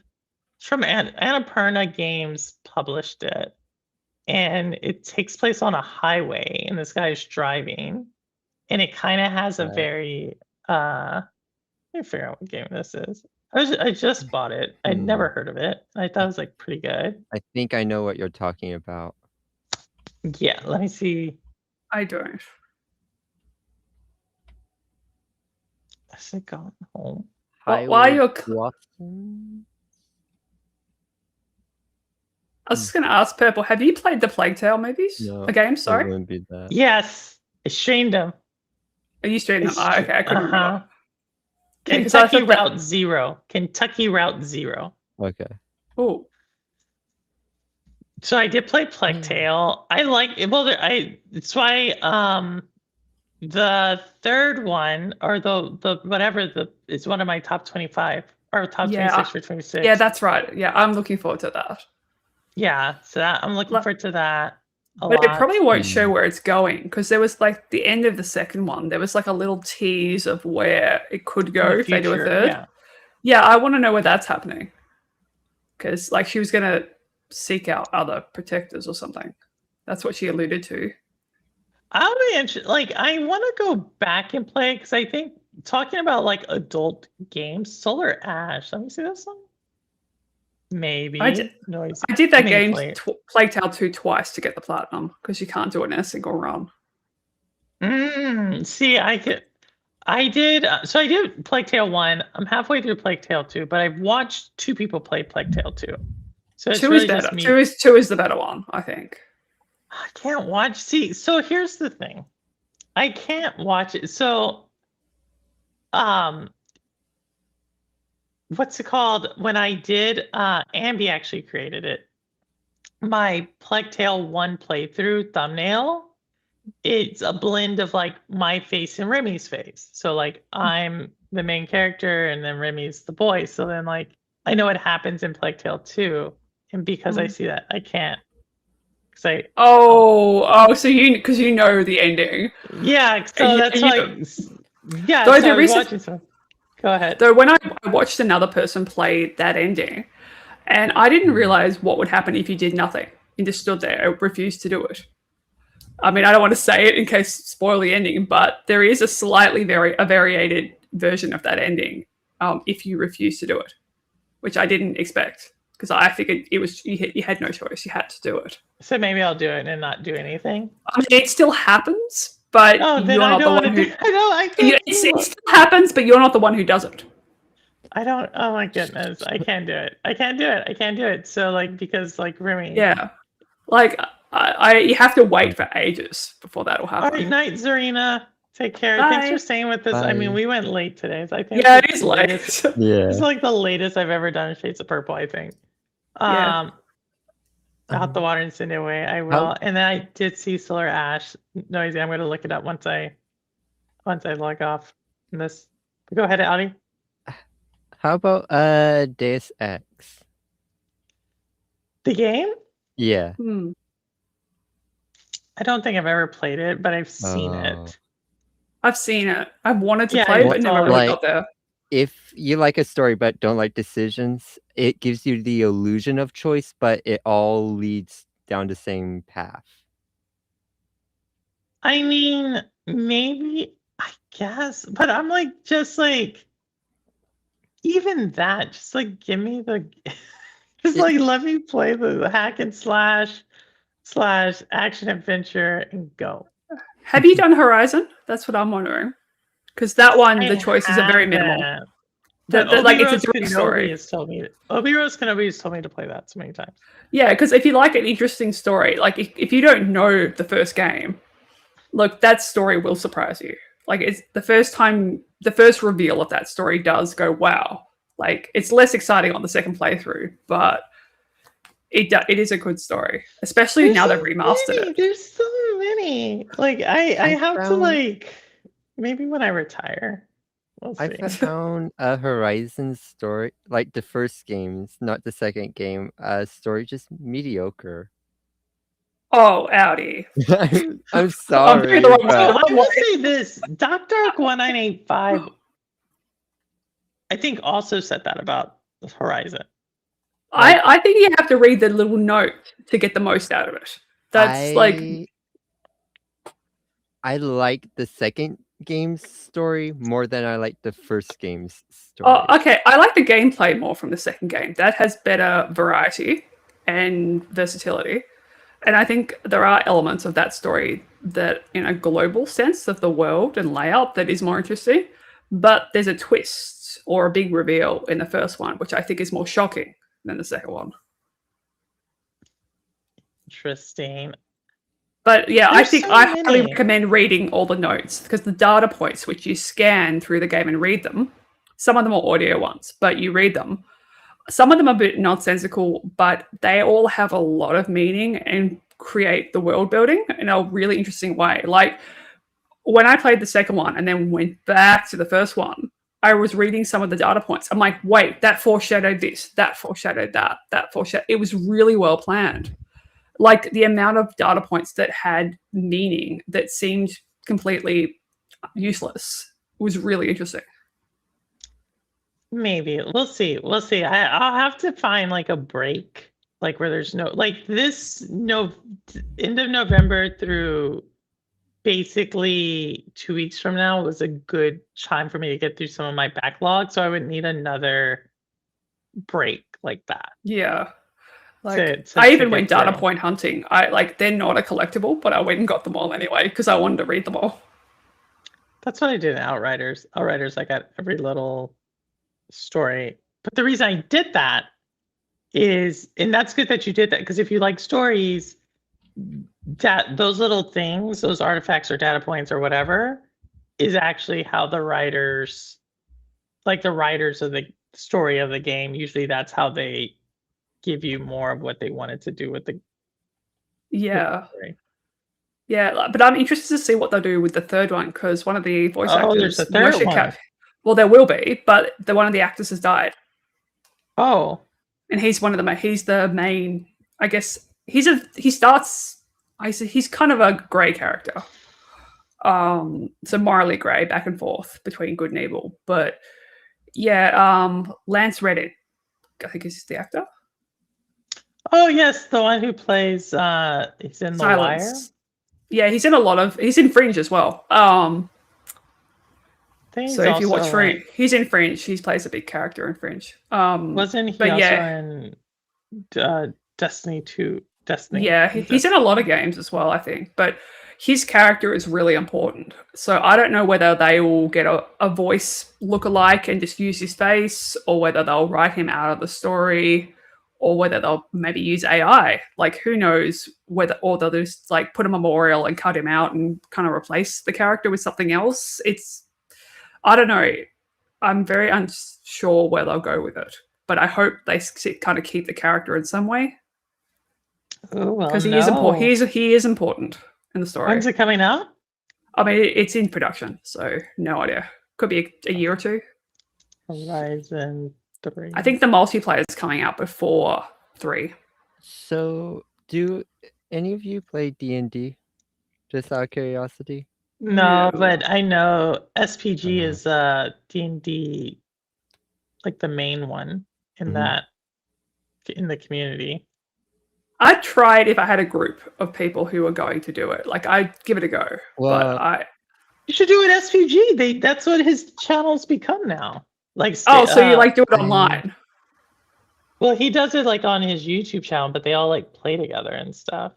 I've been Okay. looking for a group of people to do it on stream with.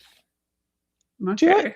Go check out SPG. Like, like I don't know his name, but you know SPG, right? I think I've seen him in the No, comments. I Yeah. haven't. I don't know the channel, but I've Yeah. seen it in the comments. Like, I seen Oh. him, but I don't. I haven't Yeah, watched something any. Pawn Games. I forget what he calls them. It used to be Stadia Pro Gaming. Yeah, now yeah. I know. Now he that says name. something else, Pawn Gaming. And if you're ever in that like David Wilson, Rudigs, that like group, Ray, the gaming cyborg, they like that whole like corner, like that's where you'll see SPG, and he does D&D. So this is like the actual like roll the dice version of the game. Yeah, Yeah. Yeah. and he's the one who does the stories. He puts like a lot of effort in it. Yeah. Yeah. So if you want to get into it, like, Yeah, like it's kind of one of those things. I'm not desperate to try it, but like I'd consider it Like, because I do like that creative kind of thing.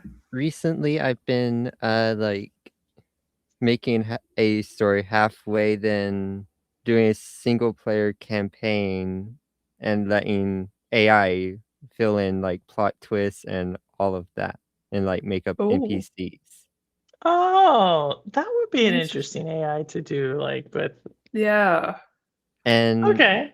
and the way I do it is Gemini has this feature called gems, so you can Right. specify what you want it to do. So I specify it that it's a dungeon master and what role base, like what D&D rule set to use and all of that. That's cool. Interesting. That's Yeah, cool. that is Adi. cool. That's very cool. That's an interesting use of AI as well. That's super cool. Well, I think that if you wanted, so next time I see Simply Pawn Gaming, that's his name, Mhm. Simply Pawn Gaming. I'll try to make that introduction because he does that type of stuff too. Yeah, I've watched a little bit of I always bring it up, but La Viva Dirt League on YouTube, who I love their videos. They have a series of where a bunch of them are playing. It's like a scripted, but it's a D&D story, and they just keep screwing over the dungeon master. It's so funny. Like he's written this That's the complex whole story, point and then they of just it. go off on a tangent. And he's like throwing out pages behind himself. I'm like, oh well, I can't use that. Can't use that. Like, or they're like getting distracted by pizza when they should be playing. Like he's like done a massive plot twist, and then he's like, oh damn it, you're distracted by pizza. And that in the chat is SPG's. In Okay. Thank you, Ambi, for putting that. Thanks, That's Ambi. SPG's I hit the follow. channel. the follow. Also, no, I think SPG was the 4th or 5th person I interviewed on the channel way back when. So, yeah, he's one of those. He's a good guy. Him and his wife, not Rose, forget his Rose something. I forget her name in chat is Rose, but that's super cool. Well, y'all, I have to get to the city tomorrow. Yeah, This we've is made you super tired cool. staying up late. I don't know, but y'all are, but this was cool. I got to know a little bit more, and then we got the chat going. Imagine a goblin monk. What? Goblin monk? A goblin monk? Okay, I'm gonna have to see Okay, I more. would. Oh, you're saying that's what you're doing, Spartan. with the AI with Audi said. Definitely. Well, we got a lot of stuff. We got food dishes, we got movies, we got games, we got books, we got TV shows. We went everywhere. We had a little politics in there. We had all sorts all over the place. We went everywhere today. This was super fun. Thank you so much. And the floor is yours. So Xylek, Audi, whatever you want to say. You say You like- go at it. Oh, okay. Oh, thank you Ladies for having first. us. Thank you for having us. I think, yeah, it was always fun to join your channel. I love your pods. I think just bringing myself, I think tomorrow I'm doing more Outer Worlds if anyone wants to join. I'll be there. So that's 12 o'clock Australian time, Saturday. I think that's 8 Eastern US time, Friday night. So come play. Come see the fun. I will be there usually around 9 p.m. on Friday. Yeah. I will definitely be there. And Audi. Well, thank you for having me and letting me chat with both of you. I will be live tomorrow playing Fortnite around 7 Eastern. And that's my plan for tomorrow. Is that AM or PM? AM. Okay. Wow. Okay. Okay. So Fortnite. Yeah. You should play with Cowboy. Cowboy likes Fortnite a lot. I've been addicted to that game. You know, I've never played it. The only time I've ever played Don't. Fortnite was when they did Don't. it. I did it once and uninstalled. I didn't understand what I was doing. I only Don't played it play it. once. They had like a Fall Guys Fortnite crossover. It's the only time I ever did it. And but which isn't really Fortnite. It was just Fall Guy. I don't know. It's weird. But okay. Well, that's Okay. and then I will probably still not have my. I don't know if I'll set up my stuff here for Orcs Must Die. I'll try to join. Yeah. Yeah. It'd be fun if join. you could play with us, even if you can't stream it. Yeah, I'll I'll try to stream join. it. You'll stream it. Yeah, Okay. Audi can stream it. So I'll try. But y'all have enough. Like y'all, I enjoy watch because you have like you, Audi, Rouster, and Steve Lord, or Steve Lord sometimes switches out with Granite. So I feel like Yeah. there's always people, and I don't want to, No, I think it's good to rotate around, I think, as well, because it changes the conversations and the balance and the dynamics of the game. I'll see. We'll see. I was happy to see you took up my Orc Eaters last time. So it's like, Yes, yeah. I feel like you have that niche. We needed to like fill it in. yeah, What it's can I my thing. sabotage Saturday? Oh, what's that? Were you saying Audi, which you'll sabotage? Yeah, how can I sabotage Dwarf Mages? Oh Oh, my s- good.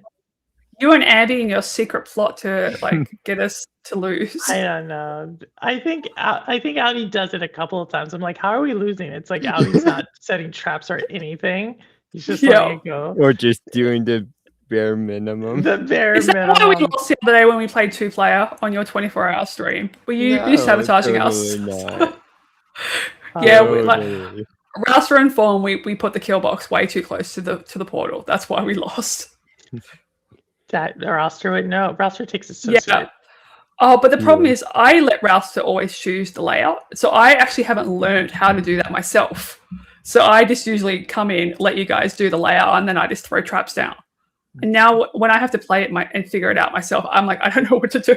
Oh my! There's like 2 maps I don't know what to do. Most of them I kind of have an idea, and then there's some where I try to experiment. But Rouster definitely knows like I just most of the winged it. stuff. Yeah, well, yes, yeah. This is oh wow. All right. Well, so that's me. I will Yeah. not be streaming Sunday. Next week may be better, but this one, like I said, unless I can reset up everything up here, which I don't think is possible this week, but maybe next week I'll stream again. But this was fun. I'll be here next week streaming on Shades of Purple. So thank you all both Yeah. for coming. Yep. And you. I'll take you both off, and then I will do my little rhyme in here. So see you all here in a second. All right. Thank you to Zalek and Audi again for coming on, and just thank you for everybody in chat. Thank you for all the donations, Spartan. I saw you, Ambi. I saw you, Just thank you. Just Dan, how are you? Hello, hello. You're catching us at the end. You're catching us at the end. But I will be here again next Thursday, talking about gaming business. Maybe we'll talk about some of the stuff that we talked about today because I have to catch up on a lot of the content. But with that said, I don't care where you game, how you game, why you game, what you game on, how long you've been gaming. As long as you're gaming, you're good with me. And as always, this is Purple Haze. Purple. And the proof is in the plane. All right, take care, y'all, and I'll see you on the next one. Later.